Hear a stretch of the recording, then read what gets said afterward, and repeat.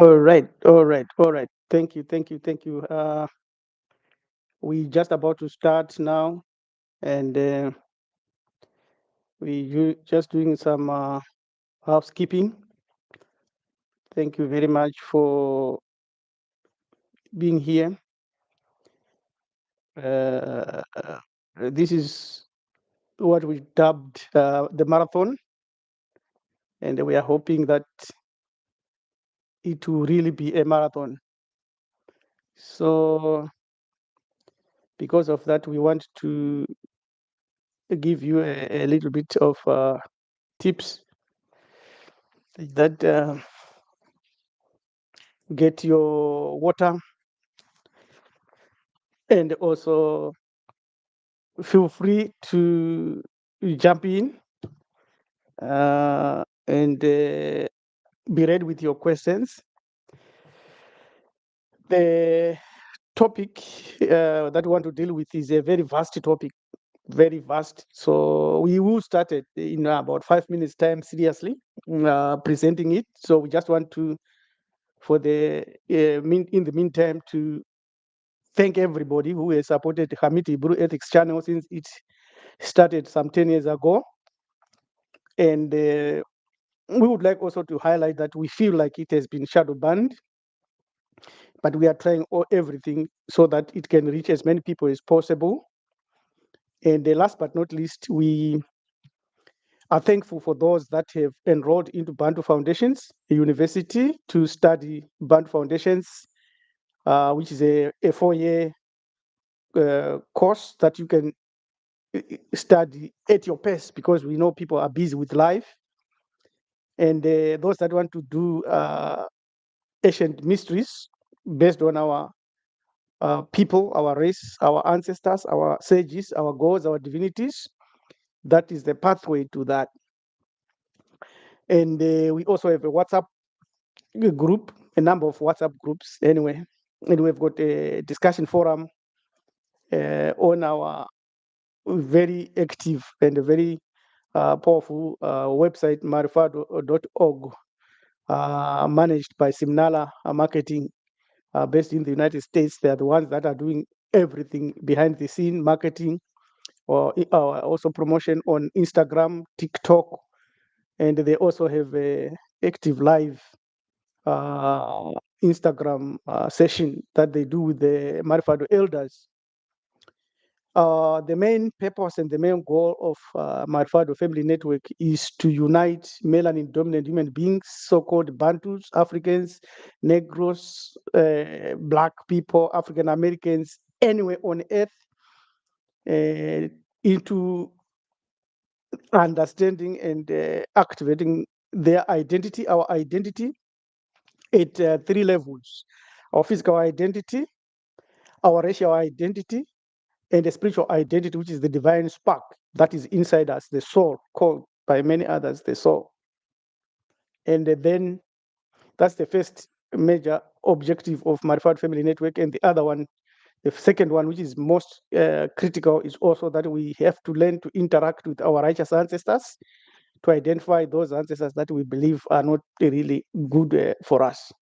And the last one is also to deal with the divinities, the gods, the deities, and also to use our ability to do the deities to understand and acknowledge the real creator who is unknowable. So those are the 3 objectives for Marifat Family Network. Our identity at 3 levels: our personal identity, our spiritual identity, and the ignition of the divine spark, and also interacting with the righteous ancestors and knowing those ancestors that we do not need in our spiritual purview, as well as also understanding the divinities and how we can use them to psychologically boost our own abilities to live a happy, exciting, healthy life on earth. And it's possible, it can be done, because we are descendants of the greatest people that ever walked on the earth. So we are just about to start now. So let's start now and welcome everybody on our channel today, Marifat Family Network presentation on Hamiti Hebrew Ethics YouTube channel. I am your manager to Priest Rabbi LM to Mr. Kunikanim Jaganja. Today we will go on a marathon as we are going to deal with the matter of all prophets and the demons. We have to start with a disclaimer. There has never been a man that ever walked the earth in human form of any race, creed, or color by the name of Jesus Christ. This was stated by one of our greatest teachers who passed on and traveled to the ancestral world a few weeks ago. He wrote this and also wrote a number of books. One of his books is The Historical Origins of Christianity, that proves that Christ, the so-called Savior, was created from the image of Ptolemy Wanilagi, Isota. Sota means a savior. That's where you get soteriology in Christological studies, who was actually an uncivilized savage, a European, a Greek fella, who tried to get himself accepted as a deity or as a god so that he became our ancestor. And the priestly society resisted and refused and created an effigy or an image that has now become the popularized man, Jesus the Christ. So Jesus, we know, we are told that he was a prophet. But what we know when it comes to the issue and matter of the prophets, we are going to deal with a lot of meat in this discussion. So we are asking anyone who is watching to grab a piece of paper or a notebook and a pen and be ready to scribble a lot of notes. And this, we are likely to go for hours and hours. But if you feel like you have gone for a long time, you want to get a break, get a breather, come back. And you can also watch this video when you go on our YouTube channel. Although intentionally, we are going to privatize this video and put it as part of a lecture for our Bantu University students who are going to study Bantu foundations. We're facing a number of technical issues in terms of timing. What time can we present our lives so that we can at least be able to appeal to a lot of people all over the earth? But the time zones are so out of sync down and under here in Australia. To broadcast all over the earth and capture a number of people is not as easy as we envisaged when we started to go on these lives. But it can be done, and we are doing all our efforts. That's why we have changed our times. We'll see what times will appeal to a lot of people. Nevertheless, the title is All Prophets and Demons. It is undeniable as a truth that there's never been, and there is no human today or in the future who will ever be able to prove to humanity that they are a spokesperson for the unknowable real creator. This makes it impossible to classify anybody who is walking on the earth today, who walked on the earth in the past, who shall walk on the earth in the future, as a prophet or prophetess. We are not going to be always saying prophet, prophetess, prophet, prophetess, because it's very monotonous. We are just going to stick to prophet. And by that, we are also inferring to females and the males who claim that they have heard or they interact or they communicate with the creator or with God. We have also a disclaimer about God in the program that we have given, and programs and videos that we have submitted and uploaded before. Now, if such a person who claims to be the spokesperson for the creator ever exists, he or she would have seen or heard from the unknowable creator an impossibility. What it implies is that this person is not normal, is not like me. They've gone across the ancestors, because no ancestor has ever told us that.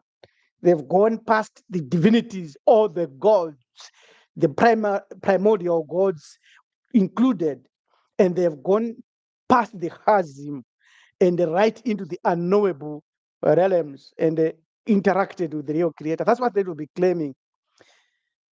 Their proof would be that they are able to reveal the unknowable creator's profound reality to every person who walks on the earth.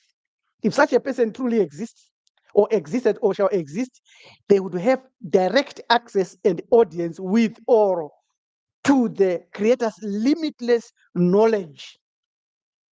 The words of this prophet would resonate with an absolute unerring authority.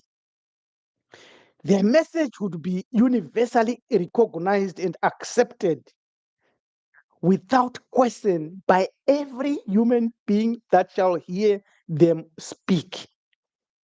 There would be nobody who will not understand them. Even a little baby will understand them. Even those with cognitive challenges will understand them and confirm and agree and would never have any doubt. Even animals and every sentient being, this individual would possess and answers to any question that arises on earth. They would solve every mystery, whether it's mathematics, whether it's physics, whether it's chemistry, whether it's a murder that has been committed somewhere.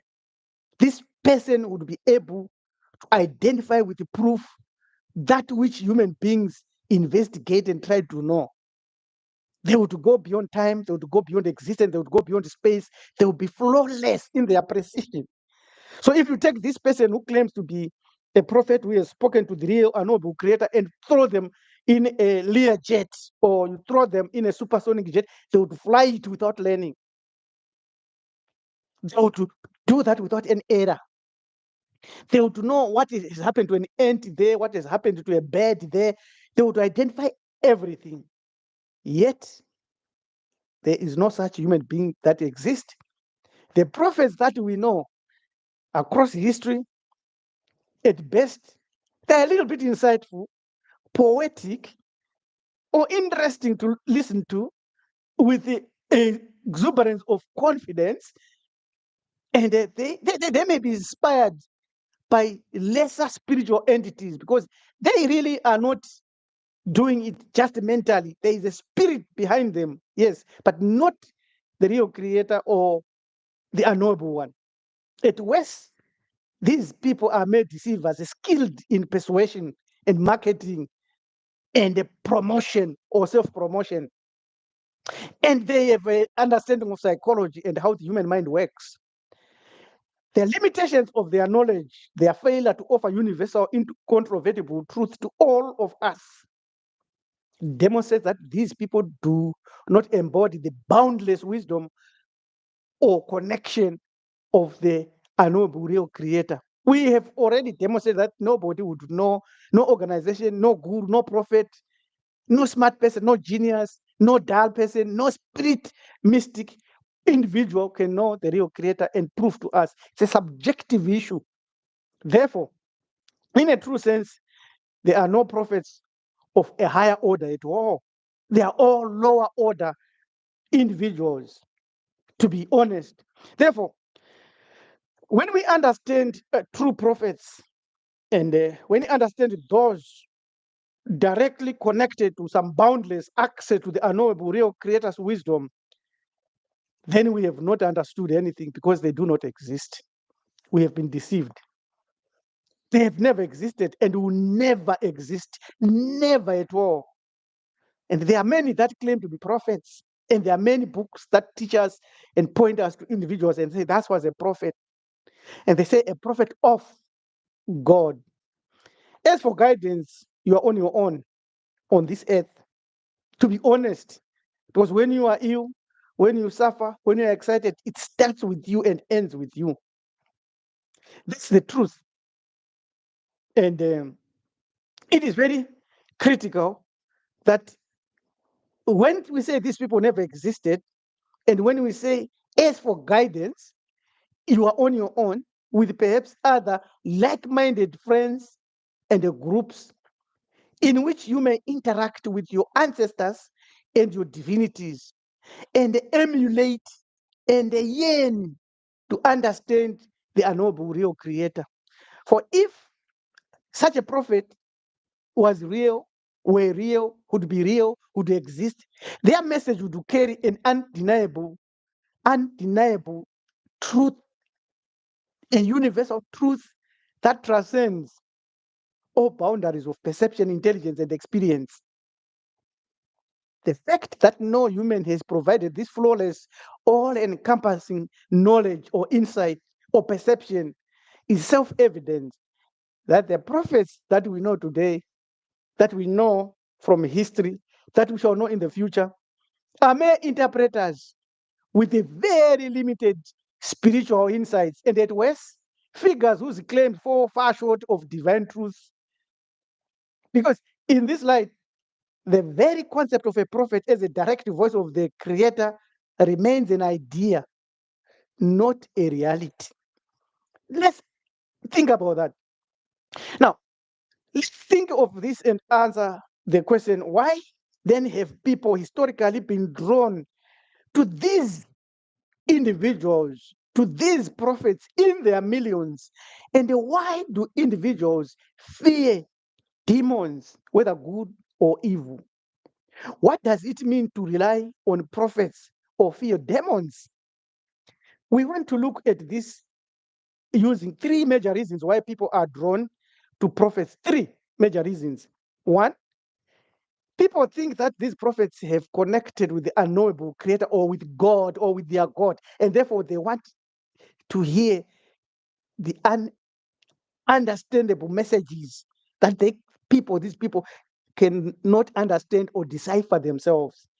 So, number one, people are drawn to these prophets because these prophets appear to explain the unexplainable. We know that there are many events and phenomena in life which are not understood easily. Prophets now come and appear to us as offering explanations and verifying some things. And we normally need the answers to questions. And we attribute to these prophets the divine capacity and ability through their actions, their words, and their deeds to supernatural forces. Similarly, the concept of demons provided a way to explain issues like misfortune, illness, or natural disasters as the work of malevolent spirits. And therefore, because of these two entities or events, that we have a prophet that claims to speak or hear from the real creator, in quotation, and we've got demons that we think attack us. So we need the prophets to help and the guide us. That's number one fact why people are drawn to prophets. Number two, psychological need. Human beings, including myself and many of us, have a very deep-seated need for meaning and the closure of questions. Your questions to be answered. Belief in prophets and demons can provide a framework, a paradigm, a standard, a methodology for you to understand the world and your place in it. This psychological need offers a sense that drives you to belong to a community that share similar beliefs with you, but not necessarily sometimes true. It could be false. So that's the first one. That's the second point, psychological need. The first one was they explain that which we cannot explain ourselves, and they appear to be connected to that which is greater than ourselves. And the third point is the spiritual purpose, because it is deeply personal and it varies. This spiritual purpose varies from individual to individual, from person to person, from group to group, from time to time, from space to space, right? But it's all about finding meaning and connection beyond the material world, and often offers us some solution about death and impending demise of life and existence on the earth. Therefore, prophets appear to connect us to something greater than all these challenges, like especially death. And therefore, they fulfill a human desire for guidance, for certainty, and a purpose. But we need to throw in a cautionary tale, which is that if we completely rely on prophets to satisfy all these three needs, they need to explain the unknowable, the psychological need, as well as the spiritual need. The spiritual need really is about understanding your death, why you die, and what happens after death, and you need an answer to that. And the prophets come and they satisfy that. Everybody wants really to understand that. So if we rely on the prophets to satisfy these and many other desires, we may likely, like millions, fall prey to another group of prophets, whom we call false prophets or teachers or gurus, to our detriment. This could include these charismatic leaders, whether in politics, business, or in any other sphere of life, and even in social media influencers. And we call them stars today. And then we follow their way of life, and we desire to be like them. Across history, there have been numerous figures and individuals that have been labeled as prophets, but they were false prophets. Now, there's a technicality that we need to satisfy here. In this presentation, there are no prophets, right? But we are now categorizing and saying, okay, there are false prophets within false prophets.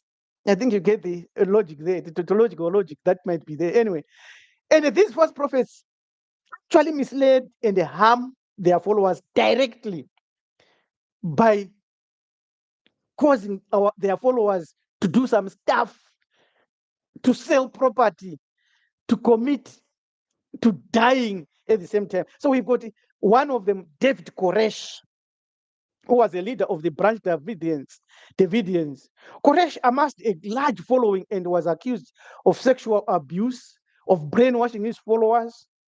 And around 1993, I think many of us watched the Waco in Texas squat attack of that place.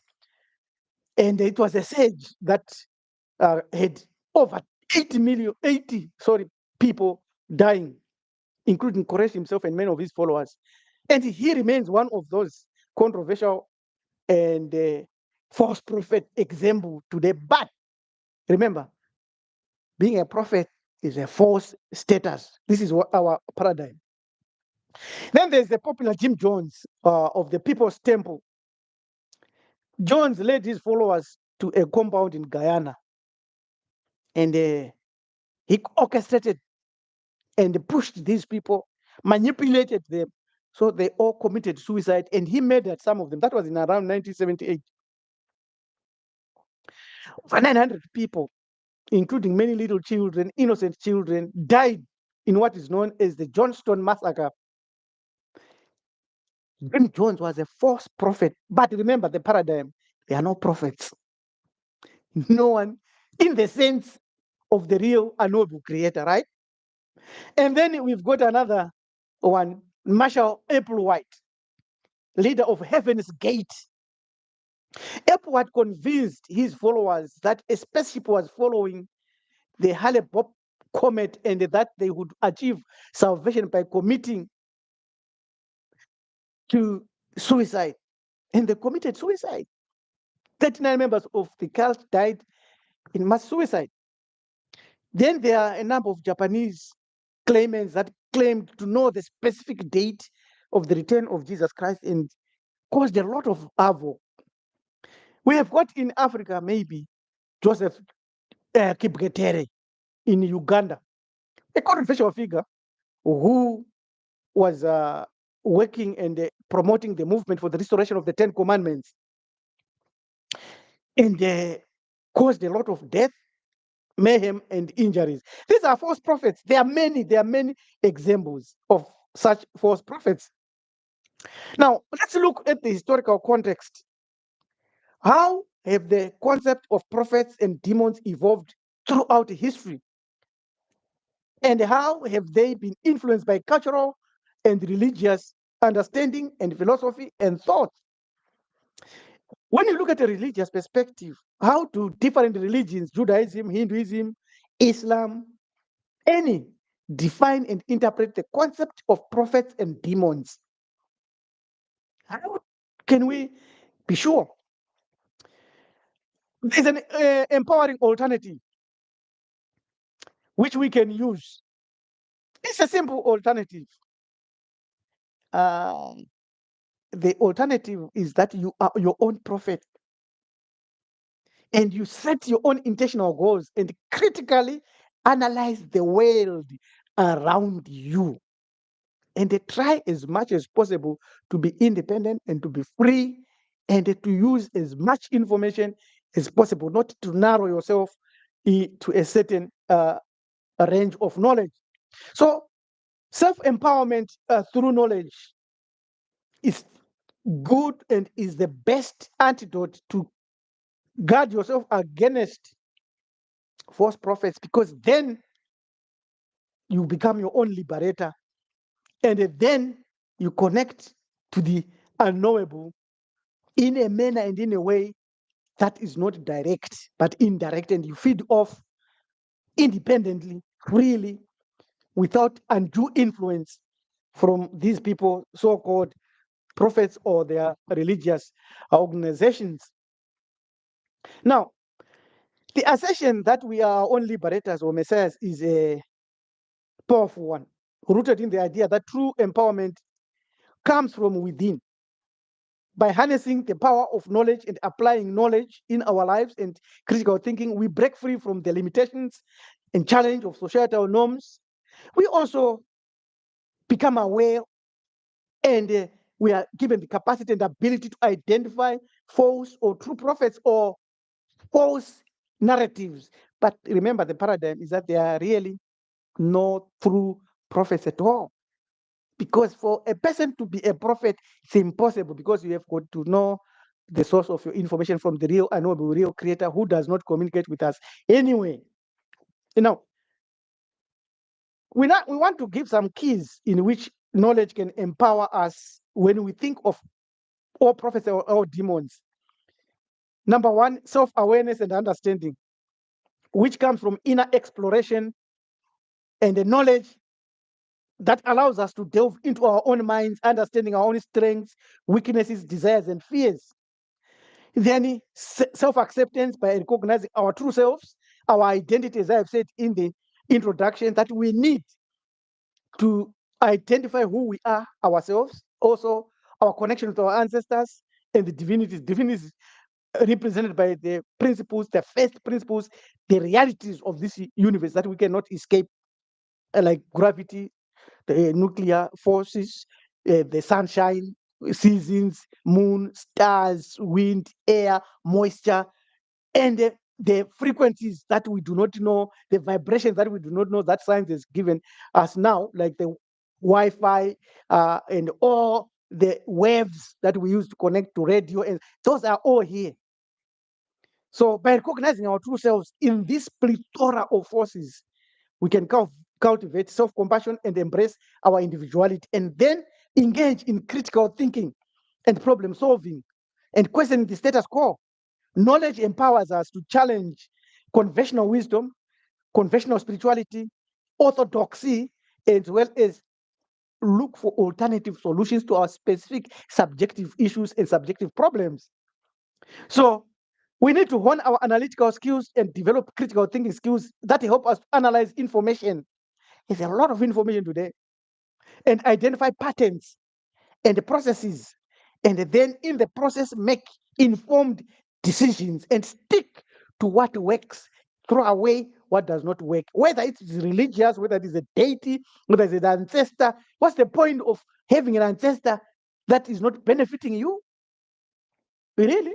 Yes, that's important. And then when we understand this, we go on to the process of learning for life and develop for life. To say there is no point, there's no time that I'll stop from learning. It's lifelong learning, continuous learning that expands our horizons and opens up new opportunities. And when that occurs, we start to acquire skills. And this knowledge that allows us to acquire skills also allows us to acquire new skills and improve those that we already have. And the ability to use these skills to analyze these people that come into our lives as prophets, as priests, as teachers, and as experts in specific areas. Now, the fourth one, how we can be able to develop a system on our own to counter the influence of prophets and demons. We need social and environmental consciousness. And this has to go with empathy, advocacy, and activism. Empathy and compassion is that when we understand perspectives, and that fosters empathy and compassion for others. We don't have to push our ideology. We don't have to force people to believe what we believe, but we have to share information in a manner that encompasses advocacy as well as activism. There's no point in pushing theory and the things that you do not practice, and the things that or activities that you have no proof that they work. So knowledge equips us to advocate for social justice, for instance, and also for studies, for us to access information, to verify it, to see peer review, to experiment with it, and they see that this is what works and this does not work. And we then can test the prophets ourselves without going to any sources, but going deep inside us. When we do that, we develop resilience and adaptability, and we overcome challenges. Knowledge helps us to develop resilience and bounce back from setbacks, whether it be a belief system that that was foisted on you by prophets or anything else that will, that the knowledge that you develop gives you resilience and allows you to adapt to changes, because you need to change and say, okay, I was following this prophet, I was thinking this prophet is inspired, and now I'm getting to have doubts. It's good to have those doubts, but you should not live longer with the doubts. Have them answered and have them qualified. And then by understanding that, you have a capacity and ability to understand the world where you live in. So you are not like a fish in water that questions water and say, what is water? But you know really that around me there are opportunities that can better me to adapt to change and embrace new opportunities. And keep on pulling and live with those traditional values that have given you this life. So when you embrace the power of knowledge and apply it in your life, and when we do that and apply it in our lives, we can become our own liberators. We can break free from limiting beliefs, overcome obstacles, and create a better future for ourselves, our families, our neighborhoods, and also for posterity. Because remember, the journey of self-empowerment and the knowing and understanding is a lifelong process. As my Father Family Network, we never started understanding these things instantly. It's a gradual process. We're actually rooted in the Torah, and we came out of the Torah and we've explored and moved, and we are moving. So by continuously learning, we are growing, we are evolving in the sense of ability to unlock and fulfill our potential as individuals, as an organization. And we are truly feeling that we are fulfilling our life and the purpose of why we exist as individuals and as an organization, Manufactured Family Network. Let's think about this. If you are writing questions and if you have got a notebook, as I have asked you, what are the psychological interpretation around the prophets and demons that you understand? Now, I'll give you an answer. The psychological lens and the manifestations of psychology has to do with desire, fears, and aspirations. Those are the centers. And desire connects with emotions, the negative emotions and the positive emotions. And the objective image that is built in your purview by these prophets as you come to grasp and understand the realities of existence. There's a social and political impact that prophets have given this world. And what are the beliefs in prophets? And how have the beliefs in prophets and demons influenced social and political movements, both positively and negatively? We know of Armageddon, and we know of the wars that we have been told will come. And we know of the principle of self-fulfilled prophecies, where people take these words and try to fulfill them. Let's look at psychological lenses and use the psychological lenses on prophets and demons. And we want to give some power here and some sources of information. So if you're writing notes, you can write names like Carl Jung, or I normally call him Carl Jung. I call Carl Jung, which is Carl, that's his first name, and the Jung is Jung. Was a Swiss psychologist, I'm sure. He brought in the issue of archetypes, and then we want to look at the prophets as archetypes, because as Carl Jung said, who is a prominent psychologist, he proposed the concept of archetypes as universal symbols and the patterns in the human psyche. This is why we have said, be your own liberator, because then that archetype becomes you. You see what we mean?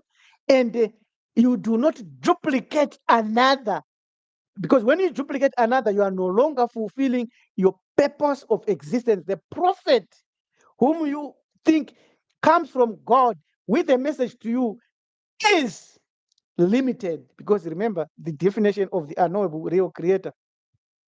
So the prophet archetype can be seen as a figure who embodies wisdom, inspiration, and guidance. Let that be you. Let that not come from another. Let that be you. Remember, you are you, not them or other. Now, inspiration is inside you. Intuition is inside you. Wisdom is inside you. Guidance then is one that must be acquired either externally to inside you, verified, and then be used for you to see your universe. Remember, we said the universe is subjective. It is that which is between your eyes and that which is between your ears as a subjective reality that is infinite, but not beyond the limit Hazim or Mukaha. So these are the psychological lenses that we want to use on prophets and demons. The archetype is the first one. And we said it is the source of inspiration, wisdom, and guidance that has normally been given to others. That, oh, he gives us wisdom, oh, she gives us this. But now we are saying, let that be you, inside you. That's the purpose of this all prophets and demons session that we are doing today, marathon session that we are doing today.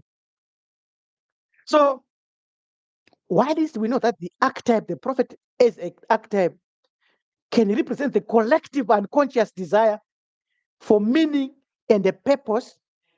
We no longer want it to be unconscious. We want it to be ignited. We shall show how that can be done. Now, we look at the archetypes again under the theme of demons. We call them shadows. You see, again, we shall demonstrate why we call them shadows. The demon archetype can be understood as a projection of our own shadow side. That which we cast, that which we exude outside of us. You know, some people call it aura. Some people call it vibes. Now, right? These vibes are the archetypes that we should understand as projecting our own side or our own thoughts or our own self. It can be represented as repressed or arrested desires, arrested and repressed by fears and anxieties. That's the psychological aspects of prophets and demons. And normally, prophets, we see them as liberators through knowledge of us from the chains and shackles and prisons of demons. So these are the psychological lenses we are using to understand prophets and the demons. And we have said at the archetypes and Carl Jung. So number two, the cognitive biases. When it comes to prophets, we always suffer from confirmation bias. A confirmation bias is when we are likely to believe in prophets or demons That is, if they align with our beliefs or with the beliefs that we have been put into us in terms of the worldview and events of our life. Apophenia is another matter of cognitive bias. This is the tendency to perceive meaningful patterns in random or meaningless data, to see things. But when I was growing up in Igokwe there, Machukonera village there, right in the bushes, when I was walking from Bernard, from the Goronga there, from that deep river, Sasame River. And usually when it was at night, if I imagined a hyena, because there were wild animals there, we had a donkey that had its tail taken by a hyena. We had lions that used to roam around. And my father was an expert with animals, very gifted, can talk to lions, stop them, talk to elephants, talk to buffaloes. He was an expert. Of course, he was also highly educated academically, but he was also naturally gifted to talk to animals. And he had a nickname, Chiramba Kusakara. And that ability of his made him famous. And many times when I'm walking in the dark, I would see some tree stumps as a hyena or as something standing that wants to attack me. I remember one day I had to run home thinking that there was something following me when I imagined these trees as tall beings. So that's apophenia. And this can lead you to see to see patterns in events and say, oh, this has happened, oh, that has happened. And you then go into the cycle of self-fulfilled prophecy or self-fulfilled prophecy and self-fulfilled images. What you think is what projects what you think. Remember the archetypes that were spoken of, and remember the demons that are the shadows that lock and suppress you by fears and anxieties. It manifests because emotionally my body will produce and my brain will try to produce that which dominates me at that instant of time. So that's apophenia. Demonic influences in everyday events. Ah, it's a demon. Ah, it's a demon. Yet it might be you. It might be you who has created that. We are looking at the psychological aspects and the phenomena that we must look into in terms of reviewing all prophets and demons, their influence and impact across history and in our lives. Remember, this is a marathon. This will be a 4-hour talk. So that's why I say take notes and write down, because you at the end of the day, it might be like there's a lot that has been saying, but we are going in a logical step by step. I've desired to present this for years. Anyway, then we got the second psychological aspect is social psychology. this is this is the most important. If you are to ignore the archetypes that Carl Jung has given us, and cognitive bias, even the confirmation bias, as well as the apophenia, you can ignore that and just stick to. If you stick to this social or groupthink, you will be on track, because groupthink is what sustains churches, denominations, religions, because it is a belief that is built and then it comes as the cement that holds together thousands and thousands and thousands of people in one sector or in one sect. Groupthink is a belief in prophets and demons that has been reinforced by social grouping, like a herd mentality. Group members who pressurize those that want to come out and follow other paths. It will pressurize members to conform to those beliefs, to that prophet, to fear those same demons, like the fear of Satan, the devil. It is groupthink that binds people to stick to that. It's tough. Tell you a story. I was waking up from slumber, 1997. It was because my wife uh, I just got married and I was living in this nice apartment, and I was studying some courses with University of South Africa, UNISA, distance education. I was doing a degree there, and so every time when I was not working in the morning, I would wake up early around 4 and study, do my stuff, And there was no internet there, which we could use to send stuff. So we had to use the phone and also post stuff. And my wife would wake up and clean the house. It was a 2-bedroom apartment we used to live in.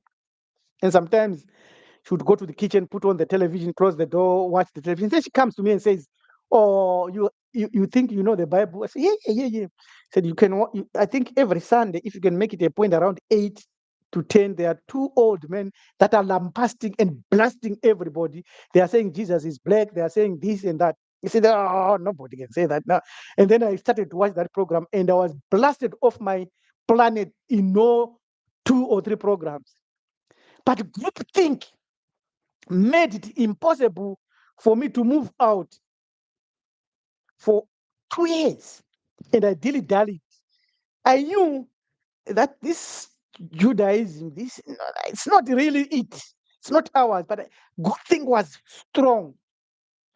And fortunately, a friend of mine who worked for the television program as a television producer checked me one day and they said, "We just want to test this interview," and interviewed me. And there I was on blasting Jesus, blasting the New Testament, blasting this and that. And it was aired on national television, the whole country. And on the Sabbath, as a fool, I drove my wife and my daughter, Agape Charity. We drove to Sabbath. And our leader then called me and asked me what I was doing there. And they told me to leave them alone and to go and say what I had said on television. And when I had to leave my car there for my family to drive back home, and I had to catch a combi to Cowdrey Park. I was depressed. I was saddened. And on the other hand, I was like excited, feeling liberated. But good thing, because I'm leaving my friends. I'm no longer going to feasts. I'm no longer having these Passover festivals with them. I'm no longer interacting with them. We're no longer having a good laugh. So social psychology, group think, group psychology, group psych had bound me and tied me in there. And I left it because I was chased out. But if they had tolerated me, I would have stayed there, criticizing Christianity, criticizing Judaism, staying there. So that's the power of groupthink. And then now groupthink will lead us to the next social psychology aspect, which is authority figures. People may be more likely to believe in prophets and demons if they are presented by authoritative figures, such as religious leaders and cultural icons. Then we are tied and locked in there through these individuals. And then neuropsychology and neurotheology. This is a field now that explores the neurological basis of religious and spiritual experiences. It may be possible to understand the experiences of prophets and those who believe in demons through the lens of neurobiology. And then there is the mental state. Normally, mental illness, it's also a psychological aspect of what we are looking at when we view prophets and demons and their influence in our lives and how we are bound and tied to believe them, to follow them. We have seen the psychological aspect, the archetype. We have seen that he represents some inspiration, some desire, and we know that we have said it should be you. And now we are looking at social psychology, and we have looked at cognitive bias and apophenia to see patterns. Oh, this is it. These are demons. This is God speaking to me. This is that. And now we have looked at neurobiology. It is the really sensory experiences that is happening, the changes, the mental changes that happens. Remember that experiment that they did when they looked at people speaking in tongues and the people that do not speak in tongues, how the brain was shrinking in those speaking in tongues, and how the brain was okay and normal for those that were just praying normally and having self-confirmation. Remember, it's an experiment. We had a video in Community Blue Ethics channel that demonstrates that. So mental illness, in some cases, belief in prophets and demons may be related to mental illness, such as psychosis or schizophrenia. Remember what I said, my psychosis, when I was running away from shadows, bushes, trees, and what happened then was because my father, he interviewed me and asked me why I had this phobia when it's dark. And I explained to him, I see this, I see that. He said, okay, tomorrow morning, when it's daylight, walk through that trip, go to that place and look if you can see that. And then I walked and I saw a bush. And when I looked at a bush and I looked at it and imagined, I saw it like a hyena coming to attack me in the daylight. And I realized, oh, it's my brain tricking me. And then the following day, to exercise and remove that belief, I had to go there and really look at it and walk to it. But you see, some of this neurotheology or neurobiology has a lot to do with confirmation, because I had heard a story, and this story was told by my mother, of a man who, our people, because we are super tribes, Changans, they used to walk around with a small little X, like the nature, the nature X. If you've seen nature or neta X in hieroglyphics, we used to have that. It symbolized authority and the ability to defend yourself. My mother said this man he had a bottle of snuff, the one they put in the nostrils. And he said he had had a few beers in the villages. And there was no moon, it was dark. And this man was walking from the other homestead to go back to his home after a couple of beers. And he thought he wanted to relieve his bladder. And he said, no, let me just put this X on this log. He thought it's a tree. And my mother said when he struck that, it was actually an animal that was just about to pounce on him, and it ran away with an X, made a lot of noise. So that explanation was in my brain when I was walking and when I was this phobia of darkness. So that's the psychology that people have. Someone might have been a prophet, someone might have said something, and they come to pass, and therefore they have authority. That's also an explanation of this psychology. Now, when we apply these psychological lenses, we gain a deeper understanding of the complexity of our irrational beliefs, of our beliefs, or our normalized beliefs surrounding prophets and demons. It's important to note that these are just a few possible interpretations, and that there are many, many psychological factors that could be at play and that we could have. Now, let's relax a little bit and ask, are prophets charlatans? Are prophets charlatans? Let's think about that. Can we really say these individuals are really charlatans? It's not an easy question, and it's not a very simple thing to answer. But we have given a basis in which we can answer. Not really, but their skills, unfortunately, can be learned. Their skills, you can be initiated to have their skills. You can be in. It's a whole plethora of events here. So we've gone 1 hour now, and because we started before 9, and we have reached a point now where we are analyzing the skills of individuals who can then be understood as prophets. And most of the occasions and most of the times, if someone is not connected to a religious movement in our melanin dominant culture, Bantu culture, Isintu culture, they could be a sangoma, they could be a nganga, they could be a doctor, they could be a msilisi, a healer. And when they go to church, they then become a prophet. Where is the connection there? It is because their skills or prophetic skills can be learned, or you can be initiated into them. You do not necessarily need to be a member of a church, a member of a religious organization, a Muslim, a Hindu, a Buddhist, a Christian, whatever. Now, there are skills that you can learn that will give you the basic capacity and abilities of being a prophet.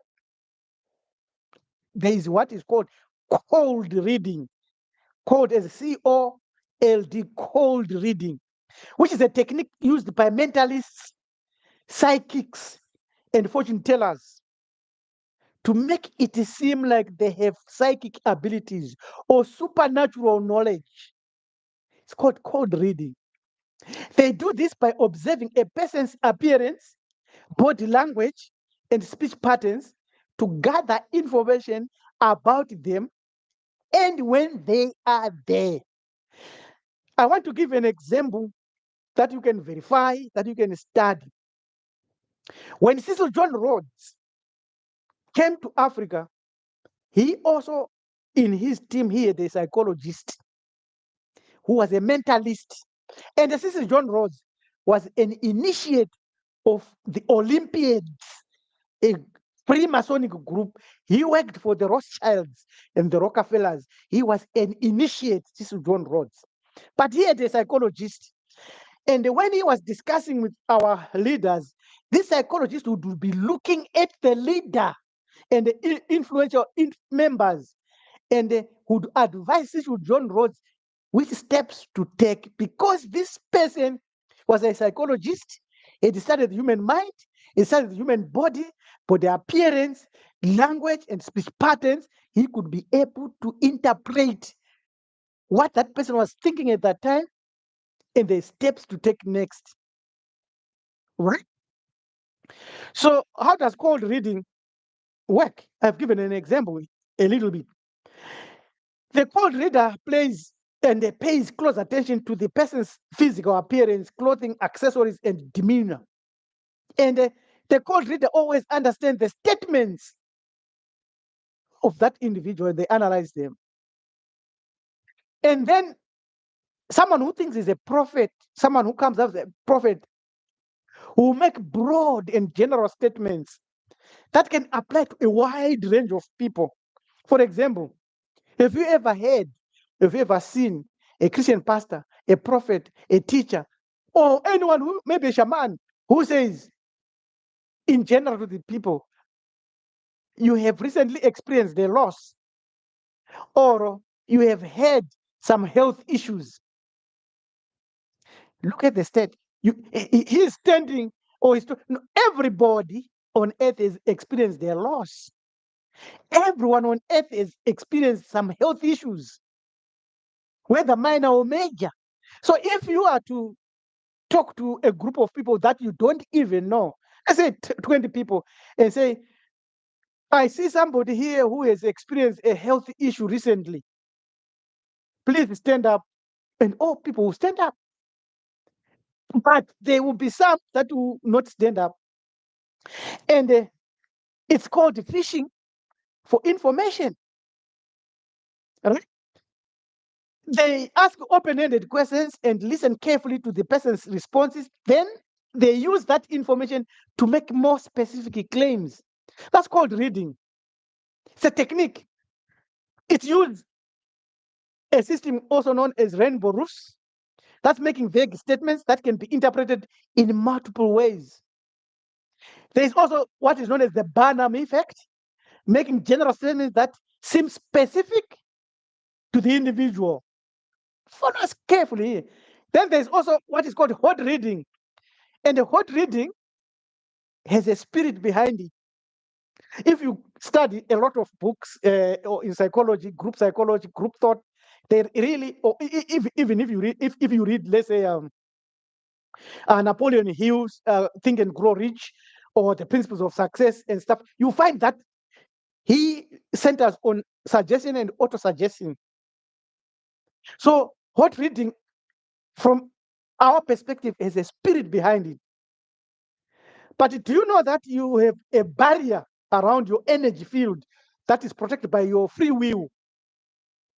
And if your free will is strong enough, nobody can know what you think. Even the machines they are making today, using artificial intelligence to try to know what you think, they cannot. They are trying to do that, but they cannot. That's why you have all the social media, Facebook, WhatsApp. So the artificial intelligence gathers a lot of information that you have posted, and they come up with you before they see you. They use it. The CIA, Mossad, KGB used to use all that. This is all known. So it's the hot reading now that I'm referring you here is that using prior information about the person to make predictions, but there is a spirit behind that. So when they combine these techniques and skilled cold reading and all this, they create the illusion of having special abilities, even though they are simply using psychological manipulation. And then they portray themselves to you as having connected to the real unknowable real creator. But how do people prophesy, or how are prophecies made?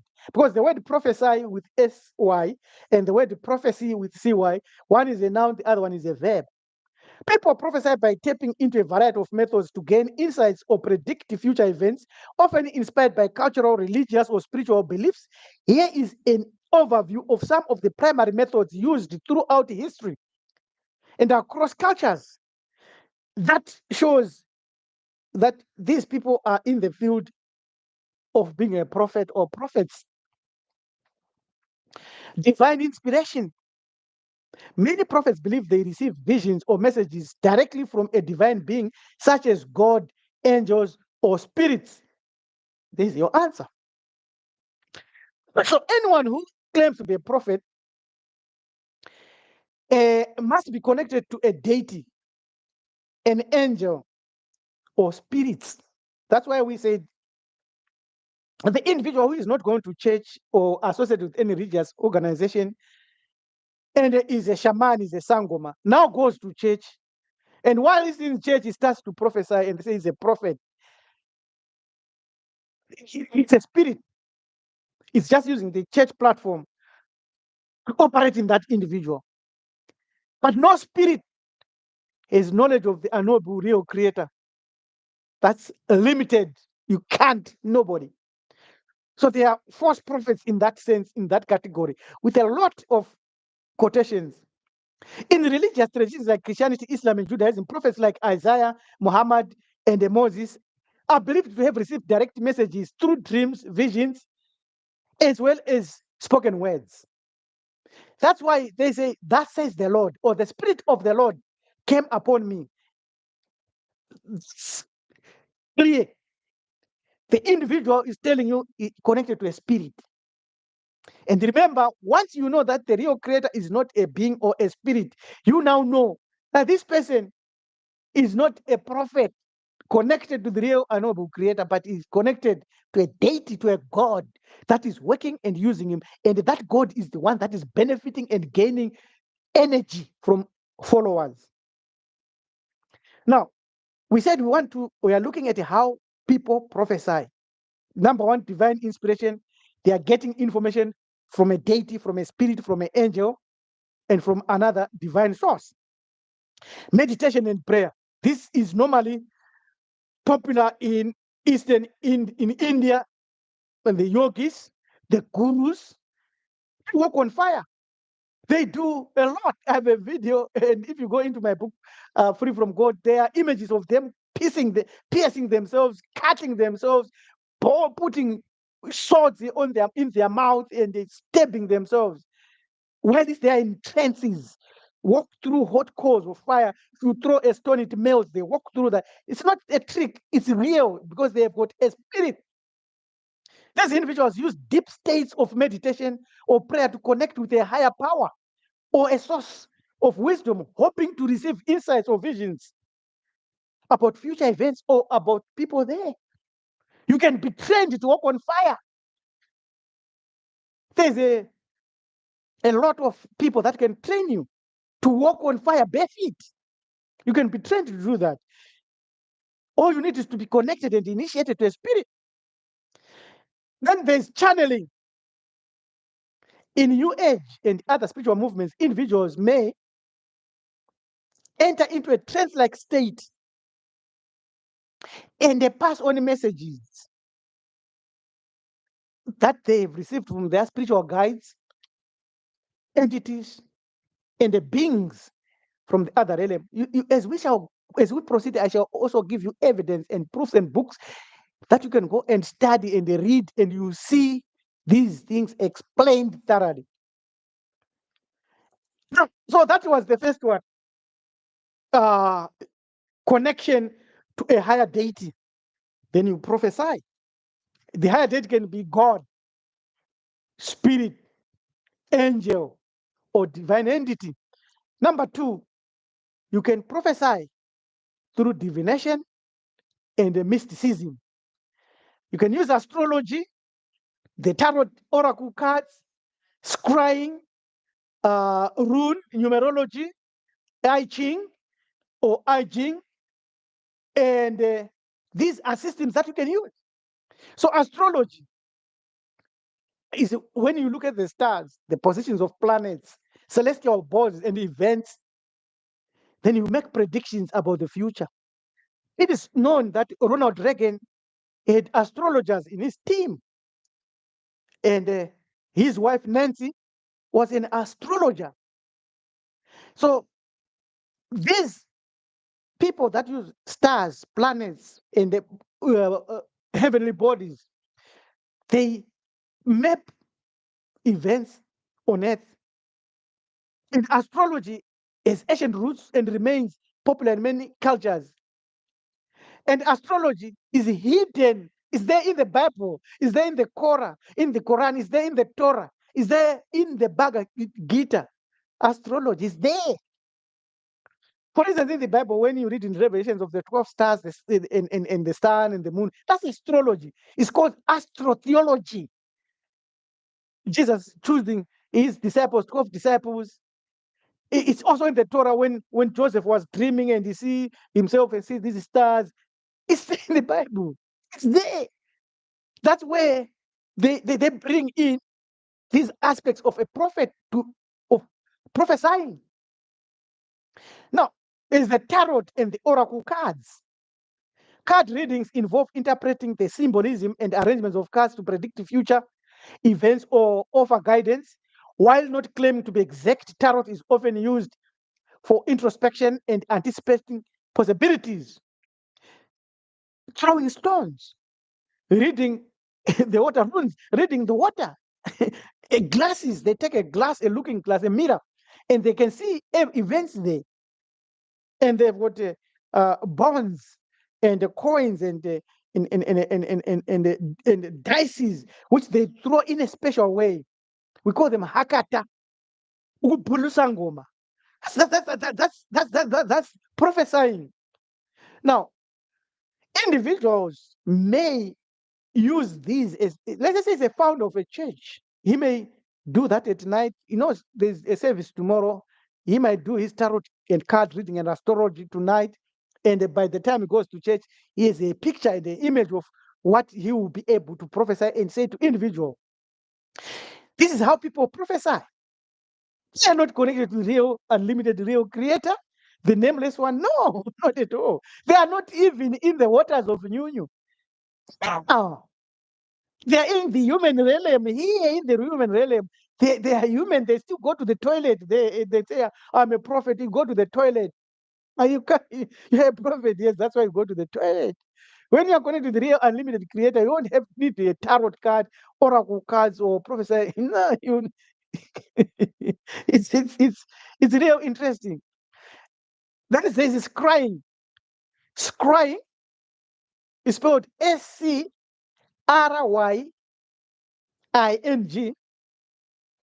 Involves looking into the reflective surfaces like crystal balls. You've heard that. Looking into water using mirrors. You know, the mirror of Hathore or the mirror of Stole in Hamid, special mirror that was stolen by the Greeks and now it's somewhere in Europe with a certain family. And that mirror, when you asked it, it will tell you the events. You can say, okay, what is going to happen to me tomorrow? That's why they say you can change prophecy. If you know, you can change it to suit you. Remember, we've done the psychological aspects of prophets and demons. So that is crying. And this revelation of potential future coming from these tools, the water, a mirror, or any reflective surface like crystal ball, will tell you what you want to hear. Then that's how people prophesy or make prophecies or become prophets. But they won't tell you that, no, I'm a prophet because I use this crying. No. They'll simply say, I'm a prophet, and they start to prophesy, right? Then there's the numerology. Oh, this one is it's not, this one is a little bit different from astrology. Numerology involves analyzing the significance of numbers related to a person's death or birth or certain events in their lives, and then use those numbers to make predictions about their life or their future or about the future. Oh, this one, numerology. You need to think about the Illuminati and the Freemasons, the Skull and Bones 721. You need to look. It's fantastic. But I want to say, if you have been following my family network and you look at numerology, you have to factor in that if that numerology is connected to you as an individual, and they take the date of your birth and they use it to derive certain events in your life, or whether it's a horoscope or astrology or what, the mathematics are completely and totally out of sync. They are wrong because your actual birth is based on the number of months that you spent in your mother's womb. And if you spend 10 months, it means your astrological sign or what is different from someone who was born on the same date with you but spent 9 months. Your cycles are different. So a prophet who now prophesy using numerology and base it on the current charts of astronomy and then base it on your life, that's out of sync. That's wrong. Right? So, on the other hand, when you use the 12-month cycle as a basis for your numerology, that's against suspect because there's a 13th month that should be factored in across time. So these prophets and prophecies and demons must it's suspect. That's why it's suspect. Anyway, that's how people prophesy. Then ancient symbols, which we can look at in the runes and I Ching, and also like the Norse runes or the hexagrams of the Chinese, are cast or drawn randomly, and their patterns or configurations are interpreted as guidance or prophecy. Prophecy with CY, or prophesying when they tell you. Now, our healers, Silisi, Sangomas, Ongangas, they've got their own tools they use in sets. And some of them are shaped like with the animals, maybe crocodile, lion, or what. And they take them and they shake them and throw them. And they say, Chitokwadzima, this and that. They have words they use. And they, then they take their stick and they point this, they arrange them. And then from that, they interpret and they tell you of events that would happen. Now, the other scrying method that I just thought of is this. My father used to do this. He had a special PA, fun one, and a wooden plate. He would take water, pour it in a wooden plate to a certain level, and then would drop in some special oil, 1 or 2 drops. And he would be looking. I was there because I was one of his assistants on many occasions, carrying his tools. He didn't really want to do it because my father was very academic, highly educated, but he had this spirit in him anyway. And then he would start to tell that person that and speak. And when we asked him, he said he would actually be seeing live events in the water, and the people around, like me and other people, do not see any. We just see an oil bubble on water. And to me, that is pointing to the waters of Nyunyu. That is much, much organic than any other system. I'm not tooting my horn here better than others. No, just an example. Then the third way of how people prophesy or how people become prophets is through dream interpretation. Throughout history, dreams have been considered a way to glimpse into the future or receive messages from the spiritual realm. In cultures ranging from ancient Africa across the whole earth, they have arisen people, indigenous people, who had individuals who had ability to dream, to prophesy, and to also ability to bring out complex matters in dreams. I tell you an example. I had a Kohen. A Kohen is a leader in a synagogue.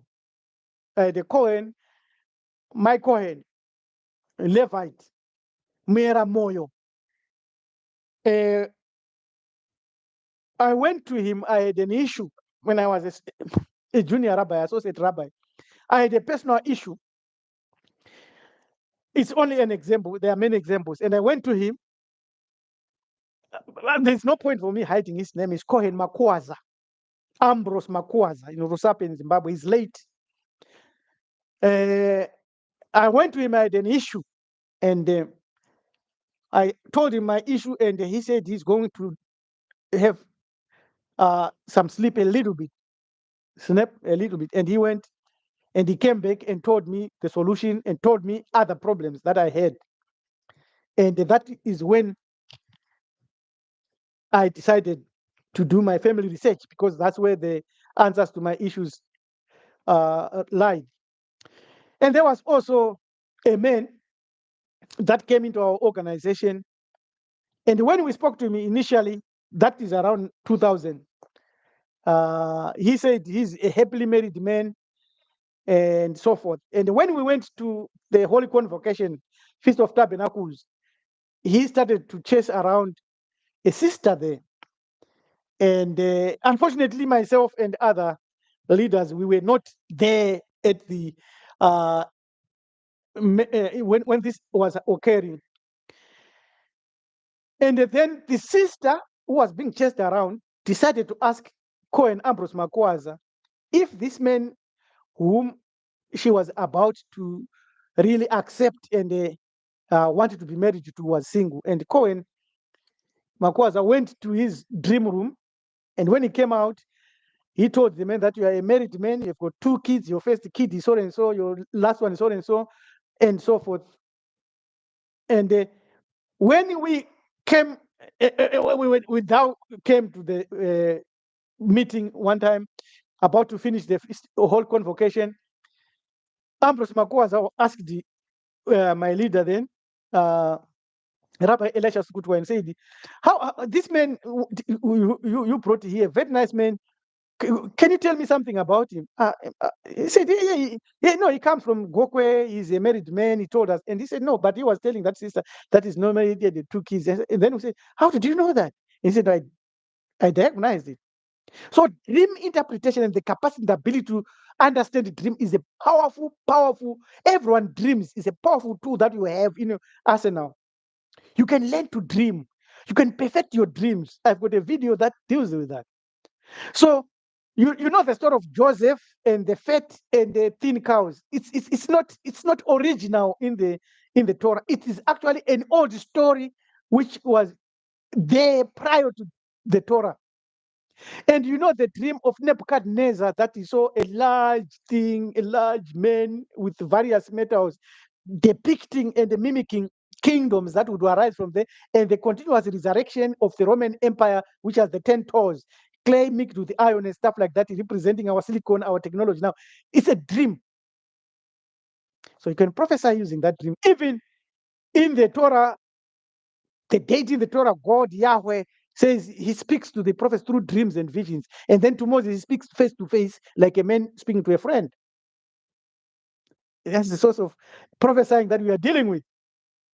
Number 4, then it is clear that for you to understand dreams and for you to dream clearly, you need a dream pillow or a tool or the feathers of Maat and the scales of Maat under your pillow if you are following, if you are a chemetician. And then you need some training to be able to interpret dreams and to be able to make something out of that and to have voluntary dreams to say, I want to dream about this. Remember the story of Kekule that I once gave some time back. I think in another group where Kekule dreamt of the formula of benzene. Oh, it's a dream. So you can use that to prophesy to become a prophet. You are your own prophet. Remember, that's what we said. Be your own prophet, be your own liberator. Then number 4 is shamanic practices and altered states. Shamans or spiritual leaders in indigenous cultures and societies, melanin dominant human beings and others, often enter into altered states of consciousness through rituals, through mushrooms, through beer, through song and dance. La la la. Or through certain plants, not only mushrooms, certain plants. I know of some plants that can cause you to go into that. In these states, they can gain insight into events and into understanding what the community or what an individual wants to know. Oh, this shamanic experience brings about visions and realities. Now, this is when you look at the political landscape globally, that is when the system realized that they want to block this. Then they have introduced drugs, they've introduced alcohol, artificial alcohol, they've introduced poisoned foods, they've introduced genetically modified foods to suppress your shamanic capacity, to suppress your shamanic abilities, so that they center themselves as the source of power and then usher in artificial intelligence, robots, and other systems to take place and to substitute your capacity and ability to be organic yourself. So some traditions include practices like vision quests, where individuals isolate themselves and endure fastings and intense focus, often seeking visions or messages. That's what they want to become, to understand the future, to become a prophet. Ladies and gentlemen, this is very, very interesting and important. Psychic intuition.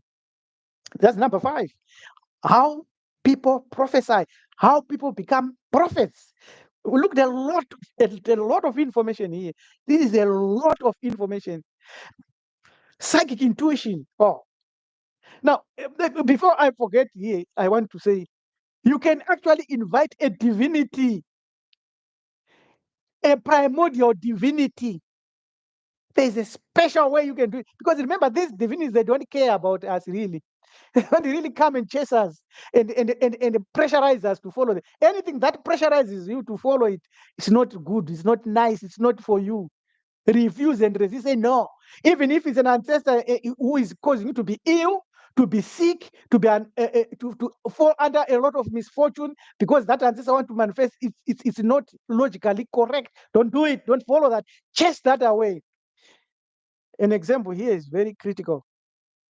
If you give birth to your newly born baby, do you start by punishing them, beating them, or starving them so that they can accept you? Don't. You cuddle them, you love them. So too our ancestors, the righteous ancestors, will not pressurize you, force you, cause you to be sick, to be ill. Why do they want to break your will?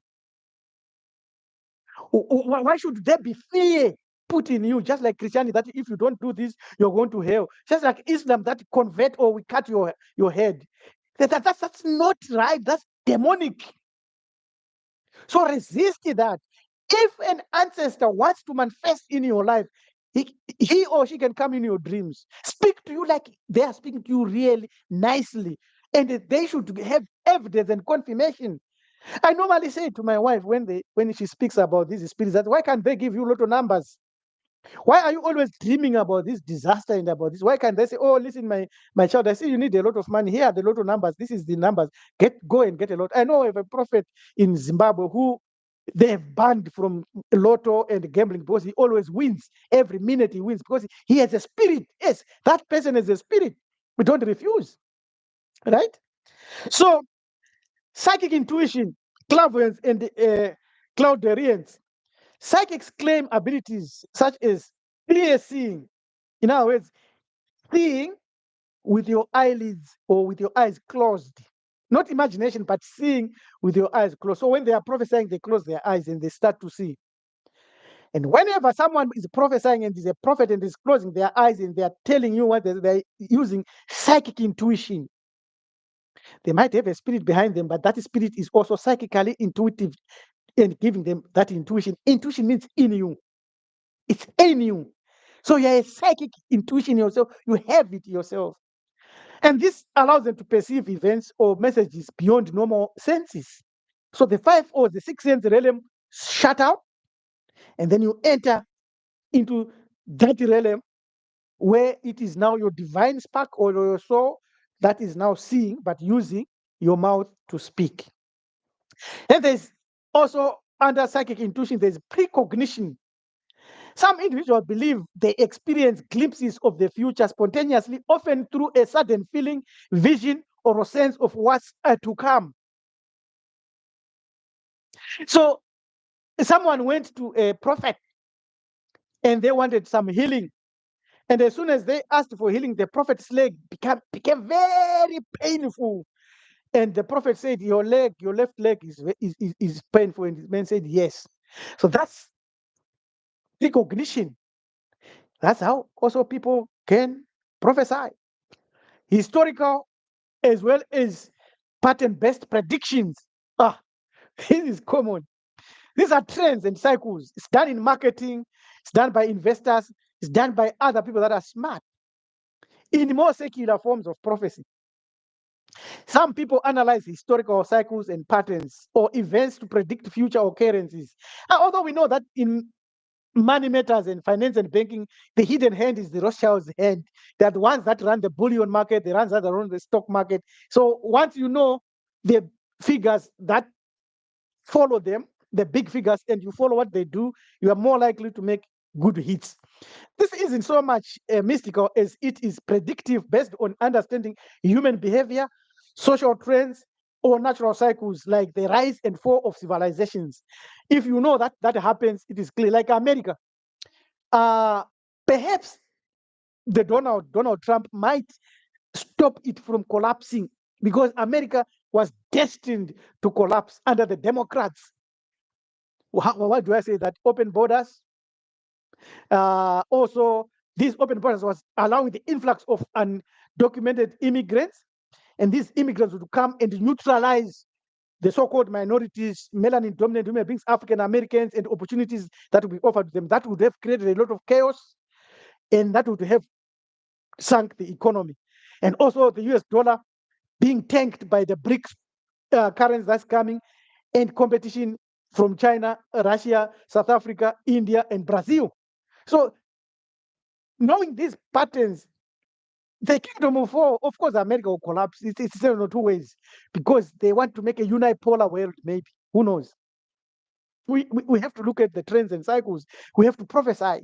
We have to make predictions. We have to be a prophet. We have to be prophets here, knowing these social trends. And then there's this one, which is very, very interesting, which we want to say, think about it if you're a gambler. Statistical forecasting. Modern forecasting techniques like using statistics or algorithms to project future events can be seen as a type of data-based prophecy. These rely on patterns, probability, and data analysis to predict trends in everything from economics to social and human behavior and political events, economic events, and anything that has a figure attached to it. If you understand these methods and the others and practice them, eventually you have some reliabilities attached to you, because all of them, they tap into human and desire to anticipate the future, whether for personal guidance, community decision making, or spiritual understanding. Being a prophet or to prophesy is as critical as possible. We have gone through a lot, we have dissected a lot, and we need to acknowledge a number of people that are watching us here. Our elder, John Willie, thank you. Lathar Cartwright, thank you very much for everybody who is here. We want to take a little break and go into something very, very important. So if you are watching, just have a little break. We take a few seconds as we proceed. We want to consider now, under this topic of all prophets and demons, we have gone to many, many, many things. I hope your head is not swimming, but I hope we enjoy. And we now look at the spiritual source of prophets from an African book. Now, this is the book. Unfortunately, when you show books on the online, it will be the other way around. This is the Emerald Tablets of Jgahuti, taught the Atlantean, that we are going to look at. We also have the Hermetica, and we also have the Book of Coming Forth by Day, and we also have our symbols and signs across the whole earth of how our ancestors were able to craft and draw and show us inspiration. And that's as a source of prophets, or the source of one to become a prophet from an African book. The Emerald Tablet of Jgahuti, also known as Emerald Tablets of Hermes Trismegistus, a legendary and mystical text attributed to the ancient Kemetic figure Jgahuti, so-called taught by the Greeks, is sometimes equated with the Greek god Hermes. So, when they came into ancient Kemet, and as we have already indicated, is taught by our great teacher, Dr. Walter Williams, they forced our ancestors to transcribe and transfer their knowledge system to the Greeks. So our ancestors gave the Greeks the alphabet and the gods, or the Greek gods, or the Roman gods, or the Hindu gods. All the gods are derived from our African gods, our African deities. Our book, Free from God, is an addendum, a dictionary about that.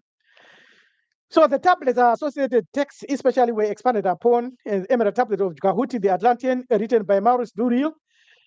They explore a range of spiritual and philosophical ideas, cosmic laws, the nature of the universe, and the existence of powerful beings or entities or deities or gods. In the teaching, often attributed to Jgahuti, these entities are described as powerful forces or beings that transcend ordinary human experiences, and they can indeed be perceived as something akin to gods, to demons. Capture that. We say to gods or demons. Though these labels carry specific cultural baggage that might not fully capture the meaning intended in ancient mystical texts, when you interpret it in another language, you lose a lot. So when they think they are gods or they are deities, in our language we know Mondoro and Makomre. There is a vast difference between Mondoro and Negomre. Vast, it's totally vast, although all can be classified as gods, but there's a vast difference. The trick here is the English word primordial. So when we say primordial before a god, it means is from the waters of Nyunyu. And the waters of Nyunyu represent all potential and all possibilities. They have neither space nor time, nor origins, nor beginning. They are the waters of Nyunyu, represented by this water that we drink.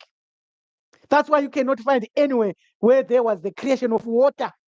No organization, no religion, no teacher, no guru, no prophet can teach you that, oh, the water was created here. None. If you start organic chemistry and you study chemistry, they will tell you the unique properties of water. It becomes solid, liquid, or steam. Or it existed before matter. That's scientific. You can read our book, Free from God. It proves that water existed before the Big Bang. This water, this one, existed before the Big Bang.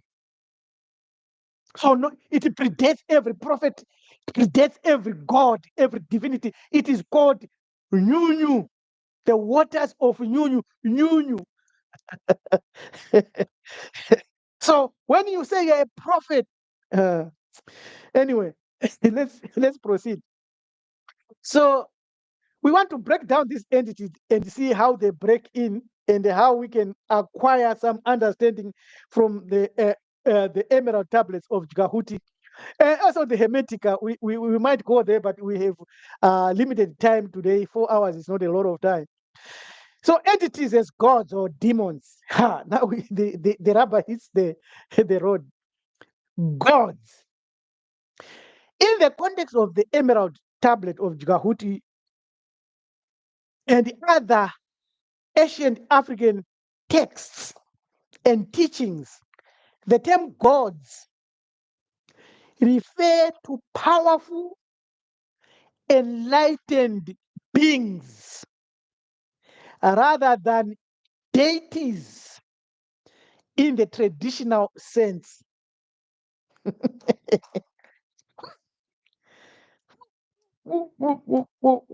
Very, very, very powerful here. In the context of our ancient sages and ancestors, their writings and their teachings, as captured in the Hermetic text in the Emerald Tablet of Gahuti, as well as the other sources like the Book of Coming Forth by Day, Bautema Hore, so-called Book of the Dead. When they say gods, they are referring to Mondoro, not Makombre. Mondoro are those entities that either became beings or manifest as spirits. Primordial deities never, never, were never spirits or beings. But they could speak through a stone, through a rock, through a mountain, through the air. And is this different from when you read Numbers, when Moses was making that machine, when he had a voice speaking from the cherubim? That's not a gombre, that's a mondoro, because it needed physical representation to manifest, to speak, right? That is in Numbers. Now, at the same time, these gods that are spoken of in these books written by our ancestors are now called ascended masters. For simplicity and for many of us, I would say an example would be Imhotep or Imhotep. Imhotep was a god. In our male dominant language, Mondoro, not Gombre. That making sense, right? You can become a Mondoro, you yourself. That is what the Catholics are trying to do when they canonize these saints. When they are canonizing these saints, they are using criteria or criterion of what this person did in life. And that there has to be 5 or a number of the activities that they did that they deem miraculous. So they then from that derive an understanding that this person was connected to a deity, to a spirit. And when they canonize them and ask their followers to use these saints for prayers, they know what they are doing. They are not foolish. That's why the Catholics have been an organization as organized as they are for thousands of years, maybe 2,000 years. And they represent the Roman Empire, Roman civilization. So you must respect them on that. There is no other organization formulated by men in the last 3,000 years that is as long as enduring as the Catholics. So they know these esoteric things that we're talking about here. Now, these gods are also celestial beings or guardians of cosmic laws. They are sometimes described as having knowledge or power beyond human comprehension, which can make them seem godlike. And let's proceed because we are now in the waters of union. Demons. The term demon in ancient mysticism doesn't always carry the same negative connotation as it does in our contemporary language today. Repeat that. The term demon in ancient languages does not always mean what we think of today when we hear the word demon. Demon, spelled Daemon, or Diaman, or demon, in classical tradition, especially in Greek, was often seen as a guiding spirit, an entity with wisdom, a god, a deity, though it could be benevolent and malevolent. So the world has taken the malevolent aspect and they are running with it. Hey, ule demon, hey, ule demon, hey, ule demon. That's wrong. It's utterly wrong. It's actually foolishness. Casting demons, casting gods. Anyway, in these mystical traditions, demons were more neutral agents with some possibility of working against human enlightenment or working against self-awareness, similar to beings or forces that might try to detour, or mislead seekers from the path of truth. So, prophets and demons. Sokuchisa lapha madoda. Indaba iyatshisa le. So, when we look at that, do they inspire miracles or demons, miracles or illusions, these demons? So we have seen that gods represents Mondoro, not primordial deities, because when we speak of primordial deities, they're self-generated. And when you speak of Mondoro, they were generated by these primordial deities. And primordial deities never are spirit, are never beings, never, never, never. They are not represented by anything. Because they are in the waters of Nyunyu, all possibility and all potential, right? Or all potential, all possibility. When you speak of demons now, they are entities in the group and in the class of gods, lower level, Mondoro. So that is to simplify this. So we are asking the question, can these, we are not speaking of primordial deities. Primordial deities have no time with you and me, no. But other gods, yes, because they are the ones that created us. That's why we say musikabanu. Musikabanu, akasika chini. What did musikabanu create? Akasikabanu created humans. Listen, that's kunum, kamunu, created human beings. So that's important. That's clear. Do these demons inspire miracles or illusions? Miracles. The miracles associated with such beings in the Hermetic or in Jehuti teachings are generally about the manipulation of higher cosmic laws. That's the definition of miracle, that here it is a violation of what? The natural laws. So when you define a miracle that way, it is on the lower realm of these principalities, of these gods, of this Mondoro, not primordial deities. Right? Even ancestors, they fall under it. Give an example of Imhotep or Imhotep. Often this is achieved through understanding and attuning oneself to the underlying principles of that reality. Hmm. The miraculous acts inspired by these entities could include healing, enhanced intuition, telepathy, as well as insights into knowledge that otherwise seems hidden. I come to you now.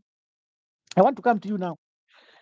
If you understand even what aspect of what Marifado Family Network videos and teachings have given to the whole world through our YouTube channel, Hamid Hebrew Ethics channel, that understanding is directly connected to a deity. We can say it is intuition, yes, but the ignition of your intuition to understand that has come from a deity that has come in the peripheral vision of your universe. Deep, deep, deep indeed. These systems that we're talking about involving miracles are generally meant to help you or help humanity advance in your spirituality without necessarily you becoming a servant and a follower of that deity. So it's like your eyes, psychic eyes have just been opened, your inner eyes have just been opened. You now understand, oh, yes, the real creator is unknowable. I don't have to worry much about that. I don't care. I don't even need to. I don't even need to worship or rise or praise that. But the primordial deities, now I must be caution comes. And the gods, yes, I need to be selective. I need to follow that God. I need that God. You have free will to choose. You can say, no, I don't want to follow any God. I just want to know and just want to live. Yes. When we look at the slate of hands, we say, how do you prophesy? How do they prophesy? How do they cause you to prophesy? These deities, slate of hands, or illusion. That's magic. You know, the magic that you see, the tricks, someone pulls out a lion, someone does that. There's a deity behind that. That's why we have said, do not challenge some of these people that stand up and say, hey, this, without you having your own self will, barriers, and power. So, sleight of hands can also be part of their influence, especially when individuals misuse knowledge of cosmic or psychological principles to deceive and manipulate. In ancient traditions, certain practices might have been intended to create awe or demonstrate the power of the practitioner, potentially leading to deceptive or illusionary displays. However, in our ancestral teaching in the Hermetica as well as in the Emerald tablets, these teachings and the genuine miracles, as opposed to metrics, are seen as manifestations of alignment with cosmic truths rather than deceptive displays. So a prophet should not be here to display some power, but to help you understand a cosmic truth. You shall see why all the prophets that you know today are not leading you to understand cosmic truths, and they are deceptive in their ways, using sleight of hands. Number three, how do they cause you to prophesy? Inspiration for spiritual growth versus manipulation. In the broader context of Hermeticism, as well as the Emerald tablets, as well as our teachings in our ancestral realm, the purpose of these beings, these gods, is to help individuals awaken to their own divine and understand potential laws, universal laws. One of the greatest universal law that we have been uttering for the last 3 years is that the real creator is unknowable, that the real creator goes beyond the chasm, that the real creator is not a spirit or a being, that the real creator has not created anything that we can point out to, but that there are the waters of Nyunyu, which is all potential and all possibilities, out of which all divine entities, all gods, all first principles, all primordial gods, self-generated, and are more likely at the end of this era go back to the waters of new. So the miracles or abilities inspired by such beings are ideally tools for self-knowledge, spiritual enlightenment, and connecting with the divine source within. However, it's suggested in some mystical texts that certain beings might inspire illusions, like thinking that this universe is real, while this your universe is one that is real. Distract with deceptions or encourage attachments to physical world rather than true spiritual growth. In this sense, they could mislead individuals into mistaking sleight of hand or supernatural displays for genuine spiritual wisdom. How many have fallen for that? The role of knowledge and power. That's what they should inspire you, these prophets. And the Hermetica, as well as the Emerald tablet of Gahuti, Emerald tablet of Gahuti, the Atlantean. Knowledge is power, but only applied knowledge is power for those who acquire it with purity and knowing the risks associated with that knowledge from attack by other forces. This aligns with the idea that some entities could inspire people to use their powers for ego driven or materialistic purposes. How many people have said God wants money, pay tithes, pay this, pay that? Plenty. Thereby creating a miracle that is, in essence, a powerful illusion rather than a genuine transformation. True miracles, as described in the Hermetic traditions, involve using knowledge to align oneself with their divine will, bringing about change in the world as an extension of universal harmony rather than through manipulation or illusion. So, in summary, the Emerald Tablet of Gahuti and related Hermetic teachings and our ancestral knowledge teaches us to acknowledge the existence of powerful entities, which might be called gods or demons, depending on their alignment and their purpose. These beings could inspire miracles, but ideally, these miracles align with spiritual alignment and enlightenment rather than sleight of hand or illusion,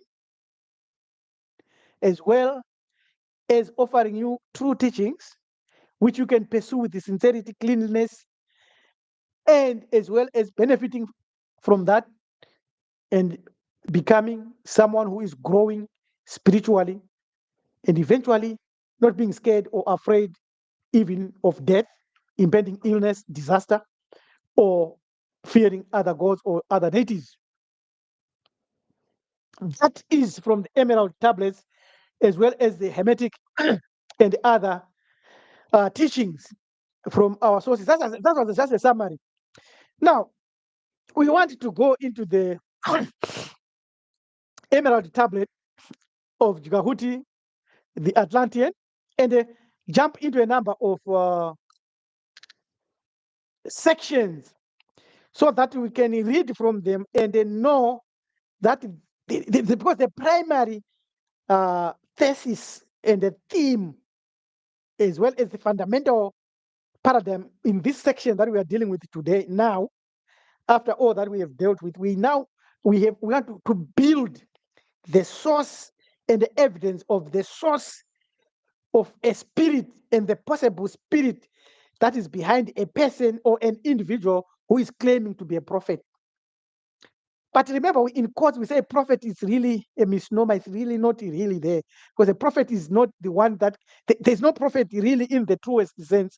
But this is someone who is unique and unusual, let me say.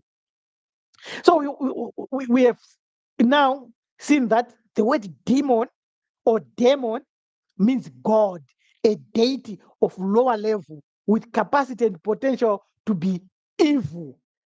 So, under that demon title, if we are to borrow this Greek, we can classify Shatter, the god Set, the god Ububi, Apopiper, or Apophis.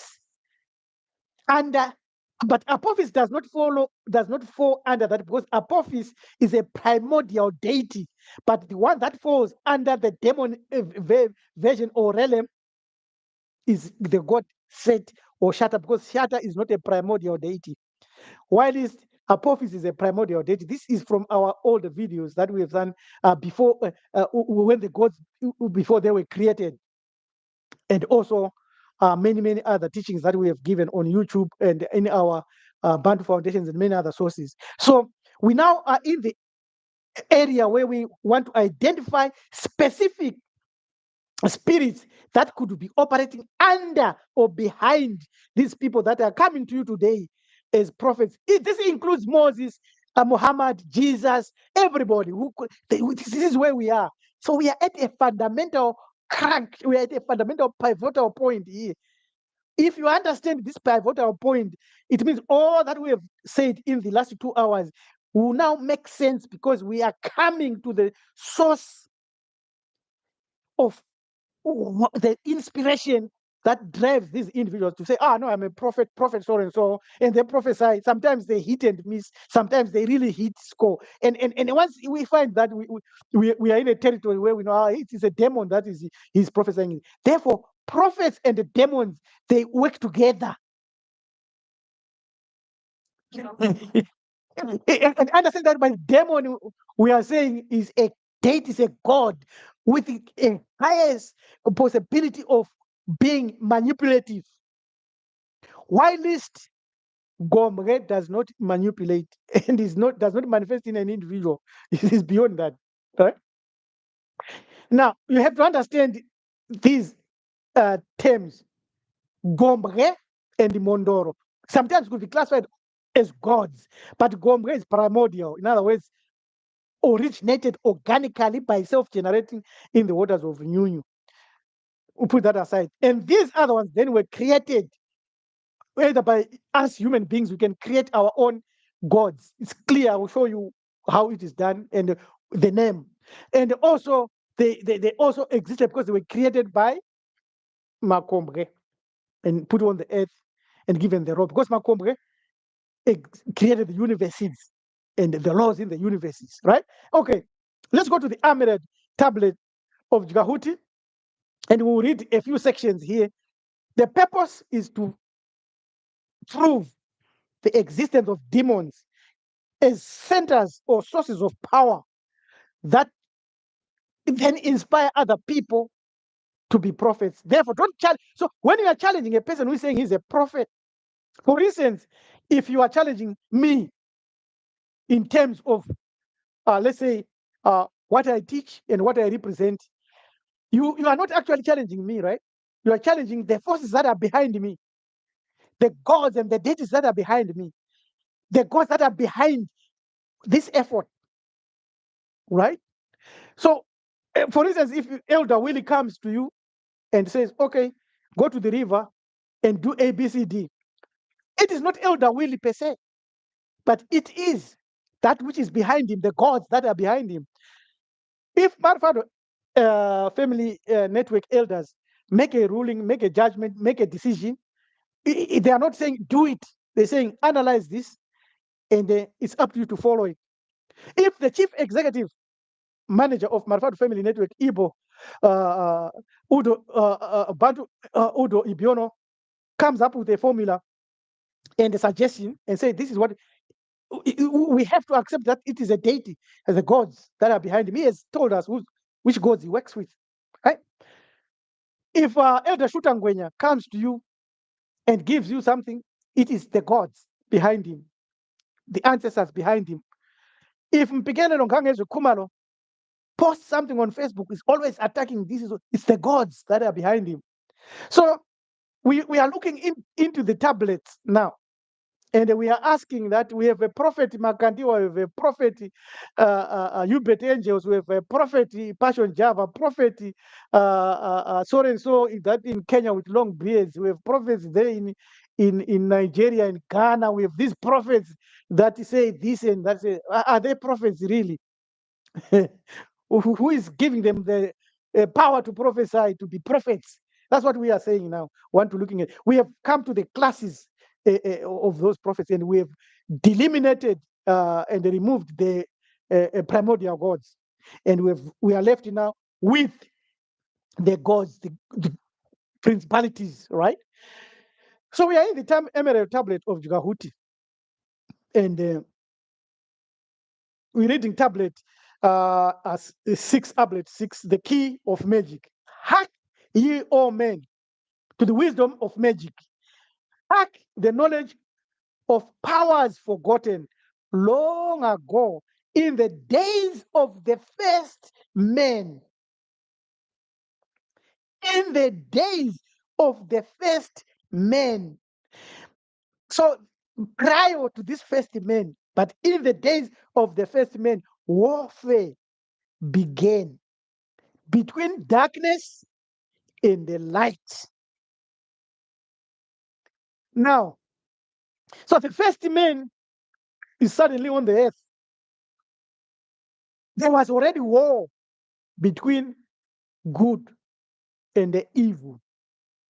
Right? Men then as now were filled with both darkness and the light. And while in some darkness held sway, in other light filled the soul.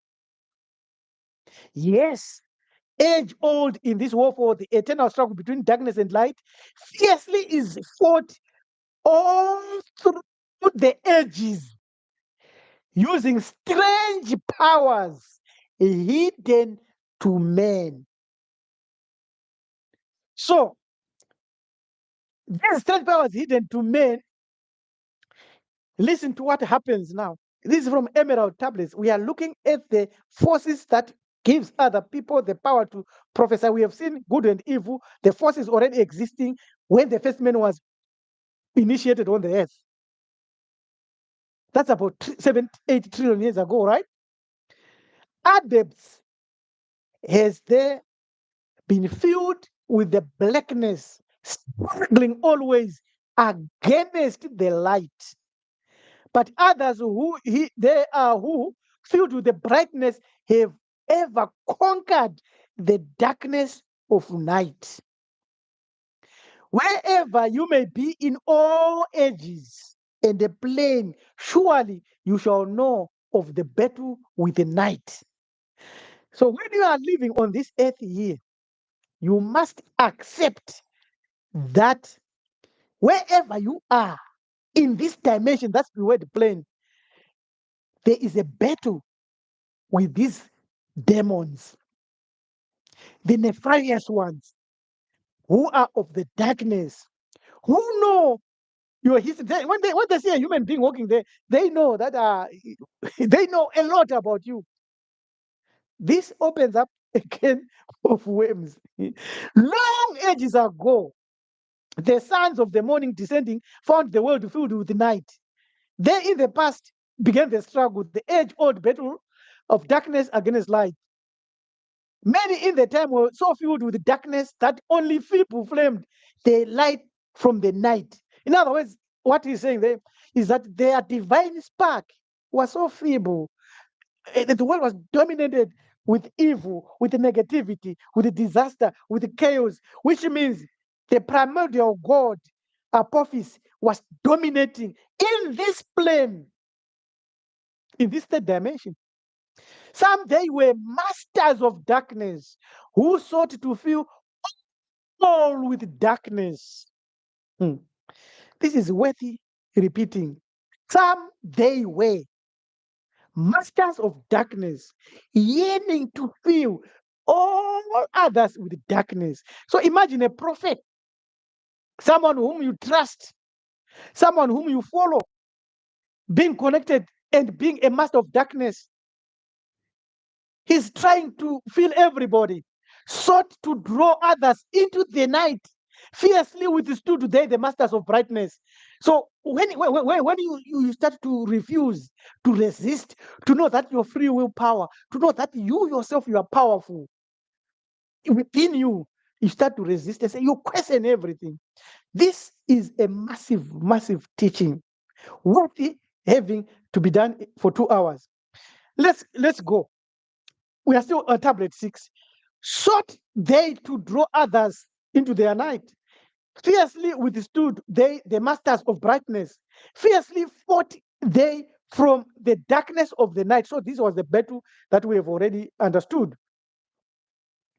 Sought even to tighten the fetters, the chains that bind men to the darkness of night.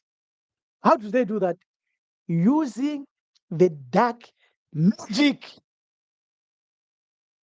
So that's why we have said, do not challenge some of these boys and girls that claim to be prophets. I call them boys and girls because they deal with gods, not primordial deities. If they knew primordial deities, they would gain my respect. But they have got dark magic, which they do. Some of the dark magic is the Last Supper ritual that you use in Christianity. That's a dark magic. Visiting a holy place like going to Mecca, that's a dark magic. You have been lured to that. Let's proceed. We now go into tablet 8. It's very important. Tablet 8 is very important. You can read tablet 8 after this session, and you can also read our book, Free from God, Unveiling Spirituality That Breeds Wisdom. It will so clear. Okay, this is it. Tablet 8, the key of mystery. Unto thee, O men, have I given my knowledge. All this that I'm reading was given to us by Jigahute or Toti, the primordial date of knowledge, wisdom, time, and space. Unto thee, O men, have I given my knowledge. Unto you, the viewer, this knowledge has been given. Hear you now and perceive my wisdom, brought from space planes above and beyond, abaphansi labaphezulu, in within our realm. Oh, not as men am I, for free have I become of dimensions and space. So Jgahuti is free of any dimension and space. He's and planes everywhere, right? So he's a primordial deity, all knowing and all understanding. Call him a god or God. In each take I a new body. In each I change in my form. Know I now that the formless is all there is of form. I want to say this. The formless is all there is of form. He has become infinity. That's what I could say. Yeah. So this is the source of prophecy. So either you are a prophet connected to primordial deities indirectly via the good deities, or you are connected to demons that are malevolent, manipulative, and evil. You can never be in two worlds. But there is no true prophet in the sense of one connected to the unknowable real creator. Even Jigahudi doesn't claim that. So who are you to claim it? Far in the past, this is Jigahudi continuing. Before Atlantis existed, Atlantis collapsed around 11,000 years ago, so in West Africa, Sahara. There,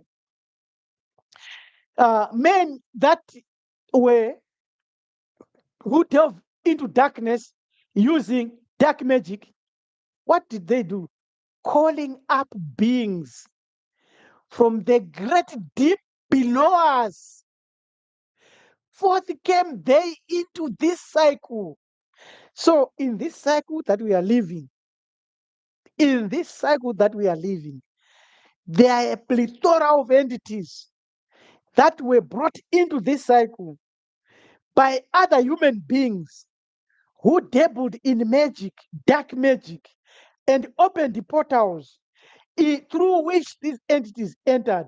And these entities are now using other men in various fields, whether politics, economics, business, health, education, whatever you name. Some people are doing this thing, whatever they do on earth, the evil that they do on earth, without really knowing that they are being pushed by these entities that came from the deep, not deep below us, the lower dimension from the third dimension. These are two-dimensional entities. You call them spirits, yes. That can only be called and empowered when they attach themselves to you. And then you prophesy and make some wonders, sleight of hand here and there. But they came into this cycle, formless were they of another vibration, second dimensional beings, two-dimensional beings, existing unseen by the children of earth men. So you can't see a second dimension being or a fourth dimensional being. It is vibration, you can feel it. You can feel the vibration if the hair on your back of your head bristles, if your shoulders become a little bit heavy, if you feel something like a web attaching on your face, you feel the vibration. Only through blood could they have formed being. So they were put into entities made and connected with the blood. What is in the blood? What activates the blood? It is the divine spark, it is your soul. So when they are connected to you, then they become active. But they are now domineering and dominating your divine spark and sucking energy of your divine spark and using you. This is the reason why certain people, when they are possessed by a spirit, can drink 50 liters of blood, animal blood, and drink it, and can drink maybe 20 liters of water straight in one go. It is I know it happens. I know that. This is why you can take a goat and initiate a goat, the goat of Baphomet, and it can lead armies into war, into killing people. Because only through blood could they have a being formed. Only through men could they live in this world. So this is it. So they are attached to you. They are attached to humans. They are attached to individuals. Not every individual, no. But there are individuals that seek them out, that wants them, and then they go through a process, and then they attach them to those individuals. Prophets made under their control. In ages past, these were conquered by masters, driven below to the place whence they came. So there was a period in the time when they were driven away. Now, I'm going ahead a little bit and jump into a future section here that I'm going to do here. These skilled manipulators, as Elder Willie is pointing out there, their skill is not natural. They are given and imbued that skill by these entities that were brought into this realm, and they attach to these individuals using magic, dark magic, evil magic, negative magic, hacker or negative hacker. All right. So the masters at a certain time drove them back and cleansed the whole earth. Now Christianity or Christian pastors tell us they cast demons, but they are always casting demons. They have never come at a point of time where they have said, we have cast all demons. There are no longer any demons. Sometimes the demon they cast here, another pastor will cast it there, another will cast here. They bind Satan in the name of Jesus. They bind him and cast him out, but Satan is there. They are just acting. There's nothing they are doing. It's a waste of time. But some there were who remained hidden in spaces and the planes unknown to men. So even our masters that drove them out, they didn't cleanse the whole universe. Because in some places, this remains attached. These demons now. Remember, demons means gods or deities with a propensity for manipulation and evil. So these who remained lived there in Atlantis as shadows. Mapuri, Mamepo, these are shadows. But at times they appeared among men. see a ghost here, I see manifestations here.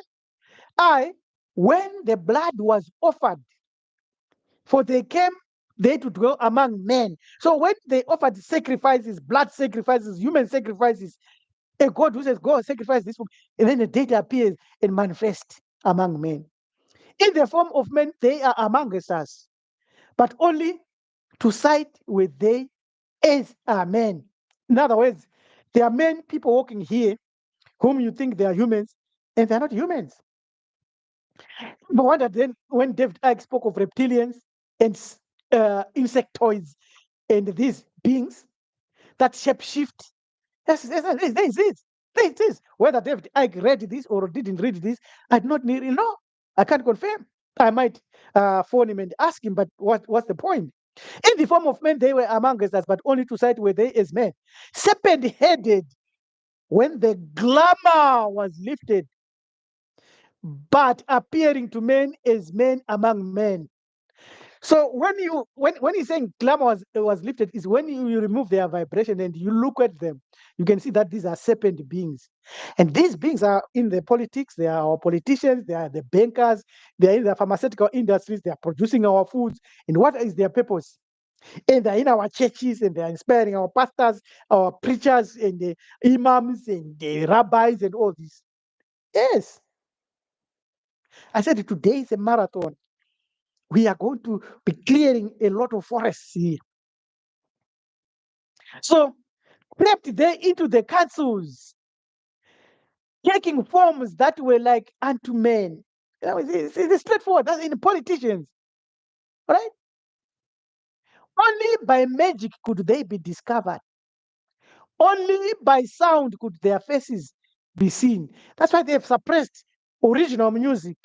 That's why they suppress original music. They control music because they want to control. That's why in churches they sing music. That's why certain music brings certain spirits to manifest. That's the reason.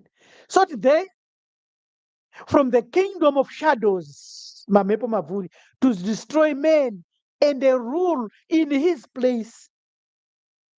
You wonder how many really human beings are our presidents, ministers of defense, and the ministers of health, and the technocrats. You wonder. You really wonder. But know ye, the masters were mighty in magic, able to lift the veil from the faces of the serpent. So, for us to be able to have that capacity and ability, we need to be prophets from within, true prophets connected to the righteous gods. Able to send them back to his place, we must be able to remove these people, send them back, not cast demons, but send them back. Came they to men and taught him secret, the word that only a man can pronounce. Swift, then they lifted the veil from the serpent and cast him forth from the place among men. Yet beware, the serpent still liveth in a place that is open at times to the world. Unseen, they walk among thee. In places where the rights have been said, again, as time passes onward, shall they take the semblance of men. Called may they by the masters who knows the white or black magic. So these entities now, we have arrived at the possible source of many of these prophecies and these prophets. And this was from the Emerald Tablet of Jahuti, Tablet 8. So you can read it and you can understand it. Once you understand the Chazim, Kaha, and the waters of Nyunyu, you are aware of the fact that the real creator dwells beyond that. The real creator is unknowable, and no prophets at all. The undeniable truth is that there has never been, and there will never be, an individual, a man or a woman, of any race, creed, or color, who is called Jesus, never existed. The other undeniable truth is that there's never and is no and will never be any human in any category, even that of a Noah or prophet, who has ever fully seen or heard from the unknowable creator, but possibly they've heard from the gods and from the demons. No one is able to reveal that profundity of the real creator. Because if such a person truly existed, one who claims or one who has had direct access to the creator's limitless knowledge, their words would resonate with an absolute, unerring authority. Their message would be universally believed by every human being on earth without question, without doubt, understood by everyone from a toddler to the oldest man, from a champ, from an idiot to the man who is at university, a scholar at university, from newly born to those with cognitive disabilities. When they hear this message from this person who has connected with the all knowing and the unknowable real creator, nameless one, they would understand it. Even animals, even rocks, even anything, any sentient being would understand. This individual would possess answers to any question that you have, would solve every problem, every mystery, every mathematical challenge, every challenge in physics, chemistry, biology, geography, every crime. The police would go to him and he would tell them specifically, and they would catch the criminal. This person would solve every problem with illuminating clarity that would be understood by everybody. This person would know the future, would know the past, would know the present without any error. You would ask this person who will win the World Cup in next 30 years. He will tell you the person's name, the individual, the goals, the place where it is played. No such human being exists today. This person would know all the lotto numbers. You would ask him and he will give you the lotto numbers and you go and win. No human being like that exists. The prophets we know today, at best, a little bit insightful, very voracious with their words, verbosity too much. They can speak very well. Their oratorical powers, well, they're good because they've spoken for many times. And we know they are inspired by lesser spiritual entities. And at worst, our current prophets are mere deceivers, skilled in persuasion. The limitation of their knowledge, the failure for them to offer universal, incontrovertible truths, demonstrates that they do not embody the knowledge from the beyond the chasm. It's very, very clear. They're skilled manipulators. Therefore, in a true sense, they are no prophets of a higher order at all. They are lower order prophets connected to demons and maybe other gods and other spirits. Those are the three that inspires these individuals: demons or gods, spirits or it's their own manipulative power or skills. However, we need to understand that there has never existed and will never exist anybody who is a true prophet in the truest sense. Because a true prophet would be the one that is spoken to the nameless, unknowable, real creator. And that is an impossibility. Even going into the waters of union, all potential and all possibilities, no human being can go there. Yet, we want to say and acknowledge that the impact on religion and the impact on human and mental development of prophets is that they have become shapers of collective morality, collective memory, and at the end, through their efforts, these prophets from time immemorial, right at when the first man emerged on earth, as we have learned from the Atlantean, from the Emerald Tablet, they have failed to produce a better world. We have really seen the possible source of their prophetic powers. It is the demons. That is the source of their prophetic powers. Let's look at demons and go into details now of what is a demon. What is the connection of prophets and demons? We have already seen it loosely.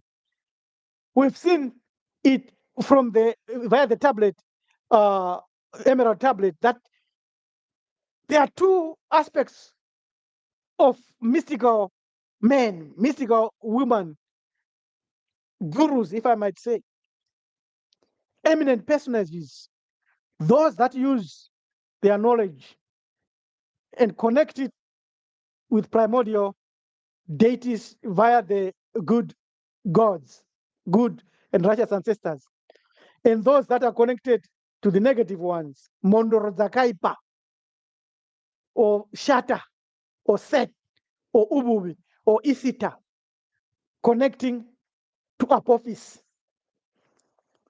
in the waters of Nyunyu, or potential or possibilities. Was not the connection that we have seen loosely. And we have seen that it is through initiation and the rituals, and that it is when these entities came from the lower dimensions or deep, and they attach to you by your blood. And when we say they are attached to you by your blood, they are attached to you on your divine spark, and they connect to your divine spark. Before we discuss the connections between prophets and the demons in detail, let us emphasize what a prophet is, and then we look into demons. A prophet is traditionally defined as a human being who is believed to have been chosen or inspired by a divine power to serve as its messenger, to convey a message, a teaching, or prophecies from that divine source to humanity or to the specific group of individuals.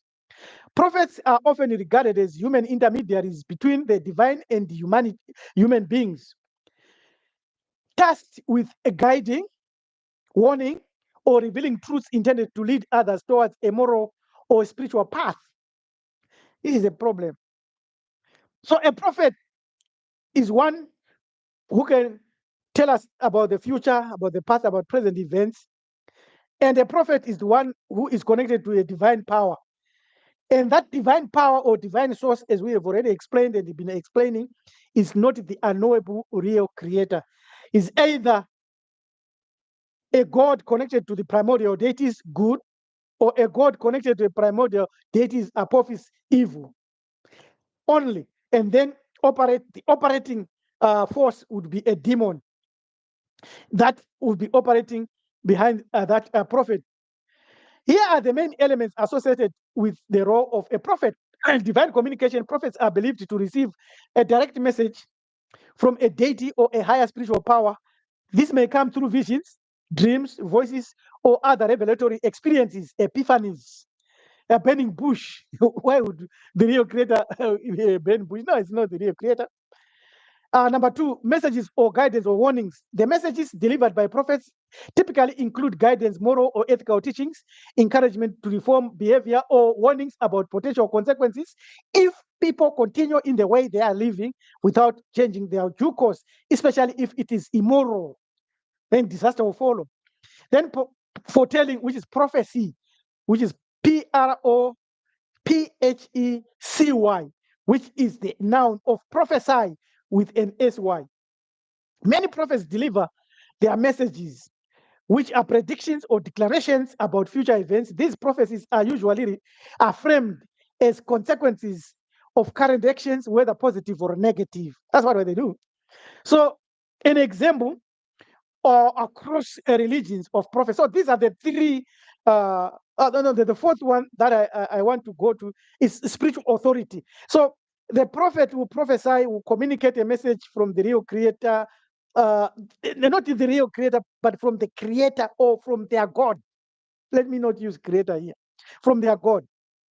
And then the fourth one is that they have spiritual authority. So let me repeat this. Is a very important aspect of the qualities of the main elements associated with the role of a prophet. divine communication because they are divinely connected to a divine source and power. A message, they have a message they are giving, whether a warning, foretelling about the future, they speak about the future. And then authority, spiritual authority. These are the four qualities. But remember what I'm saying. If you take these four qualities, divine communication, message to humanity, prophesies, and authority, it does not come from the real creator, but is coming from a deity or a demon. That's clear, right? Now, if that is clear, we proceed. Examples now across religions and cultures. In Judaism, Christianity, and Islam, the prophets we know of are like Moses, Isaiah, Jeremiah, Jesus, and Muhammad, who are considered prophets, with each delivering messages or revelations believed to come directly from God. Here's the problem. So when you hear this statement that Moses was a prophet of God, and you hear the word God, you always think of the real creator. It's not.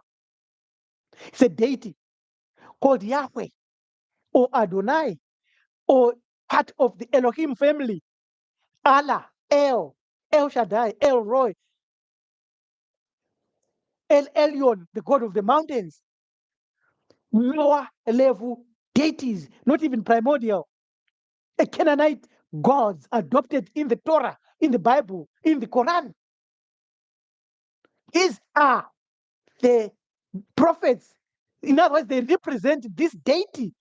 They are a messenger. They are messengers of this deity, of this El, a member of the Elohim family, of En and Lil, of Enki. They are messengers of these deities, of the Anunnakis. They are messengers of these deities, not of the real unknowable creator. Yes, these figures provide foundational teachings and the laws for their respective faiths and their gods.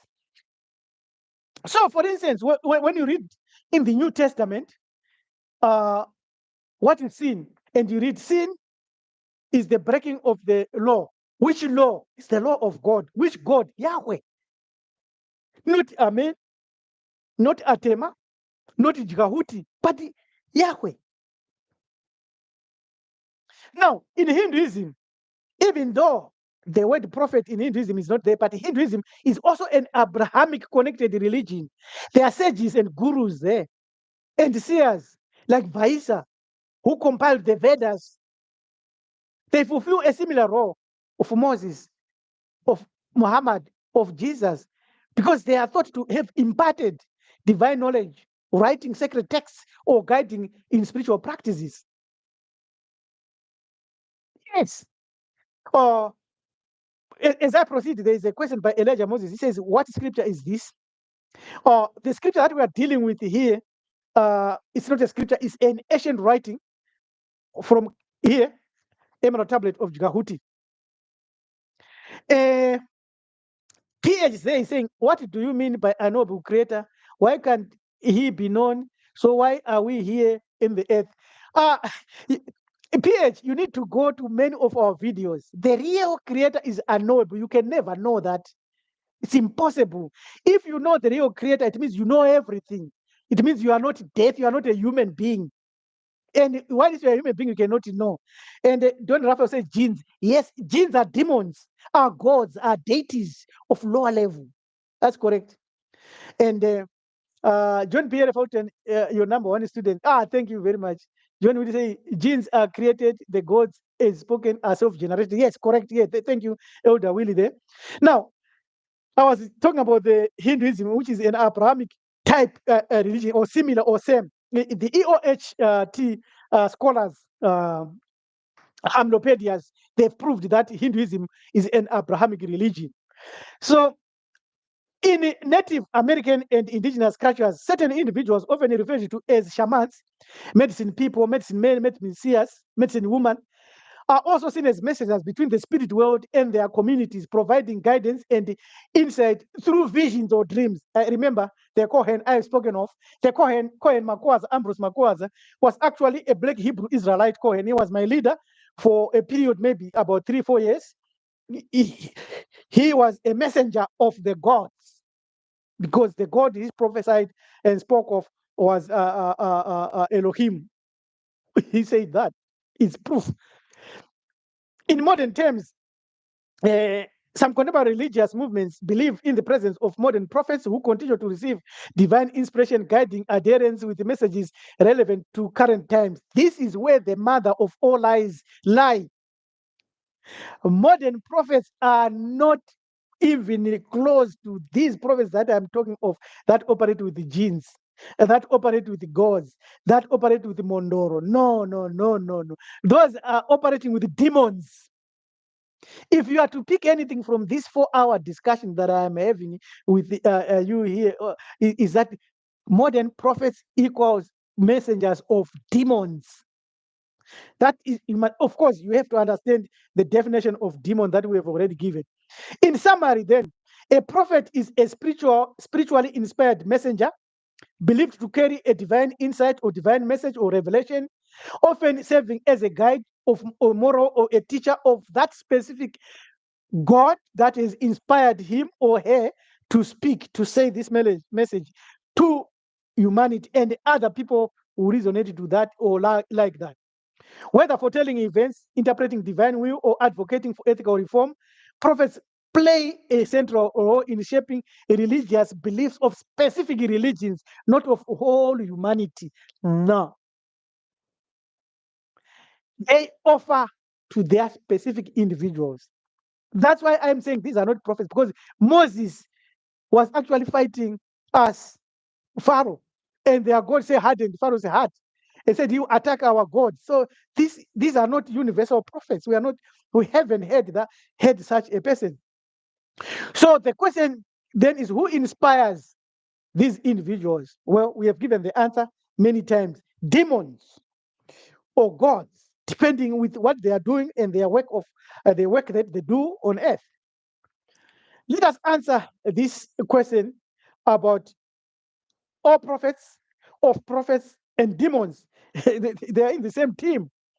The undeniable truth is that there has never been, and there is no individual who has ever fully seen or heard from the unknowable real creator. The unknowable real creator has no name, is nameless. The unknowable real creator goes beyond the chasm. The human brain is severely limited. You have to learn, it has to be trained. You didn't give birth to yourself. There's no human being who created themselves. They were created by somebody, and that somebody was created by somebody. And when you go back, that the first somebody was created by the gods, and the gods were created by the primordial gods, and the primordial gods technically were created by the waters of Nyunyu. The god knew in the primordial waters, which is all potential and all possibilities. And all potential and all possibilities is a chasm that blocks and stops us from understanding and knowing the real creator. In quantum physics, this has been proved as the atomic soup, where there are massless waves that appear and disappear. That's the waters of Masai Sai, the waves. This is the water here. There's no date when it was created, because it existed before even the Big Bang, existed before matter. That's why it is here. It is a reminder of the waters of Nyunyu. It is not a god, but it is a memorial reminder. When you see the water, when you drink the water, when you wash with the water, when you cross the water, when people die in the water, when people enjoy the water, it should be a reminder. The waves. And that's the source that we are talking about. The other one, never, no prophet has ever reached that. No human being can come and walk on the earth and say, "Oh, yeah, I was chatting with the unknowable creator," and so forth, because it's impossible. Your brain is too small. You will explode. You will never be even in the waters of union if you claim to see the real creator, or if you see the real creator. All these other ones are deities. That's why we can write their names. That's why we can draw their images. That's why they have got holy places. And that's why, like in Islam, the Mecca is a holy place. The real creator does not need the earth. does not need the universe, does not need even universes. But gods and deities do. So no one is able to reveal that profundity, that reality, which is the greatest subjective issue ever about the unknowable real creator. It's a subjective issue. It can never be objectified. If any person comes today and claims otherwise, that they've seen the real unknowable creator, or they have heard him speak, or he has called them to do a work, their words and that statement, when they speak it, it will be absolute. No one will doubt them. Every human being will believe them. So here is an example.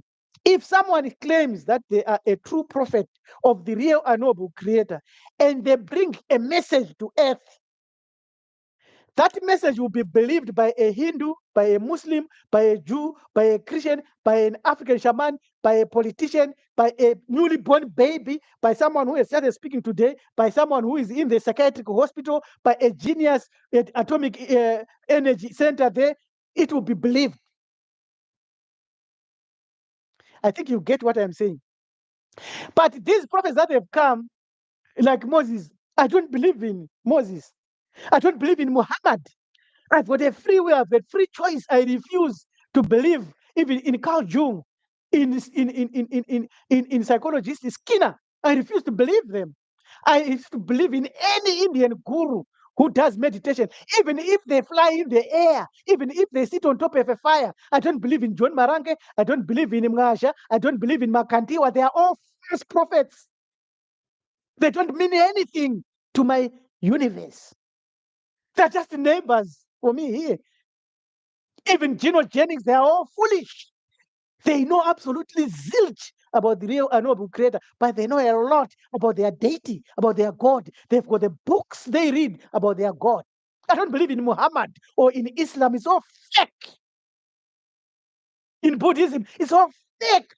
In meditation, it's all fake. In yoga, it's all fake. They are tools. I don't believe in a tool. Do you believe in a hammer? Do you believe in a ball and pen? I don't believe in the ball and pen. I believe in maybe in the essence of what it can do. I believe in Jgahuti. I believe in Jgahuti. I believe in these primordial deities. Their signatures are the pyramids, the signatures are the civilization. So if any person comes today and claims that they've spoken with the real unknowable creator, their words would resonate with an absolute, unerring authority, with unmatched power, universally recognized, accepted without question, understood by every human being, from newly born babies to those with cognitive challenges, and even by animals and every sentient being. This individual would possess answers to every question, who will solve every problem. Therefore, this person will exist with flawless precision, illumination, and the knowledge, knowing the future, knowing the present, knowing the past, and knowing others that is outside of our realms. Therefore, such a person does not exist. Such a date does not exist. Such a spirit does not exist. Such an ancestor does not exist. All of them are just tools under the chasm in the waters of union at best. Oh, amen. Amen. LMD there. Amen. Hallelujah. Amen there. Anyway, hallelujah. I delete hallelujah. Who or what is considered a prophet today? We are now in the contemporary times. Thank you very much for everybody who is here. We still need more questions.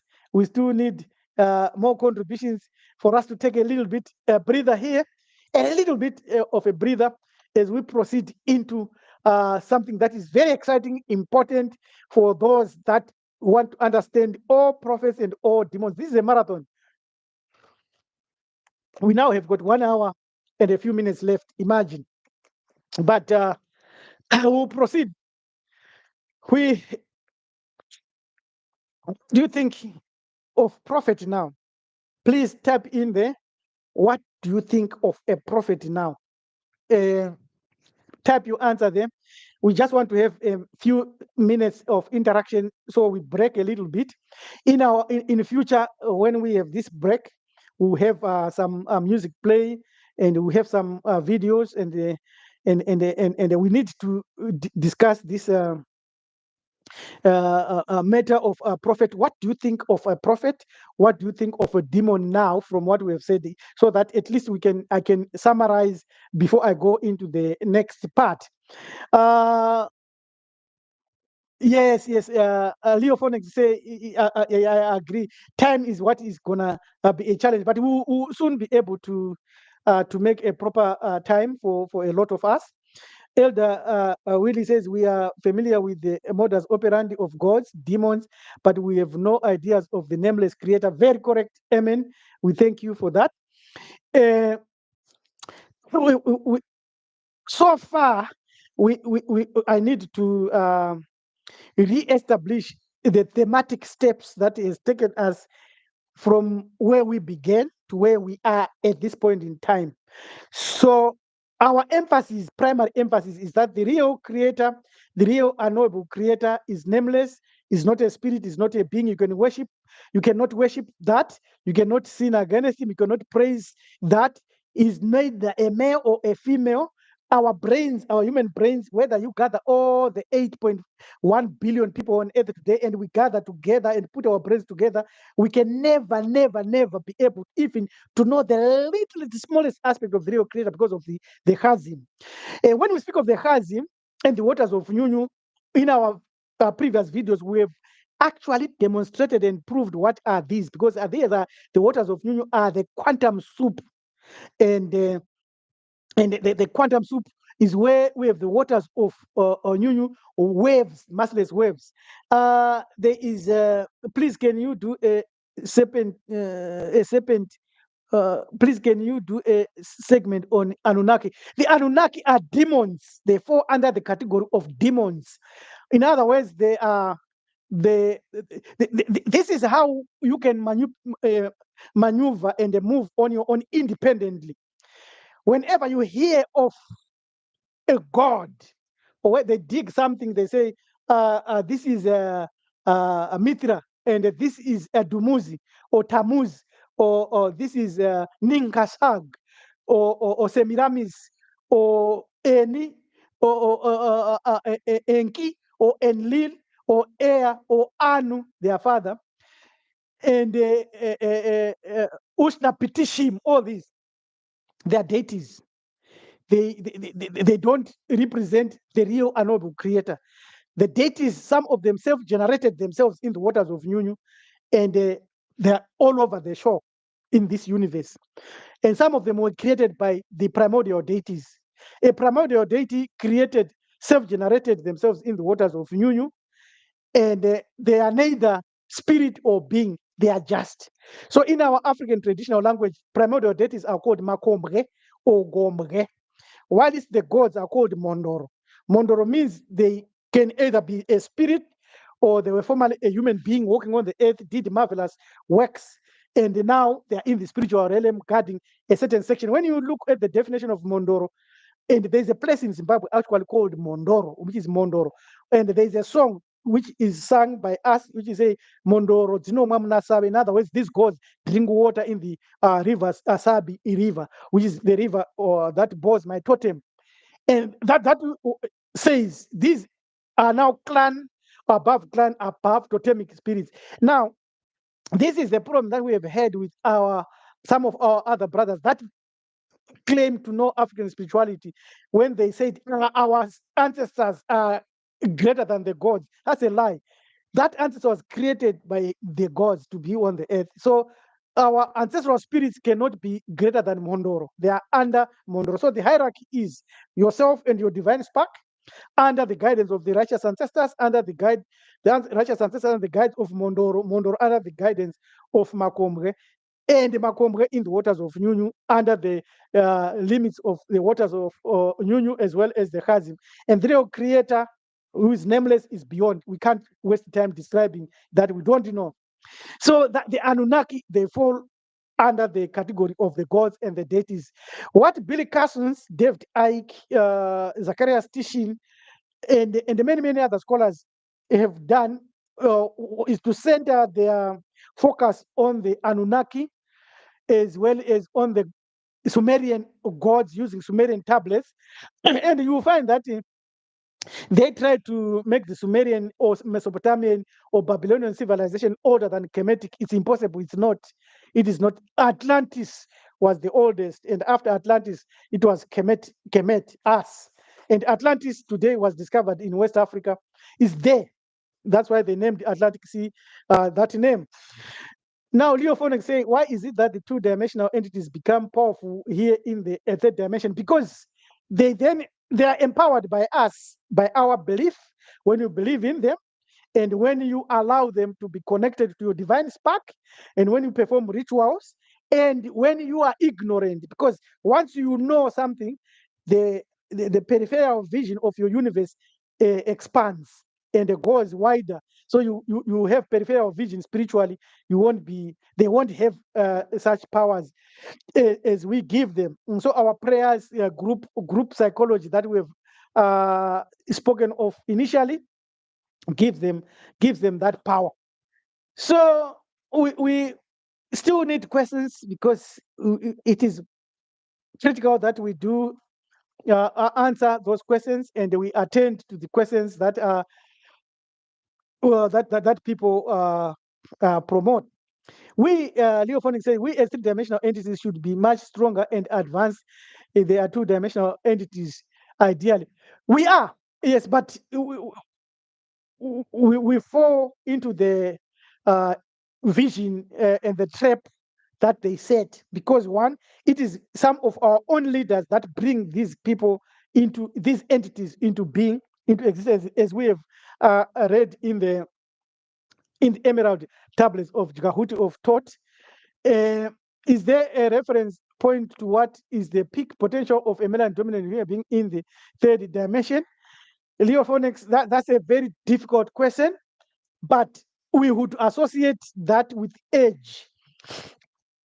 Because what we have discovered is, if you grow older and grow older in this knowledge and with this understanding, then that's the apex of your natural organic growth.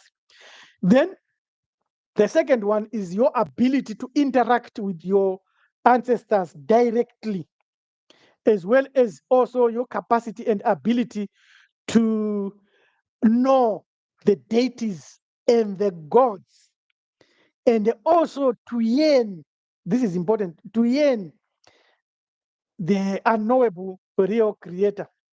So that's that's what we can say concerning that. Before Seth faced the Apophis battle and became corrupted, what was he was Seth was good.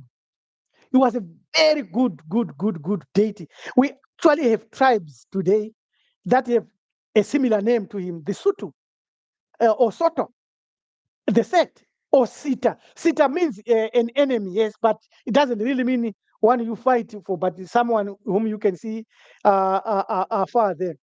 But from our studies, we realized that when he was used continuously to defend Ra against the Apophis, he eventually became Apophis, right? And the symbolic manifestation on the earth of Set was that he fought against Ausari and crucified Ausari, put him in a coffin and so forth. We know the story. And now he's associated with Satan, the devil, although it's not very 100% correct. Of course, they copied and stole this information from us. That's what they would do. Teach. We're still looking at questions and interaction there before we launch into the last two sections of our presentation today, all prophets and the demons. So as I was saying before, we have to understand three major aspects. That the real creator is unknowable. It's beyond understanding. That the whole earth is manifested, is full of deities of gods. The primordial gods left the earth. There are the gods that left the earth, and they left us in charge with the power within us and capacity and ability to manifest that power. And there are people that then invited and opened the portals that allowed these evil demons that are gods to come into the world. And then now these demons and these gods are the sources of most or all the prophets. All the prophets have demons behind them. If a prophet does not have a demon behind them and is a good prophet, a righteous prophet, that prophet will never have following and followers and they make demands and say, oh, God has said that, because that prophet will connect you directly to the primordial deities. Just like what my father does. My father just tells you, and then you go on your own, out your own, on your own, and you connect with your righteous ancestors and connect with the gods of your choice. One of our mantra is that may the gods appear to you, and the many have had that manifestation. And once the gods have appeared to you, what will be the purpose of a prophet in your life? Because you are now at the source, all right? So, but life being life and life being as it is, we have sages and we have got wise people.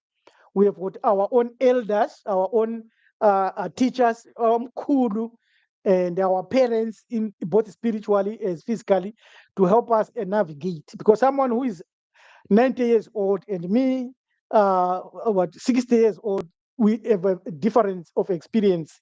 The way they the way they live their life, and the way I'm living my life, they have a greater experience. That's why the subtitle of our book, Free from God, is Unveiling Spirituality That Breeds Wisdom. So it should continuously be unveiled, and wisdom must continuously grow, so that your peripheral view of your universe, the one that you know that is real, because this universe outside is not real, but the one that is within your purview is the real one.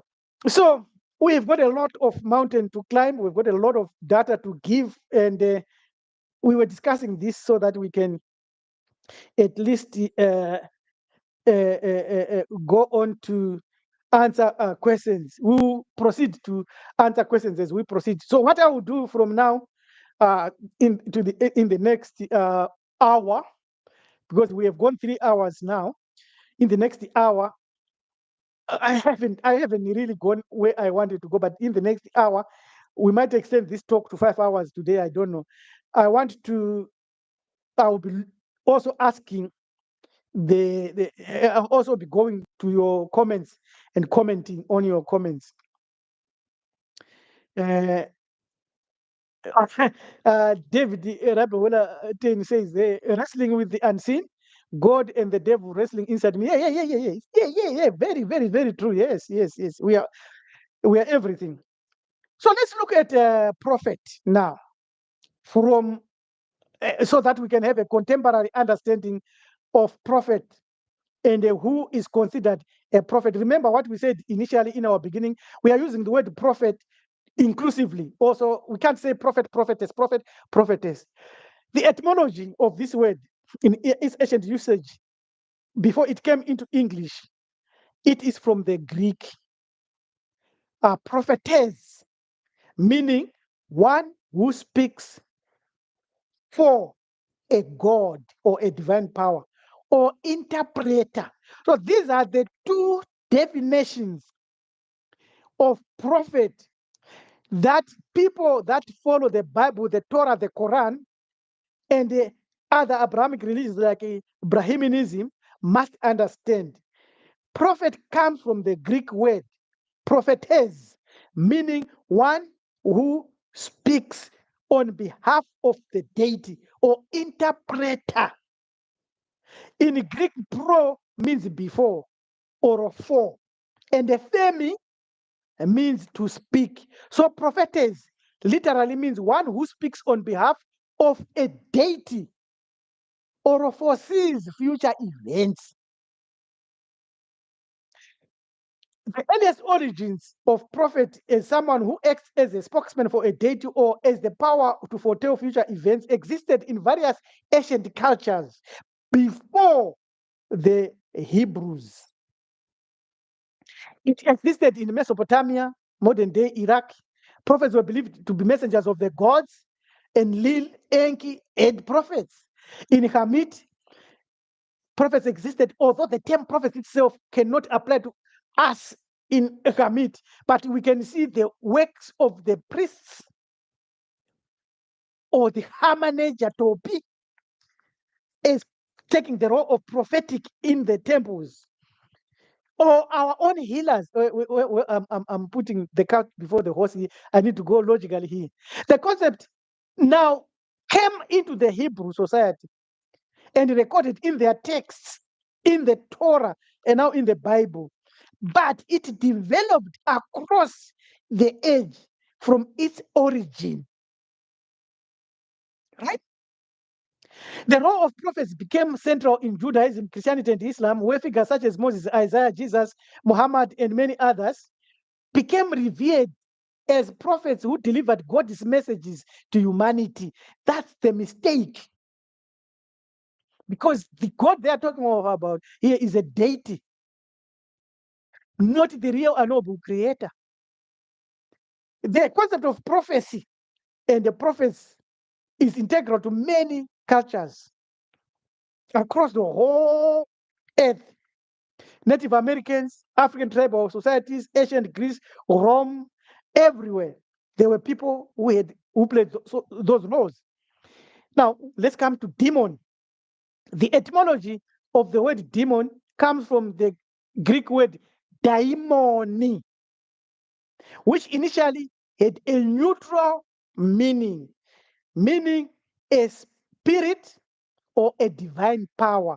So when I say demon, and when you say demon, please, please, please know that you are talking of a god, a deity.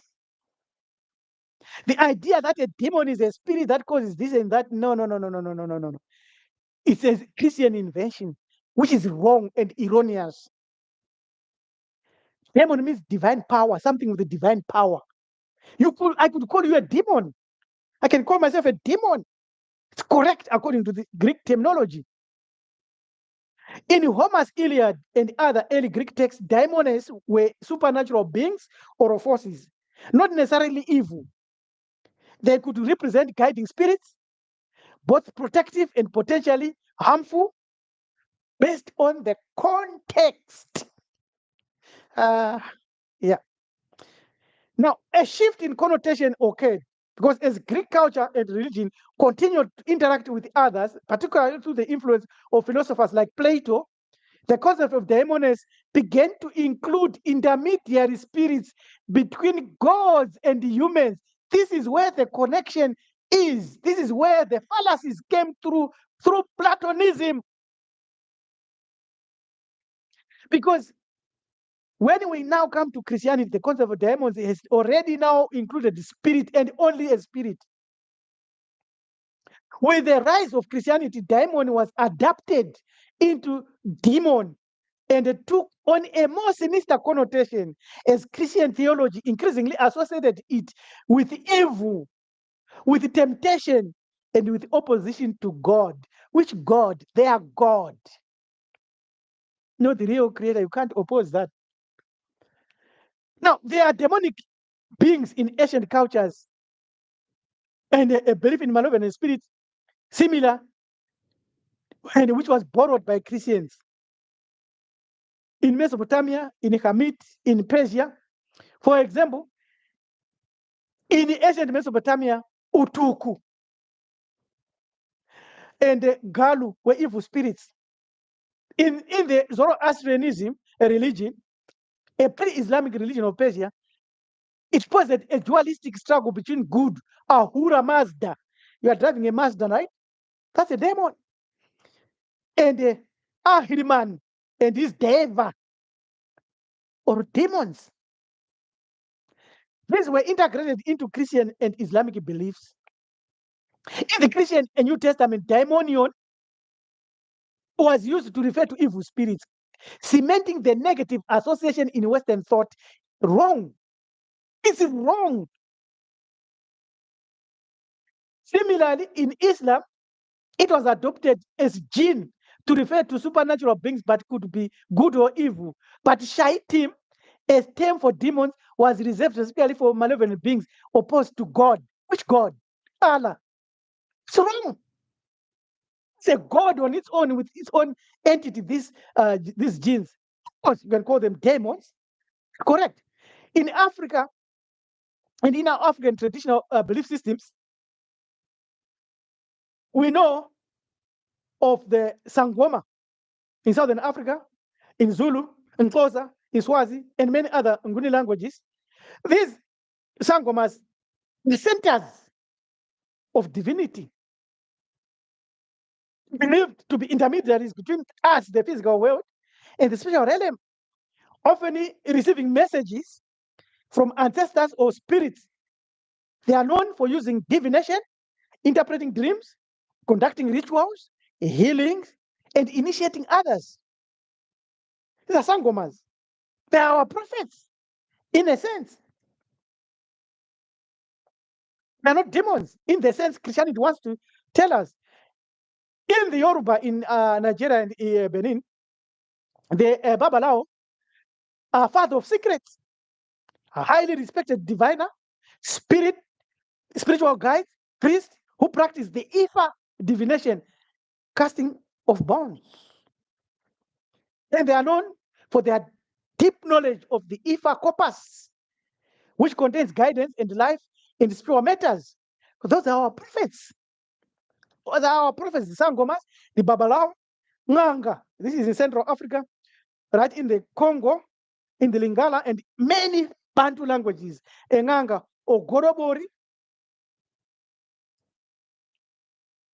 is a term that is used for the center of divinity, a spiritual healer, a priest who has the power to communicate with the spirit, although you have that power yourself, because you dream, right?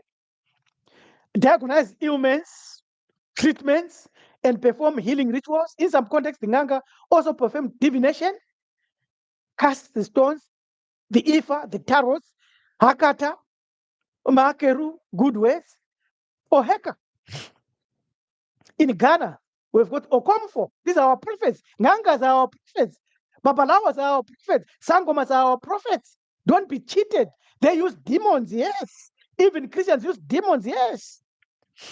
Okomfo, in the Akan, the traditional priests or priestesses, who serve as intermediaries between the physical world and the gods or ancestors. Okomfo often perform rituals, healing, prophecy, conveying messages from spiritual entities to the community. Oh, Isangoma, same. Marabou, West Africa, Arabic, and the wall of influence. In West Africa, Marabou derived from the Arabic Murabit. I mean, one who is pious, refers to Islamic religious leader, teacher, or spiritual guide. In some contexts, in Senegal, Mali, and Guinea, Marabouts also provide mystical or prophetic guidance, often blending Islamic teachings with local spiritual practices. And we have got the Sufis, they do the same. And we've got the rabbis, they do the same. All right? These are prophets. They're doing prophetic roles. They use demons. They are possessed by a spirit, despite the fact that they too have their own spirit. Then in Muganga, East Africa, Swahili, and Uganda. In Swahili-speaking regions of East Africa, Muganga refers to a healer, traditional doctor, or spiritual advisor who often combine knowledge of herbs with spiritual practices, sometimes offering prophetic insights and guidance. It's our prophets. Then we've got Nabi or Navi in North and West Africa, Arabic influence in Hosa and Swahili. Also, Navi is Hebrew for prophet. In parts of Africa with strong Islamic rule, Nabi means prophet, straightforward. They do the same thing. They have got demon. And we got the Alufa in Yoruba. Alufa originating from Arabic. Alpha or Alpha refers to religious leader, teacher, or wise person, often blending Islamic teaching with local traditions. In Yoruba and Hosa society, Alufa may provide spiritual guidance and at times take on a prophetic role within the community. So you can see, you can be a melanin dominant African, a Buntu, a Bantu, and go to church and prophesy, but it is your spirit, your ancestral spirit working in you.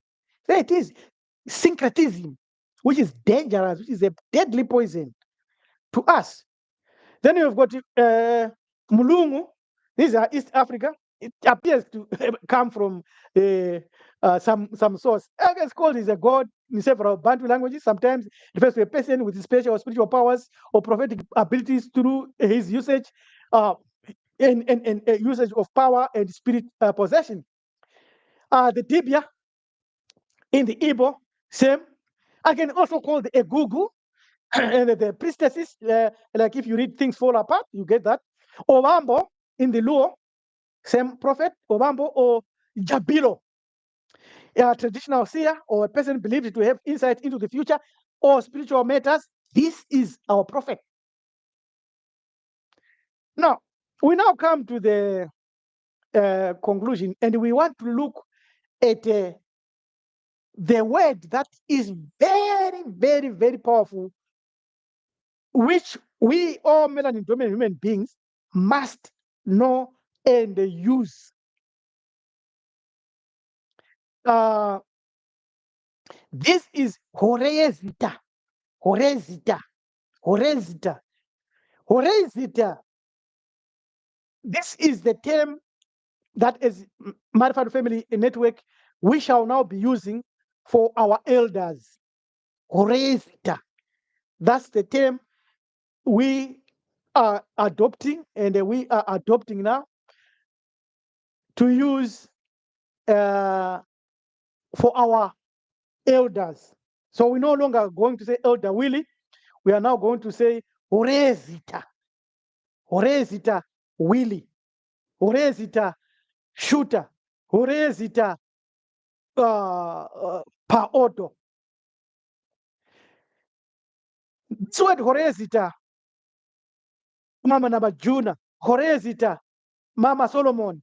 Horezita means overseer of mysteries or a master of secrets, an elder, an old man, a wise man, a high-ranking member, often a priest skilled in various esoteric knowledge and practices, including embalming, performance of rituals of the dead, magic, and other religious rituals and liturgies. This includes an ability to understand human nature and the future. This title is associated with a person with deep knowledge and understanding of the spiritual and metaphysical realms, making them a fitting equivalent or a senior to prophet or seer in ancient African metaphysics.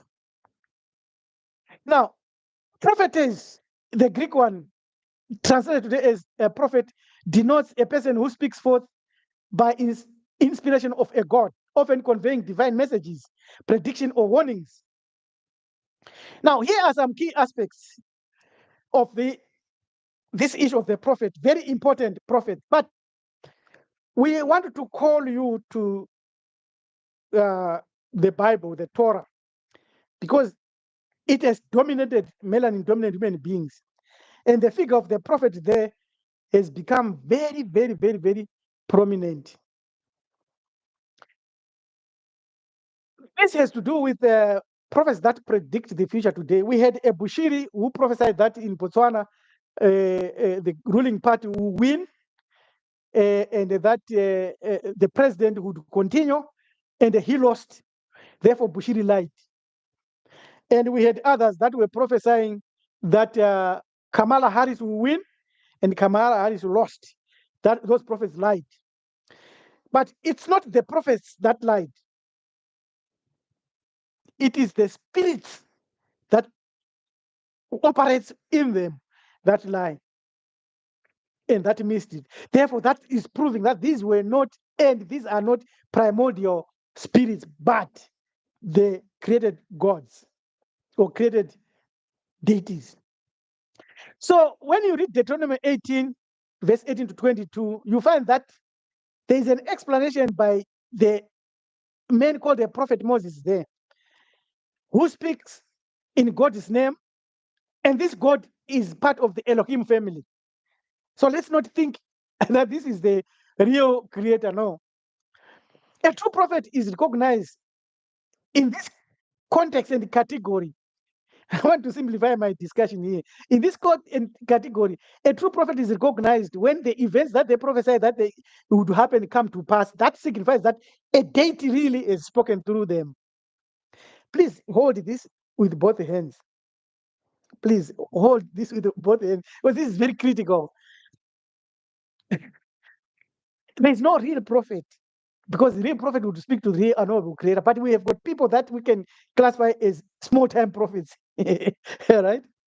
So in Deuteronomy 18, we read, uh, this God Yahweh saying, I will raise up for them a prophet like you from among their brothers, and I will put my words into his mouth, and he shall speak to them all that I command him. Now, if you have been with us for some time now, and you found me reading this, right? I read this. Remember, there is a way that these deities were brought into this world. And this deity here now, called Yahweh Elohim, a member of the Elohim family, commonly called the God of Abraham, Isaac, and Jacob, is saying he himself will put his words, he's a male deity anyway, in the mouth of another person who becomes a prophet. It's now clear, right? Same thing with Muhammad. He didn't just prophesy like that. A deity called Gabriel, quite an angel, came to him and they used him and possessed him. No Muslim can deny that. So these are entities now. These are the source of Moses' prophecies. And if you read Acts 7:22, it tells you that Moses learned all this in Hamid. So the magic art that Moses used and the burning bush brought this deity to him, or this deity attracted Moses to him. And Moses had to ask, which God? Because he knew that there are many. Now, and he says, whoever will not listen to my words that he shall speak in my name, I will myself require it of him. So if you are following these deities and following this prophet, and you get a message, and this prophet says, my God has said this, and you don't follow it, this God is the one that will punish you. But if I don't follow that God, I'm as free as a bird. Nothing will happen. Forget about it. But the prophet who presumes to speak a word in my name that I have not commanded him, that I have not commanded him to speak, or who speaks the name of other gods. Clear. So it's very clear in Deuteronomy 18 here that there are other gods. This God Yahweh is confirming that hey, amongst my people, other gods might come and speak through my people that have subscribed to me. Same thing like me here with the Committee Brew Ethics channel. Then I say, if you watch other channels, not my channel, do not follow other channels. That's exactly that. I'm not putting myself in that position as a god, as a deity anyway. Then he says, other gods, that same prophet shall die. So it's a war of the gods. We say that. And for you, now, if you say in your heart, how may we know the word that the Lord Yahweh has spoken? Here is the key. When a prophet speaks in the name of the Lord, if the word does not come to pass or come true, I have not spoken to that prophet. The prophet has spoken presumptuously. Presumptuously, either he was his own imagination or it was another God. You need not be afraid of him. And I am not afraid of you too. All right? So that's how you test the prophets, whether they're based on the allegiance of the God that they speak of. That's Deuteronomy. Now let's go to Deuteronomy 13, 1 to 5. In other scriptures, is 13, 2 to 6. In some translation, we hear that the guidance or testing of prophets beyond merely their ability to predict accurately. It goes even to the point where these signs that they do comes to pass, but still you need another level of test. It is if they worship other gods, right? And that's the problem with Christianity, Islam, and Judaism here. Because that passage implies the allegiance to the God of Israel, that it is the ultimate test of a prophet. If that prophet comes and teaches Trinity, comes and teaches Allah, comes and teaches Mary as God, that is a false prophet as per this God of the Bible. Listen, Deuteronomy 13, let's read it. 13 verse 1 to 5. We are going to read the whole passage. If a prophet or a dreamer of dreams, those are the methods of how you become a prophet. You can induce the dreams. You can have tools and machinery that causes you to dream, and you can know and become a prophet. You can do it. I gave you example of my Cohen, Ambrose Makoaza. He says, if a prophet or a dreamer of dreams arises among you and gives you a sign or a wonder, and this prophet comes and says, I will do this and this to prove that I'm a prophet, right? I've already given you the proof that these are not prophets, because they should then be able to know and describe the unknowable creator. None has done that, none will do that, none who has ever done that, and none is doing that today. So there are no prophets in that in the highest level. These are prophets in the lower categories. And the sign or wonder comes true, concerning which he spoke to you, saying, let us go after other gods whom you have not known, and let us serve them. You shall not listen to the words of that prophet or that dreamer of dreams, for the Lord your God is testing you to find out if you love the Lord your God with all your heart and with all your soul. Very, very, very interesting.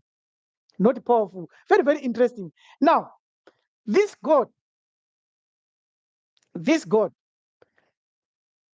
of Abraham, Isaac, and Jacob has his people, and he doesn't want his people to follow another God. He wants his people to follow him alone. So this God is not the God of the New Testament. The people in the New Testament are following another God that was crafted and created by the sleight of hands of monophysite priests in Africa that gave them to Ptolemy Sota. And building on top of his foundation and say, oh, yeah, it's God. It's not the God of Abraham and Isaac. It's a tribal God. It's a deity, lower level. That's why he's a he. That's why he didn't know Adam where he was hiding. And then he's saying, you should not follow other gods, which means there are other gods here. I've got proof that Jesus is one of them. You shall follow the Lord your God and fear him. And fear him. Right? Why fear him? And you shall keep his commandments. So it is his commandments that if you break, you commit sin. So Christians are not necessarily breaking the commandments of this God. They'll be breaking the commandments of their God. That's why Christians are happy not to keep the Sabbath, because this is the God of the Sabbath with his prophet called Moses.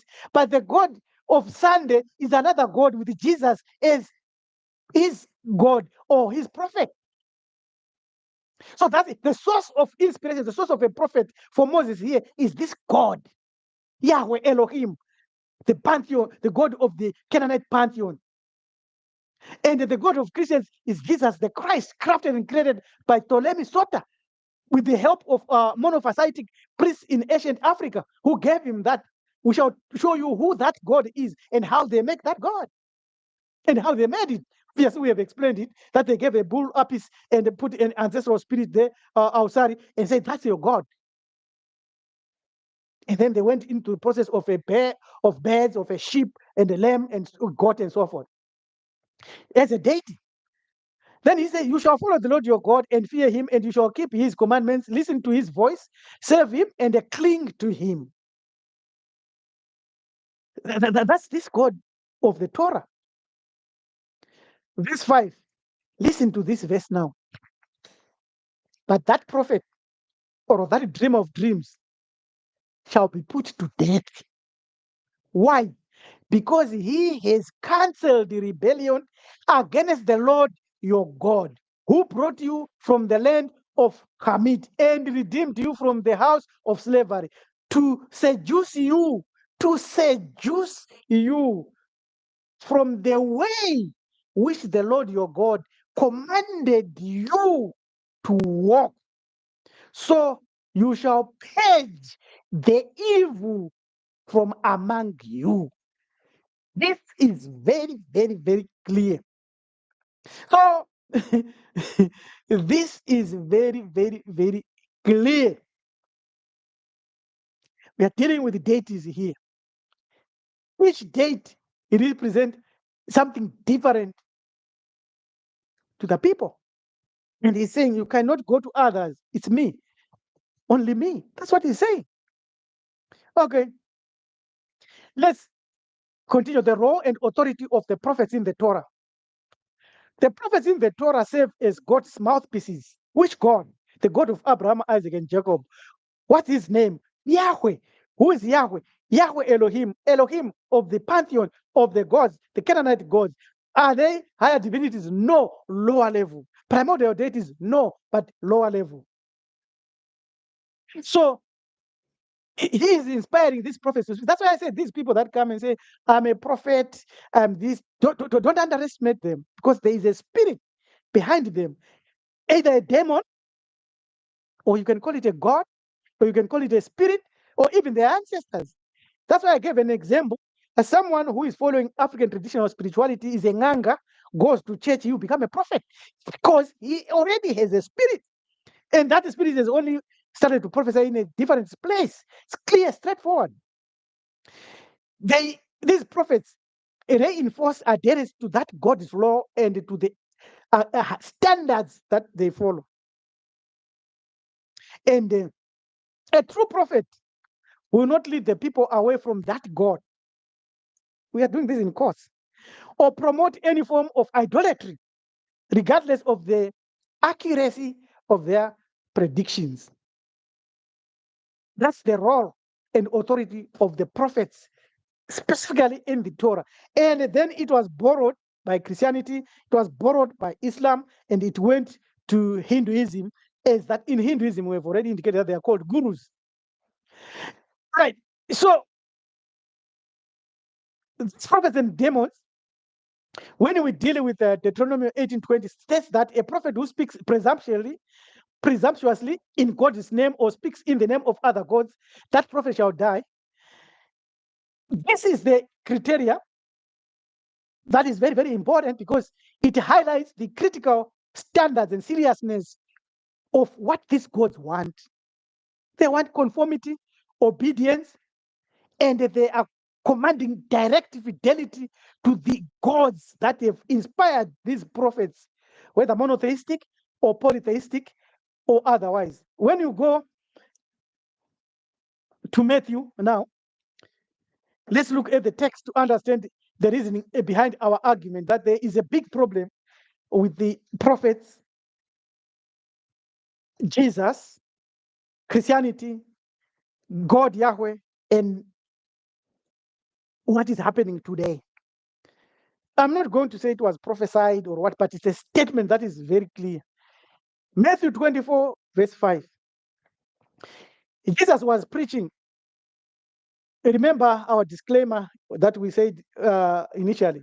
So we are doing this as a pedagogy to teach. Jesus said, for many who come in my name, claiming I am the Christ, and they will deceive many. Matthew 24, verse 5. This verse is very, very, very interesting. And also very, very, very important for a Christian and a Muslim today. Because Matthew 24, verse 5 is explicit. It is saying something that is dualistic or that can be understood at two levels. I want to read it a little bit slowly and marinate in the reading that I'm going to do now. Jesus said, for many who come in my name, claiming I am the Christ, and will deceive many. So there is no need to try to be apologetic. Two facts are clear in this statement. Number one, Jesus is telling us that preachers will come and teach us that he, Jesus, was the Messiah. And when they do that, they mislead millions. The equivalent content and the context of this verse is not for the point that we have heard others say that it is pointing to individuals that claim that they are Christ. No, because individuals that claim that they are Christ or they are Jesus are very, very, very few compared to many who will come in Jesus' name and saying Jesus is the Christ. The two scenarios, when combined, have actually led millions astray. In historical reality, billions have been led astray by hearing and believing the message that Jesus is the Christ. The idea that Jesus warns of future individuals who would claim to be the Messiah or Christ as the import of this verse is preposterous and erroneous, actually deceptive. Because you have to understand all prophets and all demons to understand what Jesus is saying, what that statement is saying. In actuality, that statement, Jesus saying, I am not a prophet. That's what he's saying. And he's also saying, I am not a Messiah. Why? Because he said that statement or those categories deceive many. What he's saying, very, very clear. But you have to understand where we have come from in the last 4 hours.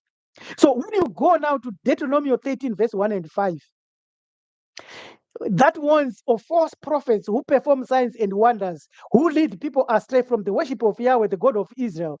And now Jesus is stating that the greatest miracle ever is that many will be led astray by his figure and by these people saying he's the Messiah. Makes sense. Because the cornerstone of Christianity is that Jesus is indeed a Messiah. And that his resurrection is a great miracle, which signifies the victory over death and the promise of eternal life, which Jesus is technically denying in Matthew 24:5. Because if Jesus was a prophet, he would simply have said, I am the prophet. But he's saying, beware. In Matthew 24, verse 5, there are many that will come in my name. They come in Jesus' name and say, I am the Christ, saying Jesus is the Christ. And when they do that, they lead many astray. How do they lead many astray? Because of the matter of belief and because of the equivalent that they are putting into this message, and they call it a prophetic message. So when we read Deuteronomy 30, verse 5, verse 1 to 5, when it says, if a prophet or one who foretells by dreams appears among you and announces to you a sign or a wonder, and if the sign or wonder spoken of takes place. Now go to Matthew 24 now. Jesus narrated in quotation. That is, let's say Matthew was written before the fall of the temple and before the fall of Jerusalem. Let's agree. He narrated the events that you see this temple, you say these stones are nice and so forth. This no stone will remain on top of the other, all these will be smashed, nothing will remain here. If you are in the mountain, stay there. Because it was the siege that occurred in Jerusalem AD 70 by Titus and Vespasian, and they destroyed everything. It came to pass. So Deuteronomy is saying, okay, the man who was amongst you that prophesied this, and it came to pass. Yes, that man was my prophet. And that wonder that he spoke of came to pass. Now, he says, if that man comes then after saying that message and say, oh, gentlemen, let us follow other gods, you must not listen to the words of that prophet. That prophet or a dreamer must be put to death for inciting rebellion against the Lord your God. So let's ask the question now on prophets and demons. How many prophets today are teaching that there is only one God? None, not even one. They all teach the Trinity. They all teach the devil. First of all, when they are in church, they first of all bind Satan, the devil, and they bind him and they cast him out. because Satan is a competing deity, right? A competing god. And they perform the ritual of the Last Supper, where they say, this is the body and this is the blood of Christ, a deity. They say a god, and they eat it, which is deicide, or a ritual that is pointing to another deity. When you look at the doctrine of the Trinity, which is believed by almost 100% Christians today, of course, you've got the churches that came out of the World Church of God, which was founded by Herbert W. Armstrong. They don't believe in Trinity. You've got the Jehovah's Witness. You've got the those that follow Geno Jennings. They don't believe in the Trinity, but they believe in Jesus as a God, as a deity. So they've got two gods at most, like the churches of God. They've got two gods. But God here is saying, don't pray, don't anyone who teaches another God, a prophet who teaches another God, don't follow him, stone him. Of course, you can't stone him today because of the legal matters. Okay, some might say, oh, Muhammad in Islam taught one God, Allah. But already when you say Allah, it's El, it's Elohim, gods, plural. It's clear, straightforward. And in any case, you've got holy places like the Kaaba in Mecca. So it violates this scripture. This passage is very clear. Even if the signs or wonders are performed and they come to pass, that prophet who encourages a shift from the devotion of this God is not ours to follow. Now, we can go on and on. Let's summarize this section. In the Torah, a prophet is defined not only by predictive accuracy, but also by unwavering commitment to the worship of the God of Israel, the God of Abraham, Isaac, and Jacob, Elohim, a deity.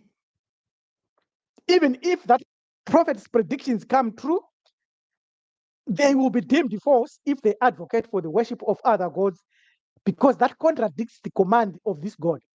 This dual criterion, accuracy in prophecy and fidelity to God, provides a framework for understanding the role and legitimacy of prophets within the Israelite tradition. So Christians cannot claim that they are spiritual Israel.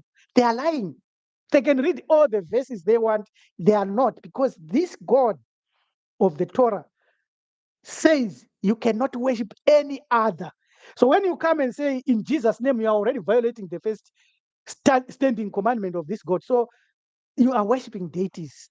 Other deities, you call them Trinity, three. Yes, that's correct, because there are many polytheistic.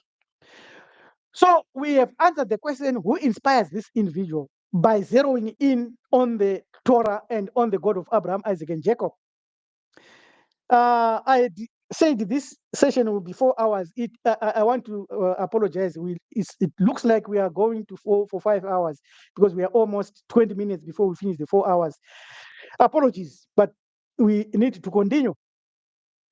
Since a prophet is a traditionally defined person who believes to have been chosen or inspired by a divine power to serve as its messenger, conveying its message, teachings, and other prophecies, that divine source is its God.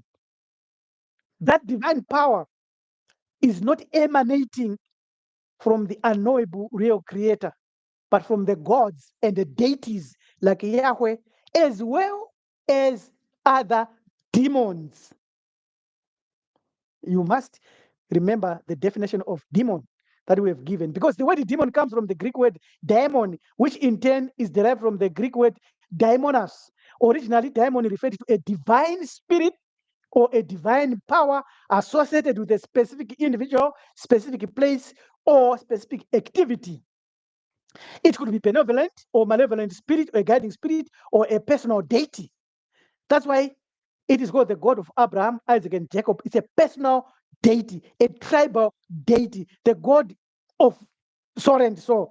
And a lot of our friends, they say, Marwa Guti, the God of Ezekiel Guti. That's his personal deity, not yours. You are not called Guti, are you? So you must understand these demons are gods, because that is a concept that is very important, and it's the underlying current, especially in those religions that predate the Abrahamic religions. Gods are deities of lower level, not primordial deities, which have the propensity for evil or malevolence, not for good. Of course, there are good demons. The term was used in other contexts in Greek tragedy when they said you can lift the earth if you need the pivot and lift something by power possessed by an individual who had a demon. It's not always evil. That is what you must understand. Because demons are lesser deities in ancient religions. In Mesopotamia and Near Eastern, Lamashutu and Pazuzu are considered powerful spirits or demons. They're neither negative or positive. They're neither good or evil. They are just spirits. They don't attack you. You can use them. You can invite them. That's your choice. But they were eventually associated with the harm, with the disease and chaos. While they were feared for their malevolent influence, they were still often worshipped or placated as they had power similar to good deities. Right? Demons in polytheistic context, I think we have gone through this, but we need to go through it a little bit quickly. In Hinduism, demons are asuras. They are powerful beings, often in opposition to other gods or divas. So when you hear Hindu, think of the asuras and also think of divas. Now, I want to give you a quick rundown here. In our Bantu languages, we have the Shavi. This is where the Hindus borrowed Shiva, the god Shiva, right? I've gone through that. They are also viewed as demons in a purely evil sense, but as beings with competing interests or cosmic roles. In Buddhism, we've got the Mara. Remember the waters of Mara in the Torah? There you got it. Yet Mara isn't always considered separate demon, but a representation of internal obstacles within you. Similar to how some gods can embody various human qualities. Not speaking of the real creator here, are we? In monotheistic religions, the distinction between demons and God, in religions like Islam, Judaism, and Christianity, are generally seen as created beings, wholly distinct from their God. Of course, they are have got explanations. So in Christianity, demons always are thought of as fallen angels or Satan or Lucifer who rebelled against their God. Remember the commandment in Deuteronomy 13, thou shalt not have any other gods, right? In Islam, shayatin, demons, and jinn are created beings.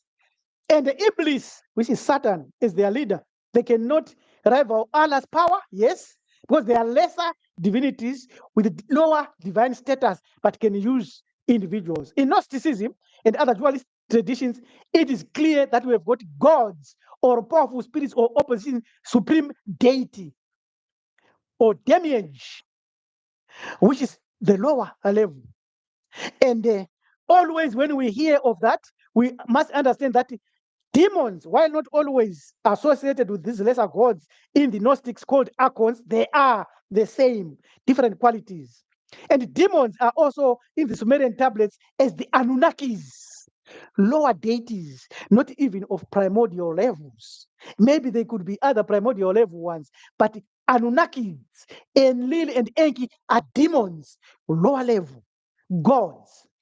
And now, when we have already gone through the modern interpretation and understanding of the framework out of which prophets and demons work in the psychology of human beings, with figures like Carl Jung, who saw demons as symbolic of the shadows side of human nature, embodying and representing our fears, our desires, or our moral challenges, rather than supreme divinatory or divine powers. In that sense, demons symbolize powerful godlike forces within the conscious mind and society, which can be subsumed into an individual. So, in summary, in certain ancient and polytheistic traditions, what we call demons could indeed have been regarded as divine or godlike beings with considerable influence or power. However, in monotheistic religions, demons are explicitly distinct from God, and they have given them the lack of divine status, which is a lie.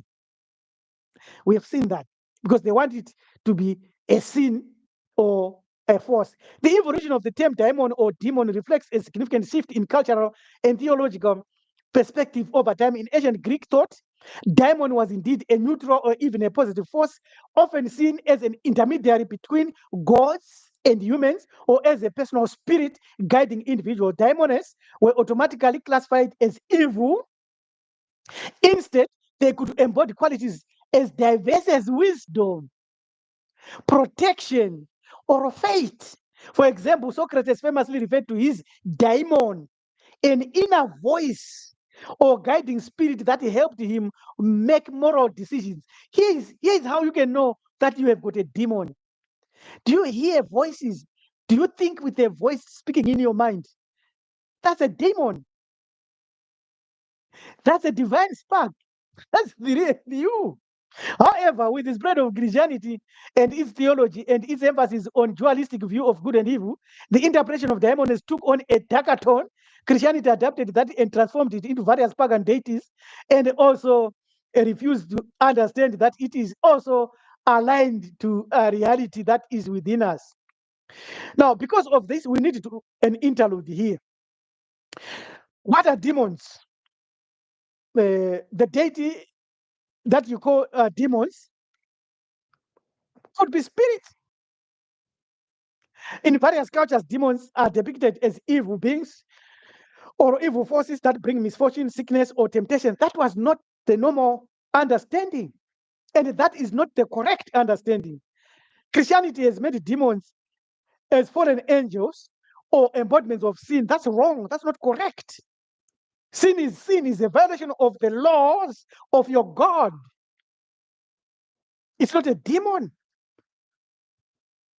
Now, of course, the other aspect that these demons try to lure people from their God, that's correct, as per Christian and Islamic as well as the Torah. In Islam, there are the jinns, not always evil, and the shayateen, evil beings, and Iblis, an evil individual whom we call Satan, the devil today. Demons in Eastern culture represent inner imbalances or undressed desires. In Buddhism, they are often symbolic of distractions and attachments. So, prophets and the demons. When will Christian pastors stop casting demons? They can't stop because this is reality. It's there. They themselves are demons. Demons and symbols across time have symbolized addictions and the other fears. These symbols help us externalize and exteriorize negative thoughts or desires within us to make it easier for us to address our inner core. So we cast the demon out. We remove those thoughts and ideals out. Now, we think of demons and prophets, we have to build the psychological construct here that has been built by religion and understanding of prophets and demons. Many psychologists view demons as projections of our own fears, of our failures, of our desires, of our quests, our tests that have been internalized as belief, as faith, and has doomed us to a certain position of life that is not good enough for us.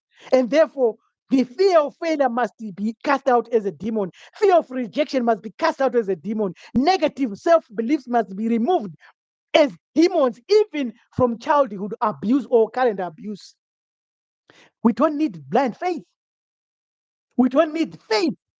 We need to do it with authority, the authority of demand that lies within your divine spark.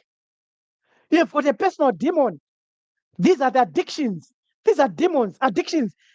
Like addictions to drugs, addictions to other entities. These possess you. Addictions actually possess you like a demon, and you become helpless. So the fear of failure paralyzes a lot of people. They create self-imposed limits. The demon of failure often whispers that trying and failing is worse than not trying at all. Psychological trap. The prophets we have today set psychological traps with a cloud of authority, and they claim that they speak on behalf of God. And people are thinking of God, they become scared, they follow that person, they forget that they are prophets themselves. This fear, the psychological trap, leads to self sabotage, where a person unconsciously avoids opportunities to protect themselves from potential rejection or failure.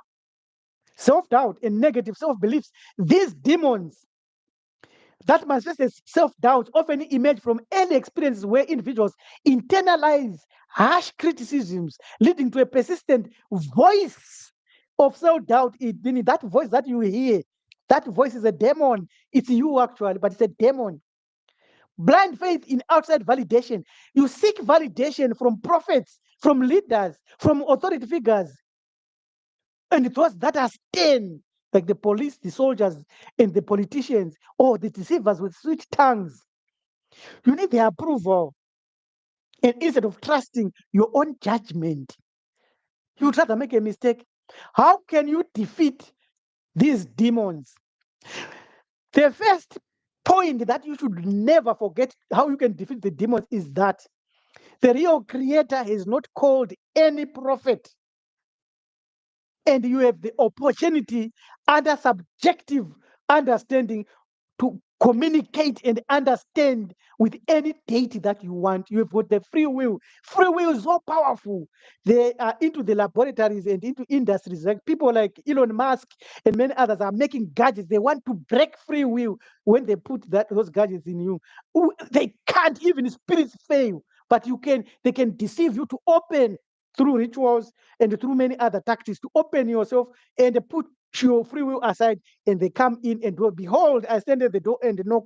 I and my father are waiting. Open the door and I shall come in and dwell inside you. That's a code for a demon that wants to take over your divine spark. So how can you defeat demons? That's the primary fact. You know that the real creator is unknowable, has no name, has no agenda, is not a spirit, is not a being, has never come on earth. That is what you must understand. If you understand that, yes, you are on the pathway. Yes, you are on the way of defeating any demon. But to remember that the demons are lower level deities. They are lower level gods. They are not primordial gods. Primordial gods, they don't force you or pressurize you. Your righteous ancestors never force you or pressurize you.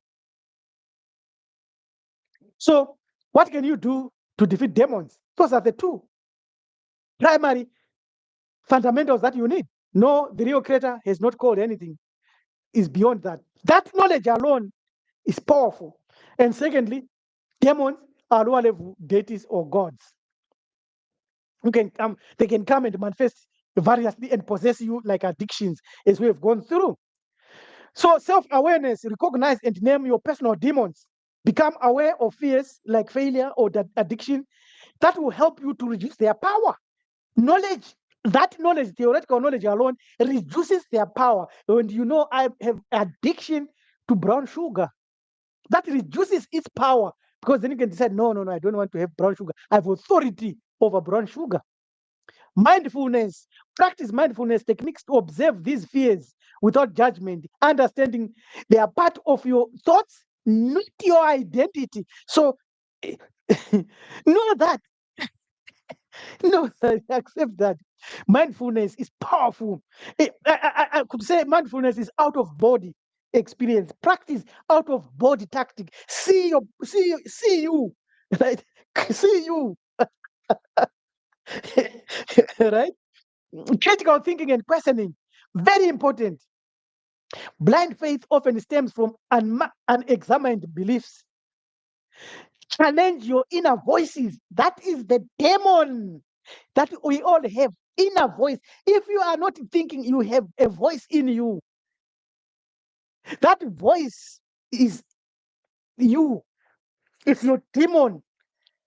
It's neutral, but can come and then say, go and steal, go and steal, go and steal, go and steal, and then you go and steal. So you have to examine that inner voice and ask, where is it coming from? Is it coming from me or from a demon, other demons? other gods. The real creator will never have an inner voice in you. The real creator will never do that. The primordial deities will never do that. There is a process that we have explained of how you can say, okay, this is really a primary deity, a primordial deity. Now, thought journaling and the dream journaling. This is very open. You have to write down your thoughts, even your fears or your doubts, and look for evidence for and against your thoughts to gain a realistic perspective. You have also to write down your dreams and check the pattern. Remember, we spoke of the patterns initially. Seeking support if our internal mechanisms have totally failed and collapsed. You can seek external support. That's when you can consult books. That's when you can come to my father family network. That's when you can go to therapists, and they are just putting you back on the road. Once you are on the road, you don't need them. Many of our internal demons stem from isolation or feeling misunderstood. Reach out to friends, therapists, or support groups to share your struggles and gain perspective. Community support, that's why you should belong to Marifado Family Network.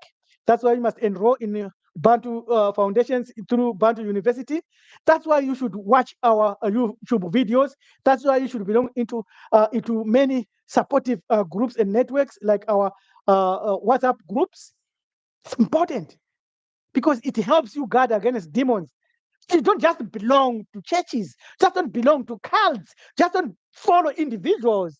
Remember what we said initially, individuals that mislead, and they say they are prophets and mislead you. Practice self-compassion. Treat yourself with understanding and forgiveness. And remember, you are just here on earth to pass by. It's not permanent. You're here to pass by, gain experience, and make it a point never to reincarnate again here. It's not a place to come. This is not a place to come. I volunteered to come, yes, you volunteered to come, yes, but it's enough. Enough is enough. But you have to treat yourself with that understanding and to remove these fears and doubts and that they don't define you. Affirmations.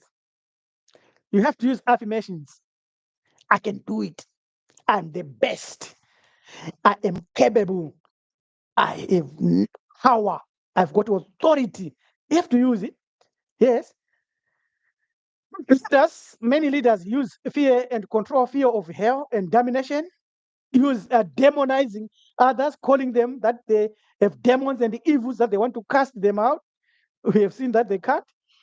And the psychological traps, confirmation bias, authority bias, fear of ostracism, and you have to break from the cycle of fear. Have no fear. Have no fear. Don't even fear any God.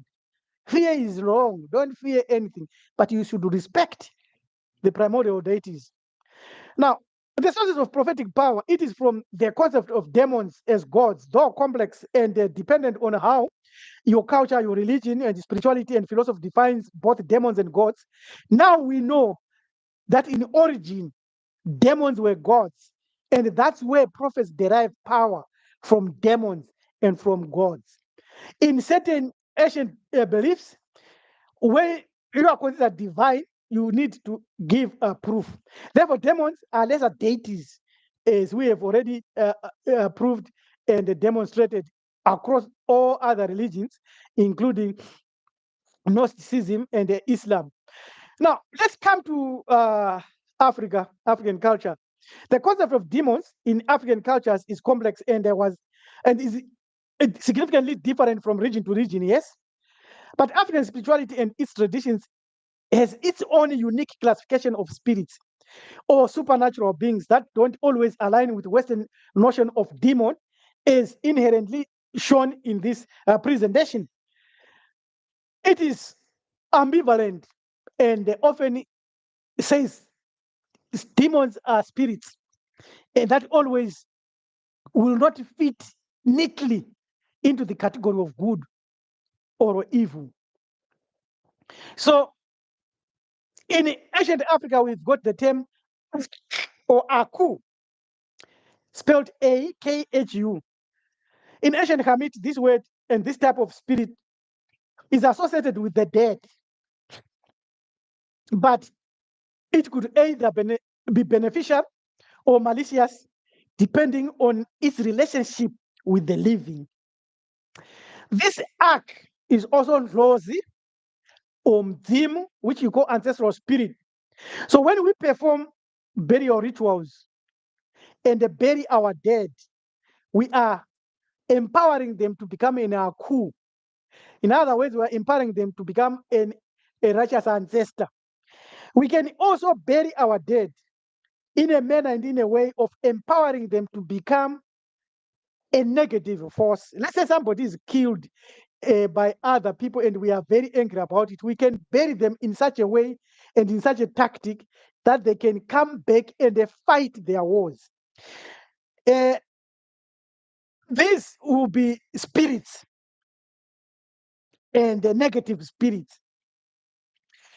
Because of that, it is clear that the rituals for all our ancestors that perished when they were stolen and kidnapped by the Muslims, Arabs in the Arab Islamic African slave trade and European slave trade, those that lie in the oceans and in the deserts and so forth, they need to we need to make a global or earthwide ritual to empower them to fight. So we need our own prophets to come and do the rituals, right? So that the Aku will revert them to fight against the people that abuse them. Now, because we are not doing that, the people that colonize these places, like in Egypt and so forth, in Egypt they are building nice places and putting our ancestors in nice coffins. They are reversing that equation, and the Arabs will have more power, and we won't have power. So we have got a Shatta or Sita or Sutek or Set, although not precisely a demon. Set was the god of chaos, violence, storms, and disorder. Was often associated with hostile forces in opposition to Ma'ati, the cosmic order of balance. Ma'ati needs Isfet. So Set was opposing, there's a smaller fish here. Ma'ati is massive, and Isfet is massive, greater than Set. Then we've got Mu or Matu, Matu, Matu. These terms refer to ghosts or spirits of the dead, which could be perceived as troubling or disruptive if not properly appeased. Poko, Doma, Ngozi, Ingwendele, these are Ngatu. Then Apopaipa, Ububi, or Apophis, or Apep, is the serpent god of chaos. He is a primordial deity, negative one, powerful being, who opposed another primordial deity, Ra, and is associated with evil and destruction. Apophis or Apopaipa acted in ways similar to what we can say a demon today. So I would like to say that when you say demon today, you are pointing to a servant of Apopaipa, Apophis. Not really very good, but sometimes not really very evil, but with the propensity and power to do evil. So in Yoruba, Ajogon is a malevolent spirit or forces which can bring misfortune, illness, or suffering, considered as enemies of humans, and being well and often appeased by certain rituals. Eshu, technically a date or an Orisha. Orisha are Mondoro. But within the Orisha Mondoro, there are also Makomge, primordial deities. These are tricksters, spirits. Yeah. They deceive. They are very subtle, very smart, and they deceive you, and they are much more complex and much more smart in this issue.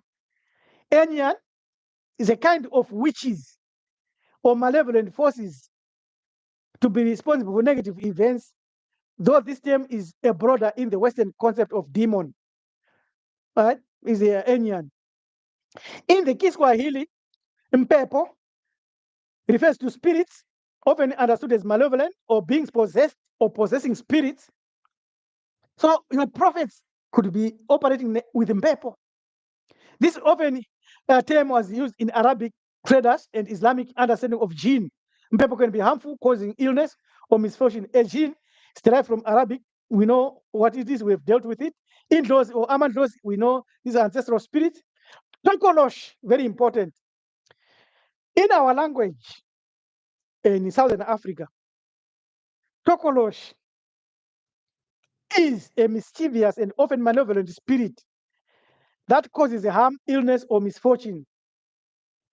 This Tokolosh is made by human beings. This is the Tokolosh that was made by mixing Apisa and Ausari and naming it as Ptolemy Sota spirit or Serapisa, Osiris and Apis combined. That's the Tokolosh that has come today as Jesus the Christ. That very, very important to understand that aspect. For those that are still with us, we have now gone over 4 hours. We will finish very shortly. Maybe 1 hour will be done. Then we've got Chituhwani, Chipoko, which is a spook, Chidoma, Zishiri. Zishiri is a bird, which is normally associated with the lightning. It is sent by these people whom we can call prophets. If I want to blast your home, a bird will come like a missile. Come, as soon as it lands, there's a lightning bolt and blast. It's a demon. Then we've got Chipuna.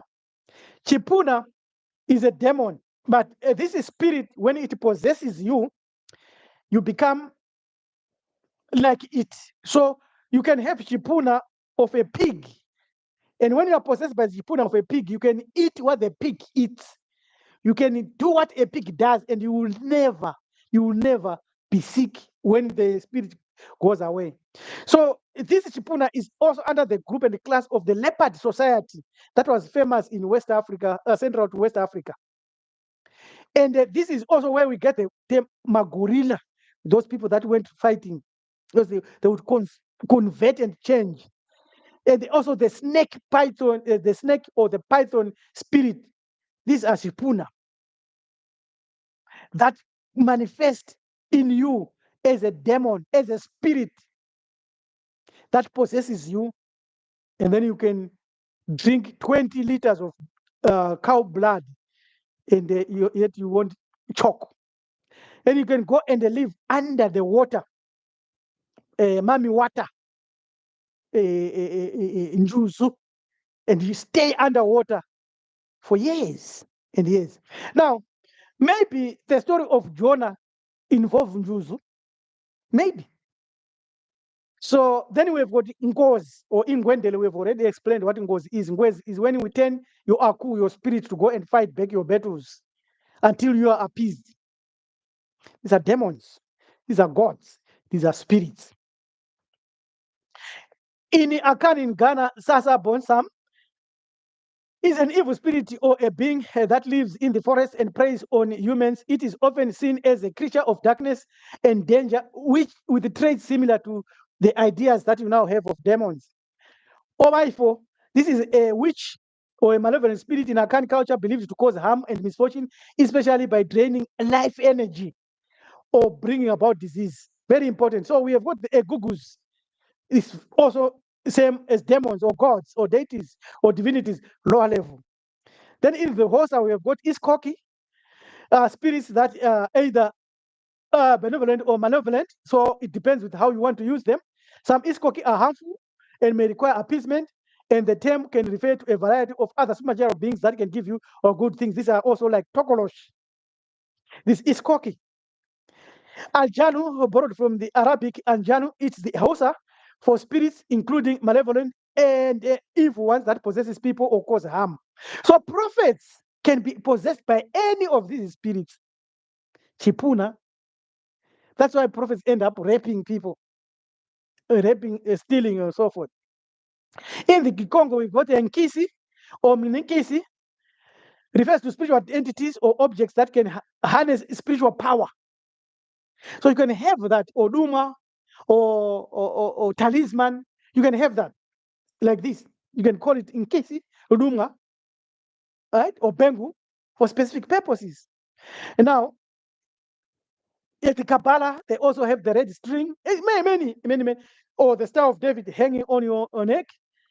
In African languages and cultures, words for spirits or supernatural beings often encompass a wide range of entities, which we have realized can also be the source of possession by individuals that then can say they are prophets, but they are classified as demons in Western thought and as gods and divinities by us in melanin dominant beings, but lower level, not primordial deities. In Shona, the term matrimony or demoni is a borrowed term. We actually have our own term for such spirits. It's mamepo or maburi, literally meaning spirits or spirit that possess you, similar to demon. We have already gone through the process of how you can defeat these demons, and we have many videos that deals with that thoroughly, and also the fear cycle that we need to break free from. And now we need to emphasize issue of willpower. A demon, a primordial deity, as well as Ildozi, Mzimu, ancestral spirits, all these cannot violate your willpower. Let me repeat. There is nothing that can violate your willpower. Nothing. Unless, as we have seen, the Nkisi or others, deities tricks you. Like those that came from the lower dimensions, they will trick you through magic, through other deceptions to open your willpower, and they come in. A strong willpower will help you overcome challenges, resisting temptation, and also carry away any demon. Don't underestimate that statement. Seeking help from others, whether through therapy, whether counseling, or simply talking to a trusted friend, or anyone who has prophetic powers, is secondary. The primary is your willpower. You don't need faith, you don't need belief. Your willpower is awesome, is beyond. While moderation of what you eat, what you drink is very, very important, food has now become a source of demonic possession. How do you know that all of the foods that we eat are spiked with human flesh and human blood? How do you know that the drugs, the alcohol that is addicted you, is spiced with human flesh? The idea that these substances inherently weaken our willpower and mental faculties is open. You don't need to argue about it. Look at a drunkard person, cannot drive, not operate a machine.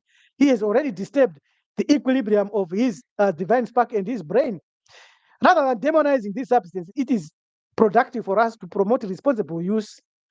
And we must seek professional help if our willpower is such that we have become addicted to these demons. Consider them as demons. It is important to balance your perspective and our perspective with practical steps so that our personal growth and our well-being is not hindered or stifled. And we have gone through processes where you can integrate this understanding with your life: mindfulness and meditation, self-awareness, ethical living, seeking knowledge, embracing uncertainty, and knowing that you need that. You can strengthen your willpower by knowing that your willpower is very, very, very powerful. You only defense against demons. You can strengthen it also by setting goals. And your goals that you set will also give you the capacity and ability to understand the prophets and the demons. The demons are deities of lower level. The prophets are messengers of these deities. You are a messenger of these deities. You can't escape that. Those that become prominent above us are just vociferous. So you have to set clear goals, which are specific, which are measurable, which are realistic, that you want to achieve in any endeavor of life.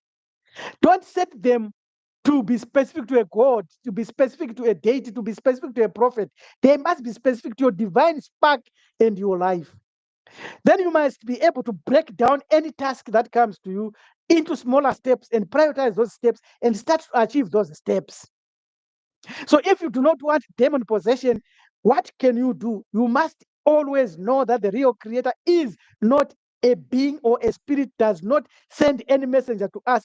The gods, the lower level gods, send messengers for us. And this goes of their laws, their regulations, and stuff like that. So you have to create a routine.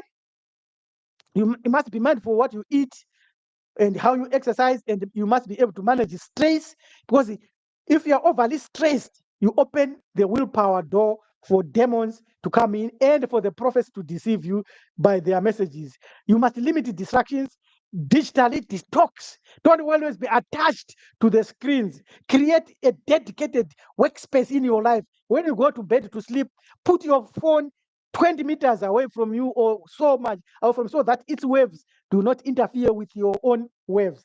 And learn to reward yourself through positive reinforcement and avoiding negative self talk. Because if you continuously speak negatively of yourself, you open yourself to demons, and the prophets and their demons will start to dominate your life.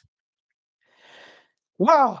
Let's look at the perspective of the connection of prophets and demons now. The connection between prophets and demons has been a theme across various religions, and we've gone through that. It revolves around the question of true versus false prophets, specifically the idea that some prophets are true prophets and some are false prophets. But we have already demonstrated in the context of this presentation today that a prophet is someone connected to a deity and speaking on behalf of a deity. There is no one who is connected to the unknowable real creator. It's subjective. It's only subjective to you. In many traditions, like in the Bible, in the Torah, in the Quran, we know that they represent a tribal deity, and that is the God that they are following, not the real creator. We have been told that demons are deceivers. Demons, in traditional understanding and where they come from and where the word come from, were neutral entities, but with a propensity to harm and propensity for malevolence. In religious texts, as religion evolved, demons then became spirits or evil spirits today that are thought to influence people, including prophets themselves, and deceive those prophets themselves. We have read in Matthew, in the Christian Bible, that even the Christian God knew and that there were other gods, and that demons were also viewed as agents of Satan, or Satan the devil, which is not very correct technically, because Satan is also a demon, an entity himself. So if you read your Bible, Matthew 24:24, Jesus warns of false messiahs and false prophets who perform great signs and great wonders to deceive, potentially under demonic influence. So all these prophets that you have are technically false prophets, because there is nobody who can speak with, to, or hear from the real unlimited creator in that category. So it's me. I'm a prophet. You are a prophet. Everyone's a prophet, provided you are connected to another deity of lower level, primordial deity, or a demon. Now, in Islam, while they acknowledge both true and false prophets, the jinn, supernatural beings who can be both good and evil, are sometimes seen as influencing false prophets. True prophets is believed to deliver from Allah. It's true prophet from Allah, but Allah is a deity. Therefore, it's nothing to us, because it's a deity of the Elohim pantheon, El Elyon. We don't follow that. El, the god El. Then the role of magic, we have gone through that. And in the Bible, in the Torah, you can read in Leviticus 19, Deuteronomy 18, 10 to 12, where there is prohibition against consulting mediums, necromancers, or diviners. Why? Because there is a competition for human soul. This God who is saying, don't go to these ones, don't go to these ones, is not the real creator, is a deity. That's why he said, don't listen to them. They're speaking on behalf of other gods. Right? In the Greco-Roman beliefs, we have seen that the daimonas was almost, that's where the term demon came from. It's God. Prophetic deception and eschatology. Christian eschatology in the book of Revelation, demonic entities are described as deceiving the nations, often through false prophets who lead people away from God. That's Revelation 16:13-14. The Antichrist and the false prophet are specifically depicted as empowered by Satan to perform deceptive wonders, gathering people under false beliefs. So all of these prophets, according to Christian doctrine and Christian Bible, all these prophets with the thousands and thousands of followers and auditoriums and the churches and the movements, as long as you have got one or two people following you, you're a false prophet. You are being used by these demons, by Satan. People must follow their conscience. They must follow their consciousness, must follow themselves if they are aligned with their divinities. Now, specific divinities and their ancestors. Islamic eschatology and tradition, the Dajjal, Antichrist, is a false prophet who is empowered by evil forces to mislead people before the day of judgment. He is countered by the return of Isa or Jesus. Isa is Jesus in Islam, and Jesus is seen as a true prophet of God by Muslims. What a fantastic deception that these people are. They are under a massive deception. Jesus never lived. No human being that walked the earth, because Jesus was crafted and created by our monophysite priests in ancient Kemet for Ptolemy Soter Lagi one to feel like, he is a god. He's a tokolosh. That's Jesus never existed. So that's deception. So any prophet who comes and teaches about Jesus is a deceiver. Straightforward. Now, there is Christian mysticism and the saints like St. John of the Cross who wrote about dangers of false visions or spiritual experiences that could be inspired by demons or demonic forces. Spiritual discernment was considered essential to distinguish between true revelation from the real God or their God as Christians and the false ones from demons. Sufism, Islamic mysticism, in Sufi thought, spiritual experiences are often scrutinized to ensure they align with the Quran and the teachings of the Prophet Muhammad. There is an understanding that all spiritual experiences are from God. No, no, they are not from God. And some might be whispers of Satan the devil. Maybe. Now, ladies and gentlemen, we are on track to finish in 5 hours here. I want to apologize because I know many have come and many have gone. But some of us will go on and we want to go and we want to conclude now because we have come to the point where we have to conclude. We've done a lot of work. This is massive. This video will be used in Bantu Foundations. So we want to look at perspective because perspective is what matters. Our perspective, we want to look at perspective of prophets or demons. Understanding the role of perspective in shaping the interpretation of prophets and the demons must be within our African history. I want to repeat that. Understanding the perspective on prophets or demons and the interpretation of religious figures, whom we call prophets, must be under the context or within the context of African history across the ages. We can't go beyond to 70, 80 trillion years ago. It will take us weeks and weeks, but we want to start with the eras of slavery orchestrated by Islamic, Jewish, and Christian colonization. And our arguments must be based on the experiences, the living experiences of our ancestors during those times, not before, not after, but during those times, that period of slavery, which is very, very important paradigm to formulate our perspective in the conclusion of prophets or demons. This is what we need. Now, Edwin Benton says, what is an oracle? An oracle is either the individual who has received a message from a deity, from a god.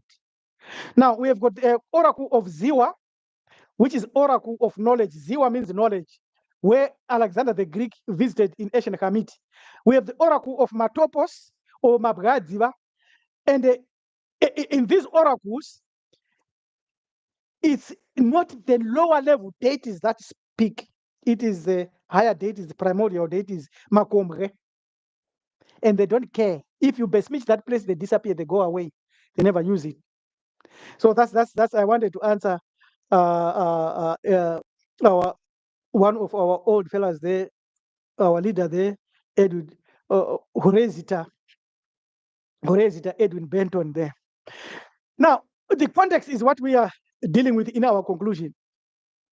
So we are saying when we want to speak of prophets and the demons, and pick a prophet, pick your prophet, pick a prophet like Emmanuel Makandiwa or Adeboye or the late Joshua or or Bushiri.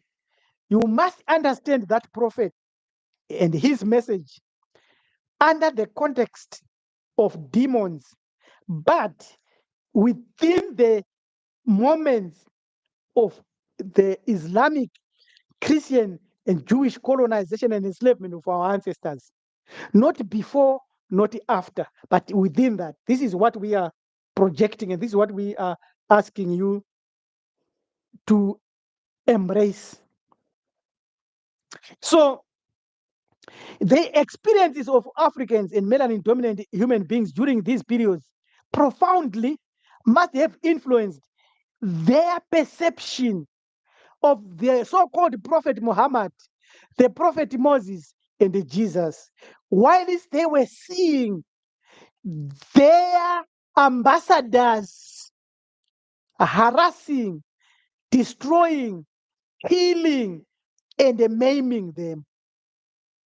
What would they have said in the context of a prophet and the demons? They would have said they are the same. They would say they are the same, the demons. Perspective is a crucial lens through which we interpret the word and through which we should interpret action and all this that we see. Perspective is influenced by personal experiences, cultural context, and historical events. For us, melanin dominant human beings, we live and we have ancestors who lived through traumatic periods of slavery and colonization. Perspective should be significantly be a tool that we use to understand the religions of Muhammad, of Moses, and Jesus. Without that perspective, your dissertation and your understanding and your academic posturing and what you believe and what dominates your thoughts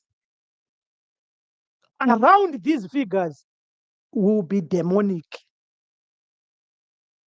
rather than assigned to the real historical context where you came from, of the real true gods.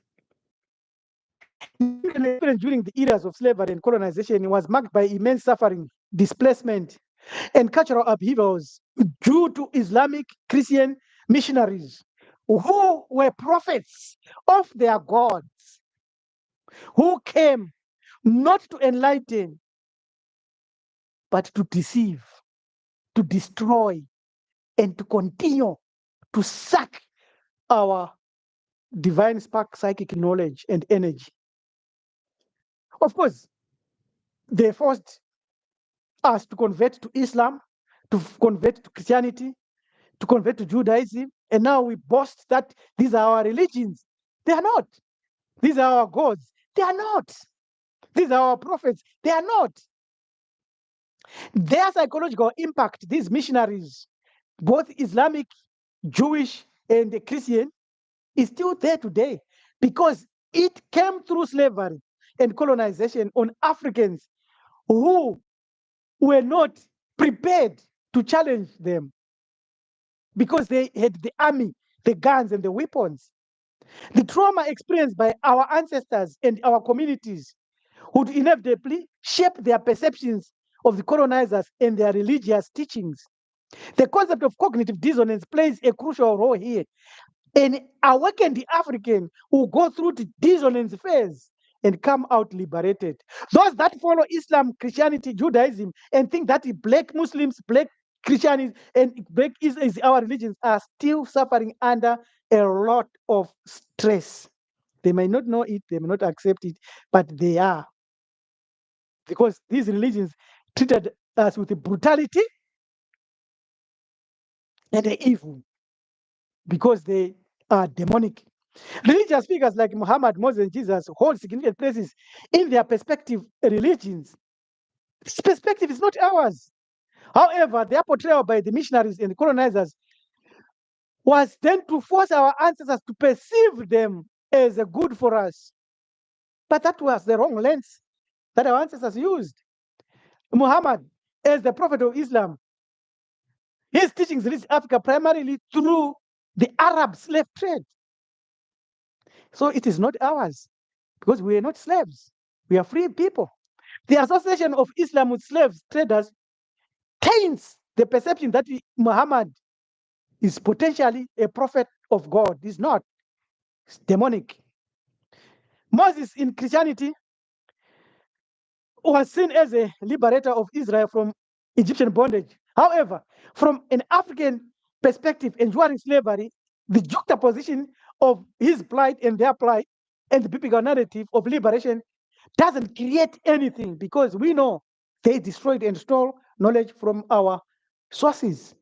Same with Jesus, who taught forgiveness, who taught love, who taught salvation, but was the one who protected and supported those that came into Africa to take slaves and to buy slaves. So, if you have got the correct role of perspective in shaping your belief, it means that your belief is very, very, very, very powerful. The role of perspective in shaping belief is very profound. For Africans, during these historical periods, their experience of suffering and oppression would heavily influence their perception of religious teachings and figures. This perspective is not static, but evolves with changing socio political and contextual needs and events orchestrated perhaps by the same people that own this civilization.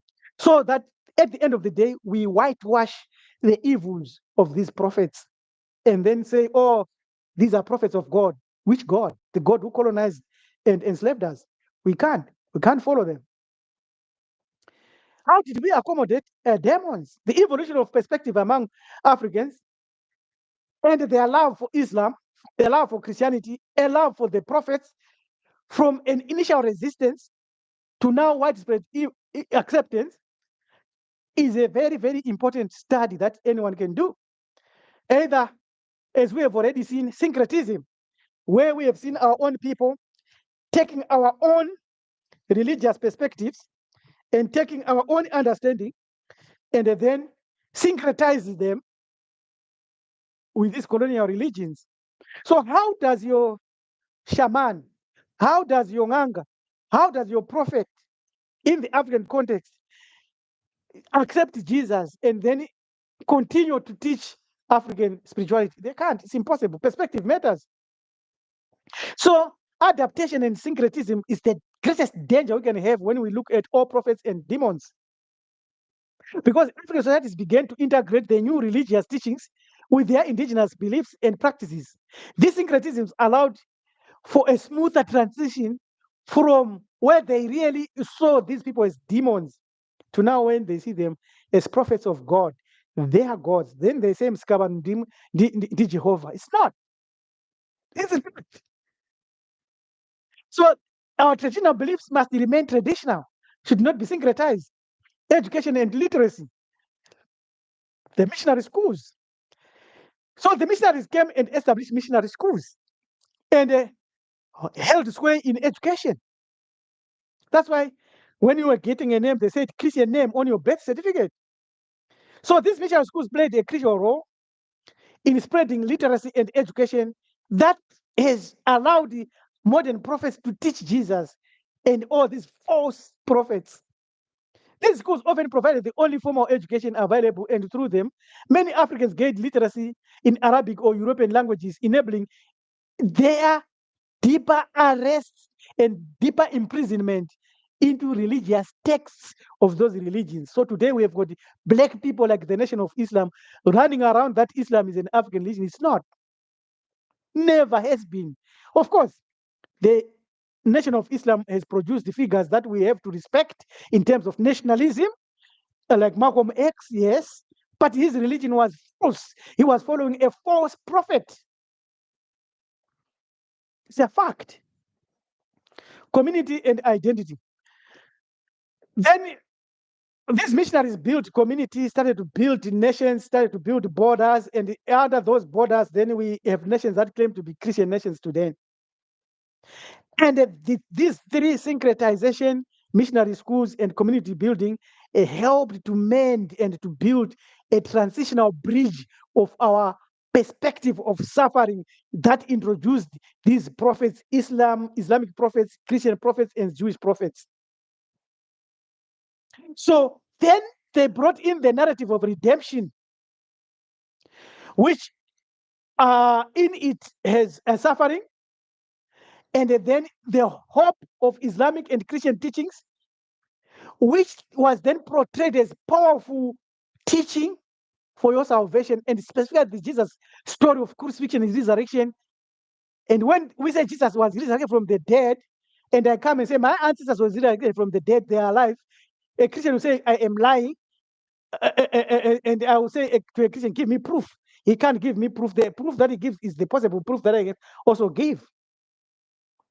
And then there's this transitional or transformative paradigm became a global influence.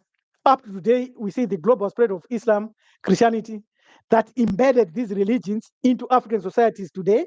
Melanin dominant women being psych, and today they see Muhammad as a prophet, Jesus as a prophet, and all the other Old Testament prophets. And now we have prophets now that rise up amongst us, like Marange, Mwaja, Johan Wechishanu, Maichas, and many. They started to arise after slavery and colonization.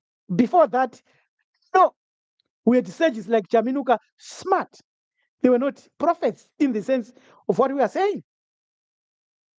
So when we look at demonic perspective in the modern propagation, we have to understand this, that perspective matters.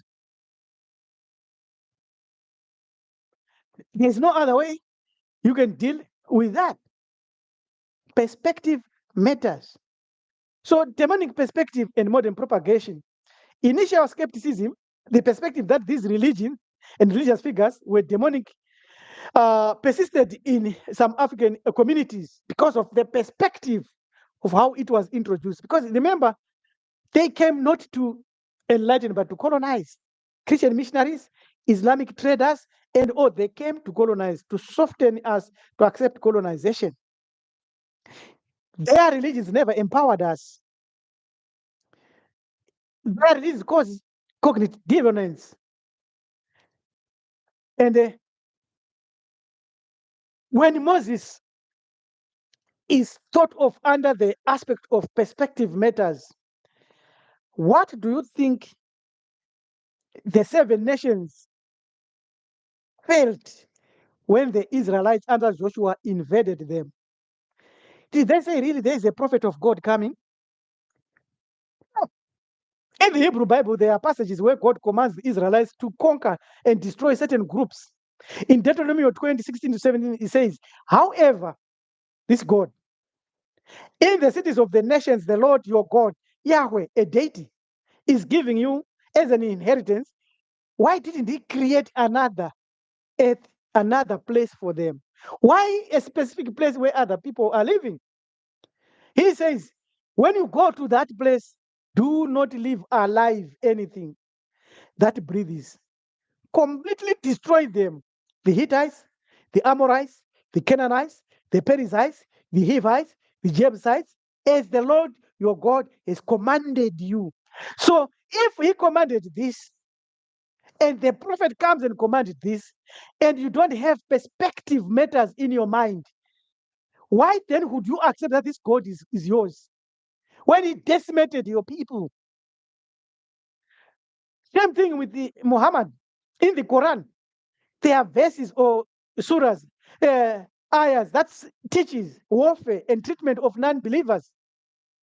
These verses are often interpreted with the context of self-defense and historical conflicts faced by early Islamic community, but they extend across what Islam has done, its conquest in Northeast Africa. Quran 9:5. He says, but when the forbidden demands are passed, then fight and slay the pagans. So if you don't have perspective of history as a paradigm, you follow the nation of Islam. You follow Farrakhan. You go to Farrakhan and say, yeah, he's a man. Hi, that one is a hero. Yet Farrakhan is teaching a God and a prophet who commanded your destruction. That's a fact. You follow all these Islamic religions thinking that this is it. Yet they are teaching in Surah 9:5 that when the forbidden demands are passed, fight and slay the unbeliever. In other words, those that are not following the God called Allah, a member of the Canaanite pantheon, he says, kill them wherever you find them and seize them, beleaguer them, and lie in wait for them in every stratagem of war. Now, the condition is, but if they repent and establish regular prayers, now they've been conquered by this God, and practice regular charity, now they are Muslims. Now they are black Muslims. Muhammad was actually black, you know. They have been defeated. Nah, they have been defeated by a prophet. Now he says, then the way, open the way for them. For Allah is often forgiving and the most merciful. How could you say, really, this is a prophet for me? That Muhammad is really a prophet for melanin dominant human beings. If you read these verses with perspective in mind, understanding all prophets and the demons. What about Jesus? In the New Testament, Jesus' teachings are generally centered on love, forgiveness, and peace. Although there is no direct command for Jesus, from Jesus to commit acts of violence against non-believers, his statements that mother shall be divided against daughter and so forth, that he has come to sow division in Matthew 10:34 tells us that's not a man for us. That's not my prophet. Never. So Moses is not a prophet for melanin dominant human being. He has no prophetic message for us. Muhammad has no prophetic message for us. Jesus has no prophetic message for us. If we understand this context, where do we get our prophetic message? From ourselves, from our tradition, from our deities, from our gods, from our righteous ancestors. Because these scriptures are clear. We are not adding or subtracting. We are teaching as it is. Now, the complex role of prophets and demons in religious or texts causes us to raise significant points about the role of prophets and demons in shaping history and influencing human behavior. The prophets, as we are told, that they shape moral guidance, social change, conflict and divisions, and that demons cause fear and control, moral framework, psychological stuff that goes within us. All we know and all we can conclude is that when we ask you the question, what are your thoughts on the specific examples that we have provided of these prophets? what is your contemporary thinking that you assume to be accurate, which we can use to define the complex role of prophets and demons in history. I have gone through an analysis myself, and all I can conclude is that this world is full of demonic prophets. If you are to carry anything out of this long, interesting, very, very rich life, demonic prophets. There are many scriptures that we can also use in the Bible, in the Quran, in the Torah, where prophets are actually used by a god who is a demon. Why we call, although we saw a demon is neutral, but this now is a demon in the real contemporary understanding, because he urges his followers to fight, to destroy, to cause bloodshed, genocide of innocent human beings, and the destruction of civilization. These demonic prophets are possessed by the spirit of their God, and they become catalysts for social and political mayhem through executing the mandates of that God, ushering in oppressive systems or an oppressive system and advocating for genocide. We have given scriptures in the Bible that proves our point of demonic prophets. Deuteronomy in Joshua 6:21, it says, they devoted the city they were destroying to the Lord Yahweh. And they were killing people, causing bloodshed, destroying civilization, that city. And they said, this is to our God. And they were using a sword, killing every living thing in it. Read Joshua 6:21 with this context. And the demonic prophet, a demonic prophecy, demonic prophecies. They killed men, women, children, young, old, cattle, sheep, goats. They killed. If you read 1 Samuel 15:3, under the term of demonic prophets, because Samuel was a prophet. And there are many people, male and dominant, who preaches about Samuel and love Samuel and teach about him. Hannah and Peninnah and all those stories, and David and Goliath killing all that. In 1 Samuel 15:3, it says, now go attack the Amalekites and they totally destroy all that belongs to them. Do not spare them. To death, men and women, children and infants, cattle and sheep, camels and goats. Demonic prophets. Very clear. It's not mincing words here. So what? How is it coming now? How are you seeing now these prophets and the demons? It's prophetic demons or demonic prophets. Very, very critical. Let's go into the Quran. We have already shown you Surah 9:5. We want to read Surah 2:191. It says, and they killed them wherever you find them, and turn them out from where they have turned you out. And Al Fatina is worse than killing. But if they desist, then you know Allah is often forgiving and most merciful. So I kill them. If they don't accept your religion, kill them. If they don't accept me, Allah, the God, the deity, kill them. So that's why they were putting a sword on your throat, across your head. Islam or death. And many will follow Islam because they want to live. In Quran 8:12, it says, remember thy Lord inspired the angels with a message. Prophet and demons. I am with you. Give firmness to the believers. I'll instill terror into the hearts of the unbelievers. smite you above their necks, and smite all their fingertips off them. This, gentlemen, is not time to think that Farrakhan is okay, Nation of Islam is good, it's black Islam or black Hebrewism, or Jesus was black.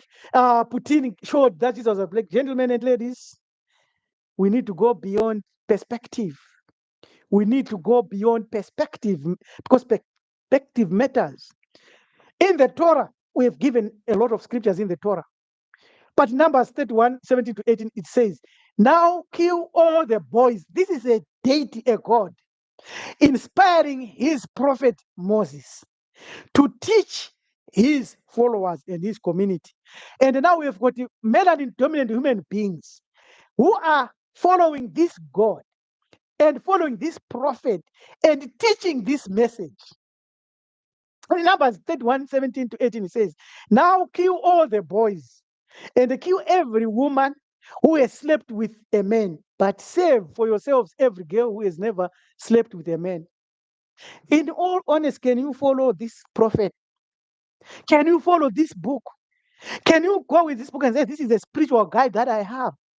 Can't you see that this is a deity that came from the lower deep below and wants blood, always wants war? Because with the shedding of blood, this God is alive. When we stop shedding blood, this God has no power. That's why our ancestors in Africa were defeated easily.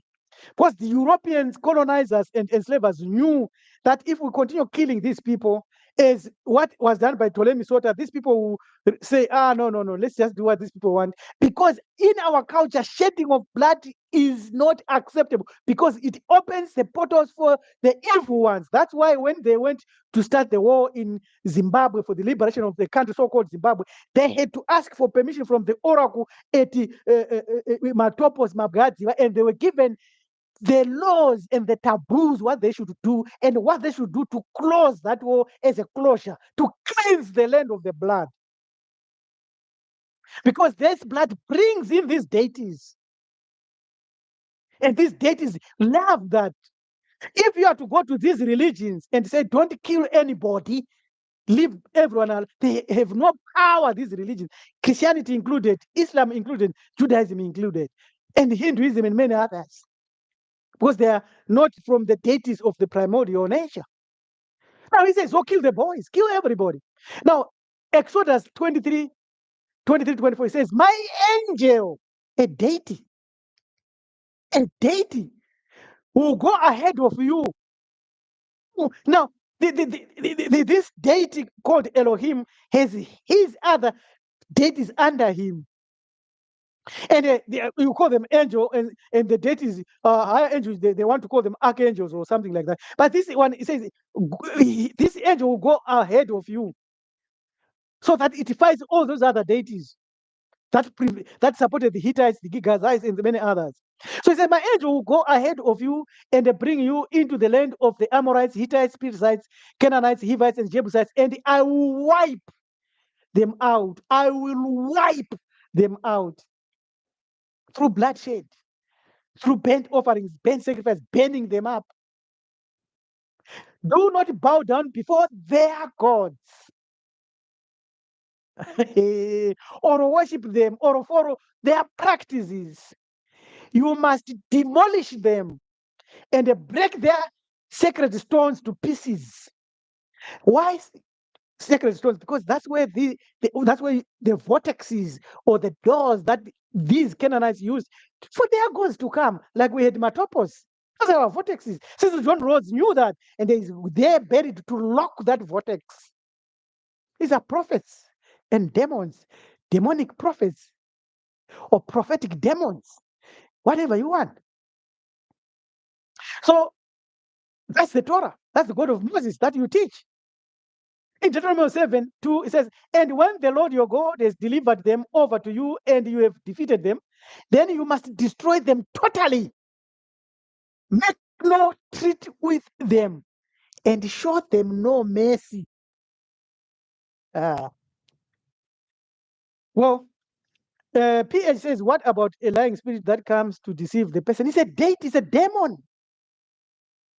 It's a deity. But if that spirit comes and tells you the truth, it's also a deity, a good one. The text that we have given here will be interpreted differently by the followers of these religions, but that's wrong because the perspective of people that experienced that was real. People really suffered. People really went through genocide. So let's not allow that to be so. If you have any further questions or need for more details analysis, please feel free to ask. We are in our conclusive mode here. Now, why would a good God command genocide? Because he's not a good God. That's first place. He's a deity. So you must exist in this world, in this cycle, by shedding human blood. So where is the proof about that? Now, if you read the story of Abraham being commanded to go and sacrifice his son, why would a good God do that? Doesn't he know what Abraham knows? He didn't know because he's a deity. Deities are not omnipotent or omniscient, all powerful. So the reason why he did that is because the action that Abraham took to go and sacrifice his son vibrated a frequency. Remember that formlessness that we spoke of that was illustrated in the emerald tablets of Gahuti. So they need that vibration that Abraham experienced and imitate. And when he did that, then that God got excited and said, "This is my real man. Now I can work with him." It had nothing to do with anything other than that. So contextual and historical paradigms are much more important. Those that come with theological allegory and allegoric interpretations, the scholars want to do these passages, both Islamic, Jewish, and Christian, they are just lying because they are trying to suggest that the commands for destruction and violence are symbolic of the struggle against sin and evil. Why not just simply state that this really happened? Rather, that these are historical events. We can see that the Christians doing that today. In the future, we'll say, "Oh, African slave was really symbolic." No, it really happened. So another approach is the concept of progressive revelation, which suggests that God's will and nature were revealed gradually over time. According to this view, the harsh commands in the early parts of the Bible reflect the limitations and understanding of the people of that time. That's a lie, total lie, because people were really killed. Evidence is there, and the people are still being killed, and we were colonized. So all prophets and all demons, we have prophetic demons. Human interpretation and misunderstanding, we do not buy that. So we got 5 hours. We might go another hour, but I'm looking at my notes and I'm looking at when we started. I think we deserve some rest and we deserve to digest this issue. So no prophets at all for the real unknowable real creator. There has never been a man or a woman or any other human being who shall come, who is there today and who was there in the past, whom we can call a prophet of the unknowable real creator, but maybe of lower level deities, yes. The prophets that we know today are mere insightful individuals with maybe good rhetoric and maybe connection to lower level deities. The illusion of divine messengers and the real idea that throughout history, individuals have emerged claiming direct connection to divine wisdom, presenting themselves as conduits between humanity and the infinity is a lie. There is no human being like that. Only primordial deities can play that role. A careful examination of fundamental truths and the concepts of human prophets as direct messengers of the unknowable creator contains inherent contradictions with itself that merit skeptical consideration and discarding into the dustbin of foolishness. There is no human being who can be a prophet of the real Unknowable Real Creator. All human beings who claim to be prophets may be prophets for lower level deities, not even primordial deities. Primordial gods, if they want to talk to you, they talk to you directly. In any case, you've got a divine spark within you. You can unveil it as a ninefold soul and do a lot.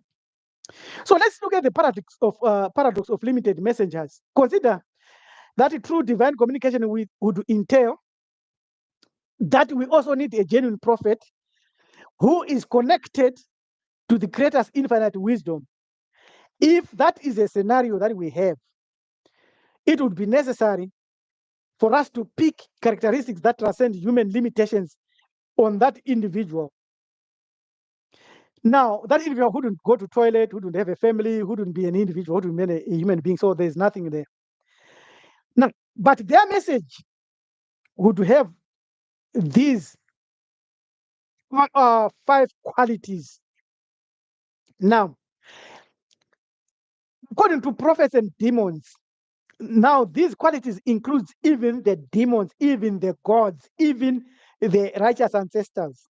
If any of them, the demons, the gods, lower level, the righteous ancestors, individual people, any religions, if anyone says he's a god, he is a prophet. Now we want to conclude. If any of that say is a prophet, their message should satisfy 5 qualities. 1, universality. It must be comprehensible, crossing all languages and cultural barriers. That has never been done. That will never be done. Instantly recognizable as truth by all conscious beings. That has never been done. That is not being done today. That will never occur. Complete and flawless in its explanation of existence. That has never happened. Accessible to every form of intelligence, from the simplest to the most complex. Impossible. Demonstrably perfect in its predictions and insights. So these are the 5. So there's never been a prophet at all on earth. Now we are concluding. We don't have prophets. It's just a misnomer. But if you want to go by Christianity, Islam, and Judaism and other religions, they are prophets of lower deities. And these lower deities have never given us these universal messages anyway. Throughout history, we observe precisely the opposite. Many self-proclaimed prophets speak to limited audiences in specific languages, are bound by cultural context of their times. Their message require interpretation, generate confusion, and contradicts one another or themselves or what they have said before. These limitations alone suggest that they can not be trusted. They are nothing. Evidence of history. Historical examination reveals that prophetic figures typically demonstrate one or more of these characteristics. They were limited in knowledge. Jesus was limited in knowledge. When he was asked to name the date when he was coming, he said he doesn't know, only the Father knows. So he was not a prophet. Did he? So that statement by Jesus is telling you that he's not connected with the Unknowable Real Creator or even any deity. Cultural specificity. Their messages are deeply rooted in particular cultural context. That's why if you follow Islam, you must learn Arabic. You must wear like a Muslim. They're not a prophet. Ambiguity. Their prophecies require interpretation. They shouldn't. And generate endless debate. They shouldn't. We should never be debating. Fallibility. Their predictions often fail or require post hoc rationalization. But he once said this, like Nostradamus. Those are false prophets, and not even a prophet in any sense. Right? These traits are entirely consistent with human insight, human inspiration, or a connection to lesser spiritual entities. These people you call prophets are connected to lesser spiritual entities, lower level deities, not primordial ones. Right? And their message is fundamentally incompatible with the direct communication from the one unknowable real creator who is beyond knowledge, who is beyond human understanding. The nature of divine communication. If the unknowable creator chose to communicate with the creation, such communication would necessarily transcend human limitation. It would be self-evident, requiring no interpretation. It will be simultaneously accessible to all consciousness, and it will be perfect in its completeness. Today, only today, this is one of the only videos where we have gone beyond the chasm and tried to say something about the unknowable real creator. Otherwise, we have nothing more to say about that. And also, the message will be undeniable in its truth and universally applicable. No human prophet has ever demonstrated these qualities, suggesting that true divine communication, if it exists, operates through different channels, not through human channels. The path forward, what should you do? This understanding that we have unveiled today in the last 5 hours leads to a profound conclusion. Our relationship with the truth and the divine must be direct and personal rather than mediated through self proclaimed prophets. I want to repeat that because that's the most important conclusion. This understanding that we have suggested in the last 5 hours leads to a profound conclusion. Your relationship and my relationship, our relationship with the truth and the divine must be direct and personal, subjective, rather than mediated through self proclaimed prophets. This approach offers you several advantages. We are concluding now. Please don't go away. We are concluding. Intellectual honesty. It acknowledges human limitations while remaining open to genuine insight. Number two, personal responsibility. It places the burden of spiritual and philosophical development where it belongs, within you, in your divine spark. Protection from manipulation. It helps you to be guarded against those who would exploit you using spiritual authority for personal gain or their ego. Dynamic understanding. It allows our comprehension to evolve with our growing knowledge and the consciousness. In conclusion, the absence of perfect prophets does not diminish the possibility of divine reality or spiritual truth. Instead, it suggests that our path to understanding must be more nuanced, more personal, subjective, our own, originally, organically, with no external input, really, and aligned to our own capacity for reason and insight, rather than seeking external prophetic authority. We must develop our own connection to truth through careful observation, rational thinking, honest self reflection, and appealing to our righteous ancestors and our own lower level deities, and at last to our primordial gods. The journey to understand is not through the words of claimed prophets, but through the careful cultivation of your own wisdom and discernment. This path may be more challenging, much more difficult, a very narrow path full of thorns and thistles, rocks, dungeons, cliffs. Nevertheless, it is worthy doing because that's the personal and genuine reason why we are on earth. Avoid traps like technology, traps like artificial technology, traps like good food, so called, in defense of your inner fortress, guarding your own essential self, specifically your own free will. In our age, when external forces are increasingly seeking to shape our thoughts, our emotions, our decisions, we must learn and guard jealously these vital aspects of our being, our subjectivity, our soul, and our divine spark. If there is anything that you should guard, it is your subjectivity, your soul, and your own willpower.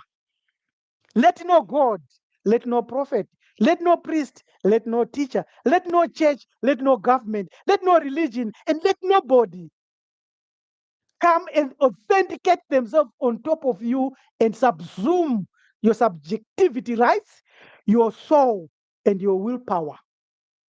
These elements are the core of your authentic self. That's why Bantu Foundation's first priority is to teach your identity. Who is you? Yet today, these three, our objectivity, which is a subject of our subjectivity, our soul and willpower, are under severe challenges, unprecedented in history because of digital manipulation, what's happening in the waves. So let's look at the precious nature of subjectivity. Our subjectivity is unique. It is the only way we experience and the only way we interpret this world. And perhaps it is our innermost intimate possession. And that outside of it is our willpower and the soul. Our subjectivity must become the clear lens through which we perceive reality. If it is colored by objective and other experiences, emotions, and other reflections, we become lost. Like a finely crafted instrument, our subjectivity allows us to create meaning from the raw materials of our consciousness as it evolves under the help of our soul and divine spark to build that power that will cause us to become an aku, a divine and righteous ancestor, and if possible, a god. Yet this delicate apparatus is constantly bombarded by standardized opinions, algorithmic recommendations, homogenizing forces of all those entities that were brought into this realm by those dark brothers that acted in ancient times, even in Atlantis.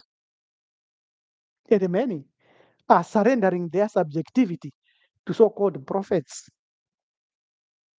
It's a sad scenario. I said there are three that you should protect: your subjectivity, your soul, and your willpower. To protect your subjectivity, you must cultivate a fierce, independent mind. This means questioning not only others' assumptions, but your own. It requires us to regularly step back and look at individuals who call themselves prophets and think that they are demons really. And under this cascade of information, we must ask, is this truly what I think or what I know, or I simply echoing the thoughts of others? This is what Marifato teaches. You must be able to step back under this cascade of information and ask yourself, that prophet, is he repeating what I know on my own, or I am now echoing his thoughts? That's your subjectivity. Now, what about the sacred domain, which is your soul? Let no prophet enter therein. Let no Jesus enter therein. Let no Muhammad enter therein. Let no Islam, Judaism, Christianity, Hinduism, even African spirituality, let it never, never, never enter into your soul. Never, not for a minute.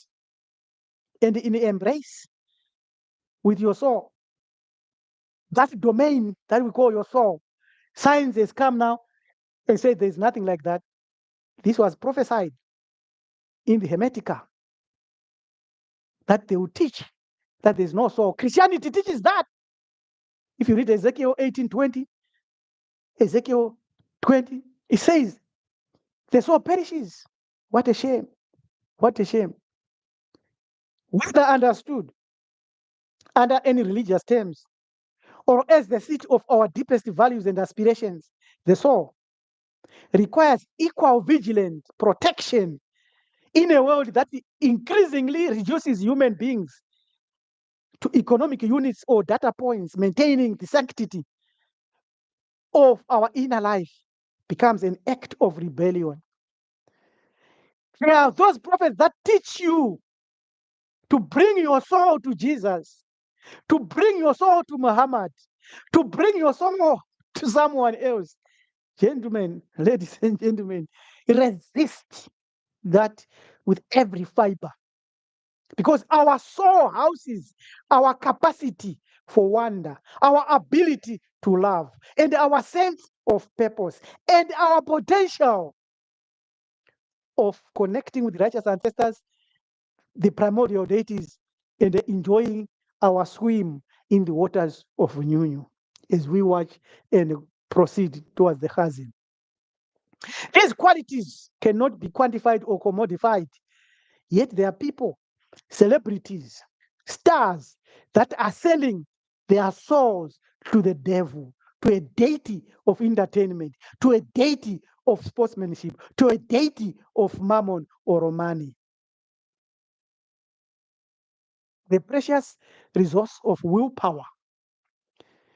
What is willpower? Willpower is our door, is our shield that protects us, including the physical us. Willpower is the interface with the external, is that which is in.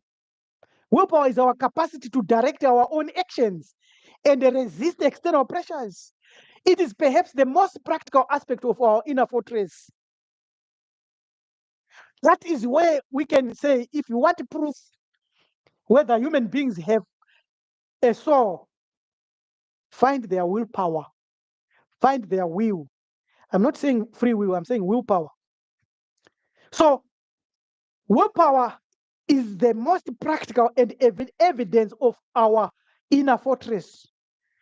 In an attention economy designed to capture and redirect our focus, maintain control over our decisions becomes increasingly challenging because of marketing gimmick. Colors, good colors. Like your physical muscle, willpower must be exercised regularly and protected from exhaustion. This means setting clear boundaries, cultivating discipline, and learning to say no to the myriad of distractions, to the myriads of prophets, to the myriads of so called miracles, to the myriads of desires. You want to go to heaven, you become a Christian, you want to have 72 virgins, you follow jihad. You must say no and then chart your own chosen path.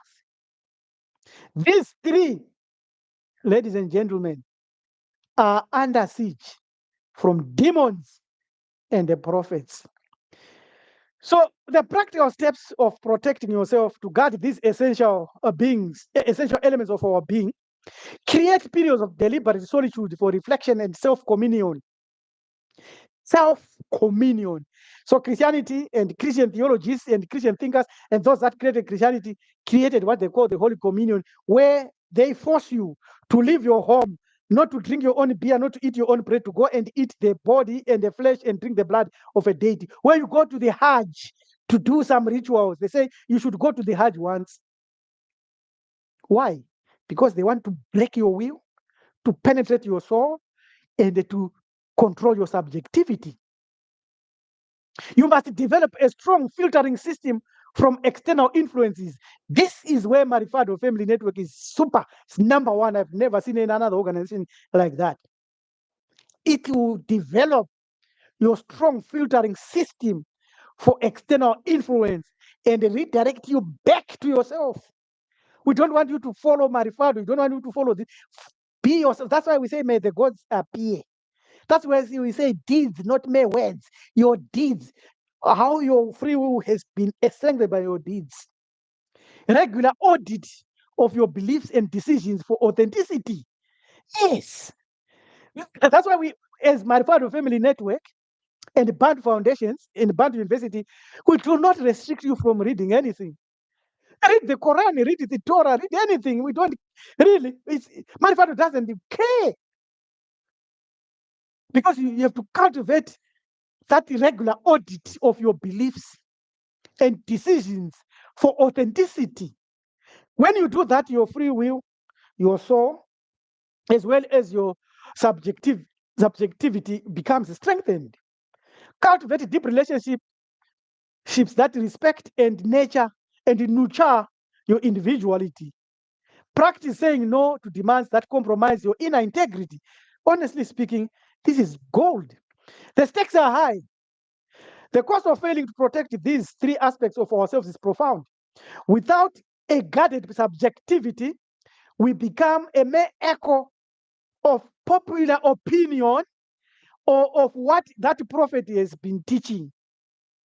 So that's why you find a lot of people, especially Christians, that claim that they've got the Holy Spirit, they go and read the Bible, which is a contradiction straight away. Why? Because the Holy Spirit is one that inspired the writing of the Bible. And then now you are here and you say, I've got the Holy Spirit, the same Spirit that inspired the writing of the Bible, which means it is the Bible itself. So why do you buy a Bible? And why do you read and why do you quote a verse?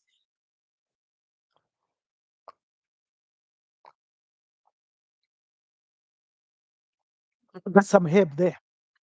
So without a protected soul, you risk losing your capacity for deep meaning and genuine connection. Without preserving your free will and your willpower, you become passive, you become a consumer of those prophets and demons. And then eventually we will see you paying tithes, giving them money, buying them cars, and they're worshiping their gods and carrying their gods on your chest.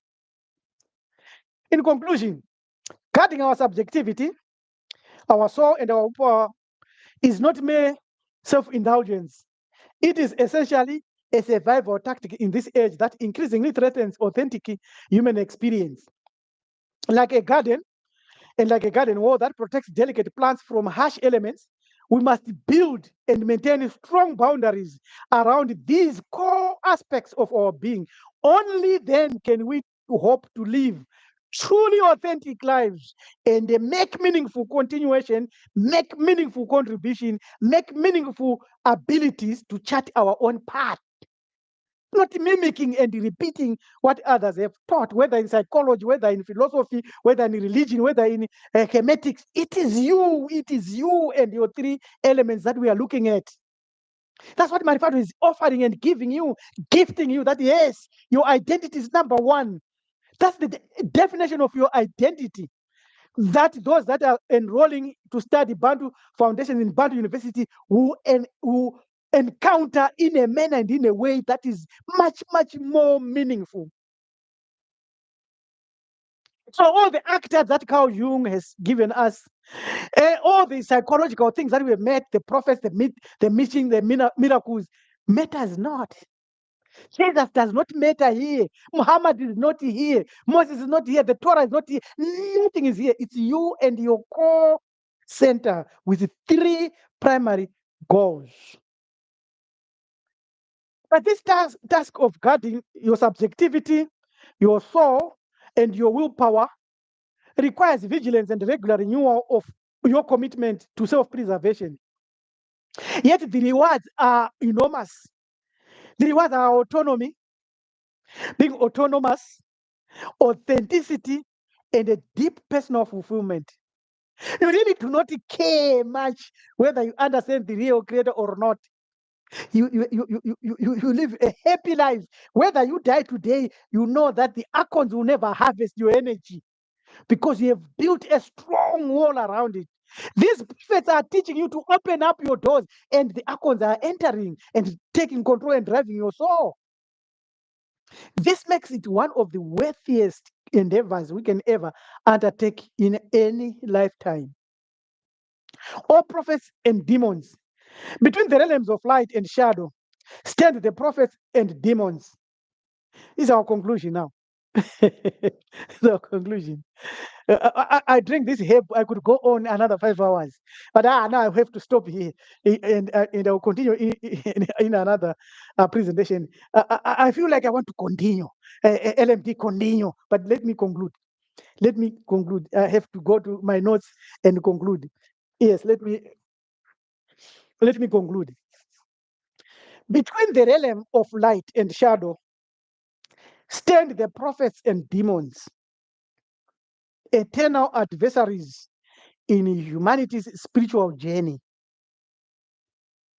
The prophet, the demons, the lower level deities are not friendly to us always. Only our righteous ancestors and primordial deities are. Marinating on that, I'm now concluding. I'm saying between the realms of light and the shadow stand the prophets and the demons, eternal adversaries in humanity's spiritual journey. Prophets emerge as vessels of divine revelations, carrying messages of guidance that illuminate the paths towards a certain destiny, depending with which God is inspiring that prophet. It is undeniable that there has never been, and there is no human who has and is or will ever prove to be the spokesman or spokesperson for the unknowable real creator. So all these prophets are being sent by lower level deities to teach a path which, if you follow, will lead you to that deity. All these prophets, I want to repeat, are sent as vessels of divine revelation, empowerment, and spiritual possession by certain deities so that they teach you to follow them in a path that will lead you to these deities. So Yahweh is sending Moses to teach people to follow Moses' teaching so that at the end of the days, these will become the followers of Moses will become Yahweh's entities. So imagine that as a soul. Imagine that as a divine will. Imagine that as an subjectivity. You are surrendering your subjectivity. You are surrendering your soul. You are surrendering your own free will and giving it to the God of Moses. And the God of Moses is taking that. And Allah is taking that. Now, there has never been a human being, and there will never be a human being. And there is no human being today who can prove that they are the spokesperson for the unknowable real creator. This makes it impossible to classify anyone as his or her prophet or prophetess. For if such a person existed, as we have demonstrated many times before, he or she would have seen or heard from the unknowable creator, which is an impossibility. The proof of modern prophets and modern prophets that they know the unknowable creator is very fickle, is none. Because the profundity of the unknowable real creator is such that there is no human being who truly exists, who existed, who shall exist, who can know the real creator, because our brains are limited, our lifespans are limited. Even the gods have not claimed that. The primordial gods have taught us that the real unknowable creator is hidden. They don't know. If you know, you are lying. The messages that we have given today is more of a universal knowledge, but you have to subject it under the lens of subjectivity. There is no human being whose message is universally recognized, universally accepted without questions, universally understood by every human being from newborns to those with cognitive challenges, and even by animals and every sentient being. This individual like that is not existed, it will never come on the earth. Through our connection to the sacred space within, we find the kingdom of heaven within. And the pillars that guard the kingdom of heaven and support and sustain it are your subjectivity, your soul, and your willpower.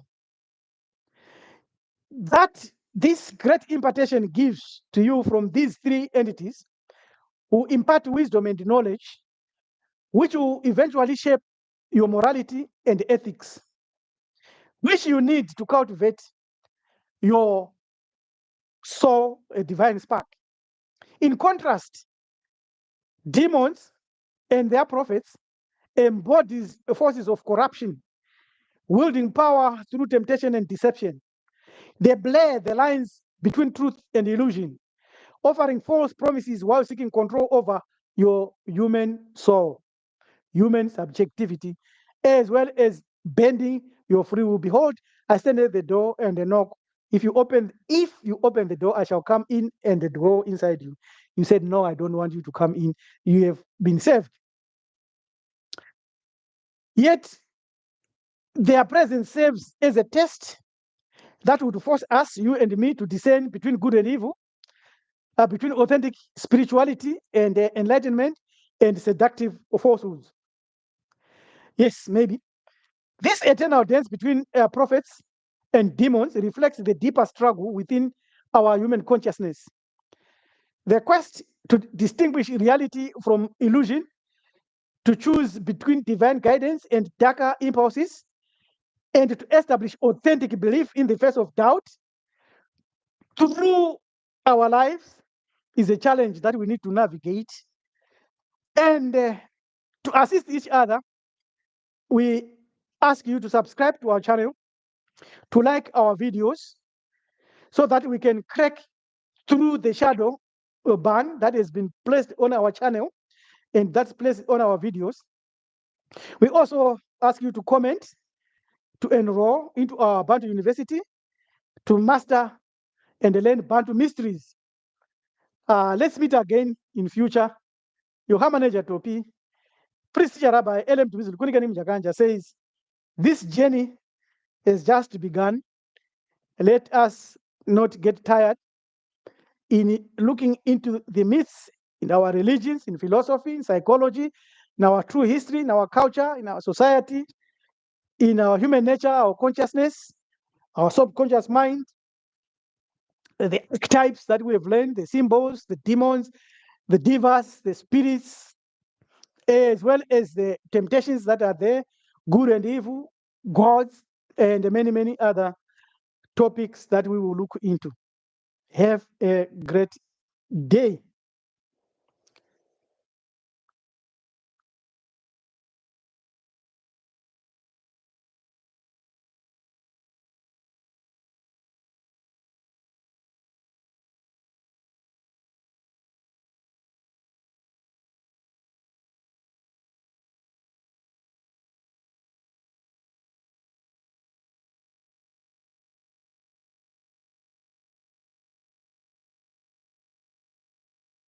Thank you. Thank you very much. I think I've pulled a little bit. Like, if there is any question that I have not answered, uh, I need to answer that. I had said I'm going, but let me look at the question. I don't want to do injustice to other people that have spent their time, precious time, and they are here. So we got this Lisa J. What are the powers of the primordial deities? Why haven't they put an end to the fake gods? Important question. The primordial gods, we don't know their powers. We don't know why they have not put a stop to the fake gods. Why we say we don't know is because the primordial deity is Omakombo. They have one characteristic that is unusual. If they manifest at a place, they put conditions. And if one condition is violated, they leave that place and never manifest again. So you have the Oracle of Delphi, it's gone. The Oracle of Ziwa in Hamit, gone. The Oracle of Mabgaziwa Matopos, gone. The Oracle of Mabgaziwa disappeared around 1970, I think 72. The history of that was that the Reverend Davaning Stole, Joshua Mkabko, Nyongolo Nkomo, and other nationalists went there and asked to engage in the liberation war using guns and spilling blood. So these two liberation heroes, Ndabaning Stole and Joshua Mkabo Konkomo, understood Makomre, and they were given permission under certain conditions. And they executed the war. And by 1980, they were supposed to have what we call closure. But remember, the Olympians, via Cecil John Rhodes and the Freemason, they knew and they know these holy sites. That's why Cecil John Rhodes is buried there. It is to close and shut out that vortex. So they were given conditions. One of the conditions is they were not supposed to go to Lancaster House for discussion. They were supposed to win the war. So the same Lancaster House trick was played in Kenya. The Mau Mau had also a gombre. And the gombre, the Mau Mau gombre is actually closer to water than Mabgadziva. Mabgadziva, of course, there is water there, but the Mau Mau was very, very close to water. It's also the Maji is also gombre. These are only gombre that I'm talking about, not other gods.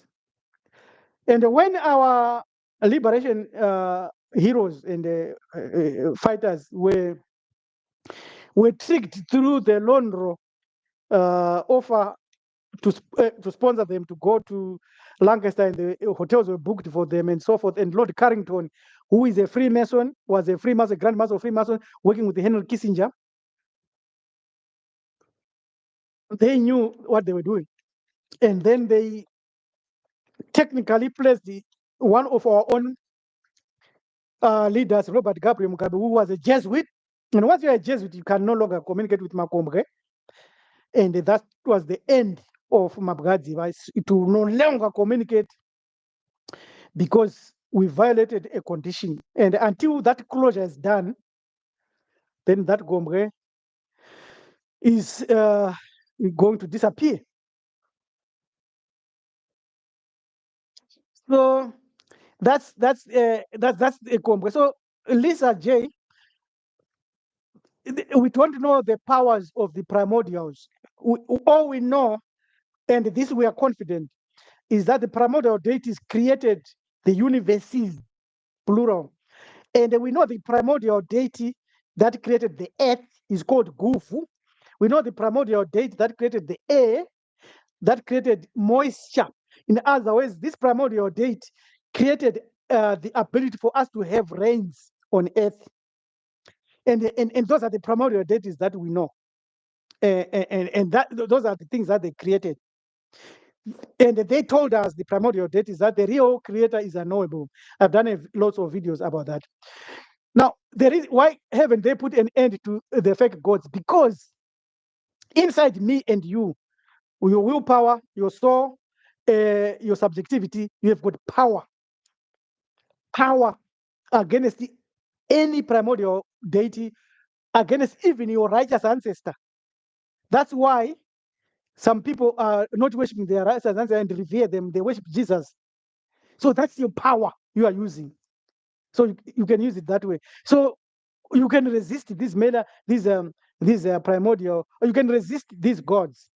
Now, you continue there, Lisa J, saying, isn't that is the many paying for the few or one?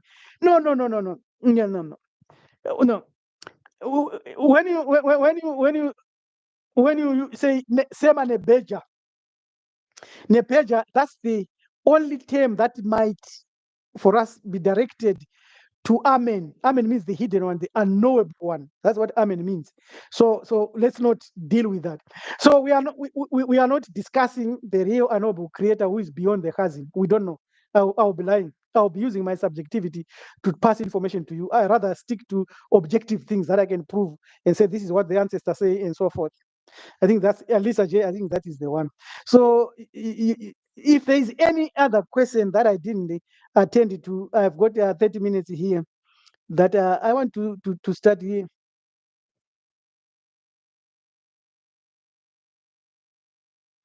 Oh, okay. Lisa J, you have been very active here. Let me let me try to answer that. You're saying the deity that you and your ancestors may honor may not be the same as my bloodline. Yeah. What's the problem with that? That's correct. That's correct. Remember subjectivity. Even myself and another person who is a Marfado family network member, and we all say Amen, Amen, Amen, Ra. It's not the same. The frequency, the tonality, and the universe that I have given you, my universe, is not the same as even Elder Willie. But we share the commonality here. I'm using elder. I'm still stuck. Horezu, Willie. We live in the same dominion. We read the same books. We do the same rituals, but the expression of my vibration is different. So don't assume that we should do uniform. We are not. Never in a million trillion years. It's not allowed for me to be same as elder. That's why we are saying don't follow prophets because they are trying to make you in their image. So Lisa J, don't think that way. So you say what is classified as a safe place if each deity means or represents something different for different people? Subjectivity, right?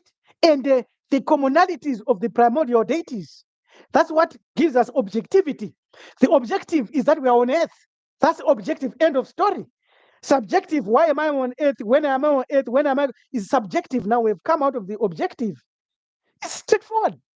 When I look into the external universe, that the one that I can see outside, created by the deities, by the primordial deities, I see the stars, I see the clouds. That's external, but I've got my own universe within the paradigms of my subjectivity that the deities allowed me to have within my own conscience. When I go to sleep, that's the universe I enter. It's straightforward. So when you say what is classified as a safe place, there is no safe place. If each deity means or represents something different for different people, yes, that's the nature of reality. Because the nature of reality lies on three primary fundamentals: your subjectivity, your soul, divine spark, as well as your free will. So if your subjectivity sees a deity, let us say like me, or of course I won't reveal to anybody the 12 favorite primordial deities for me. I didn't want to do that. Why would I do that? That's my secret, just like a secret name. It's my secret, and you too is your secret. But I'll go to the objective deities. Ausari, Oresu, Isisu. Yes. Nephites and Shatter. Yes. There we have same understanding. It's clear, straightforward. So let me. I'm feeling the vibes here. I want to go, maybe go to the beginning here and scroll. I don't want to not answer anybody's question. I want to thank everybody. I can't thank everyone here. Lathario Ketright, thank you very much.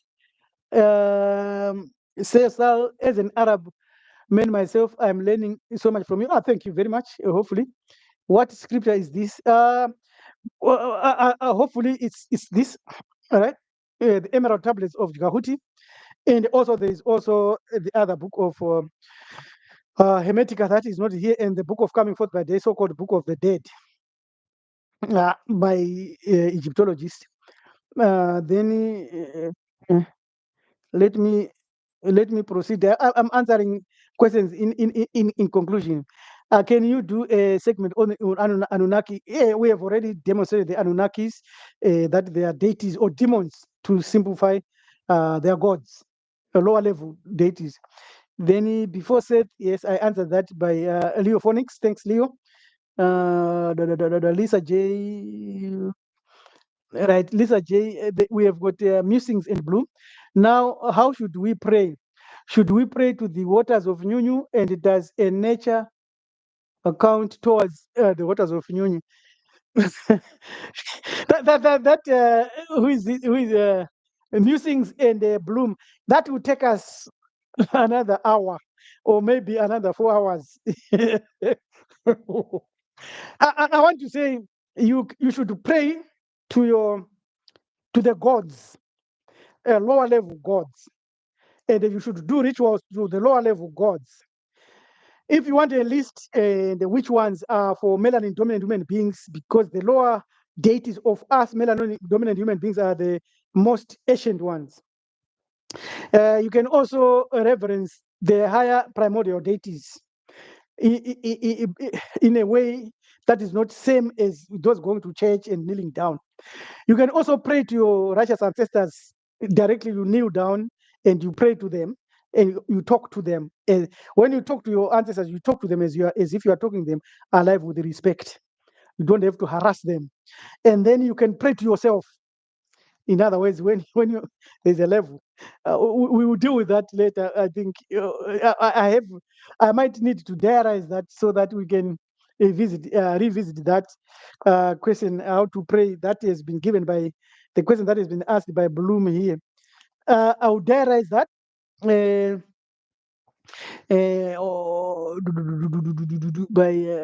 Musings and Bloom. Yeah, I've diarized that. Pray. We'll look into that in a future life, maybe. And all right. Which club is a safe place? I think I've answered that. I think technically, and in all honesty, I've answered a lot of these questions. Oh, okay, that's Lisa's question. I've answered that about the deities. Isn't that is as many that I've answered? All right, we have come to. I've come to this one, the last one here by Lisa J. Uh, how would people reject what or who they don't know when people have been taught lies? I'm not conversant with what you are actually asking there. If I was, I would be happy to answer you comprehensively. But when you say how would people reject the real, okay, I think I'll just do a general answer. The real creator doesn't care. You can worship the real creator, you can pray to him, you can call his name if you know it or whatever, but you are wasting your time. It's totally wasting your time. So you can curse the real creator and do all that, but it is just a sheer waste of your time. So you might waste your time that way, it's okay. Who cares? The real creator doesn't care, it doesn't bother the real creator. But the gods, yes, then you are talking of something. And as I have said, these prophets that you see here pretending, they've got a force behind them. And those are the forces that give them the power, the little power that they demonstrate. Yeah. And the inventions, or even people that invent have a God behind them. Or even Elon Musk, there's a God behind him. He could say he's an atheist, that there's a God. I once said, if you find the book On the Road by Bill Gates, you realize that he's a religious person.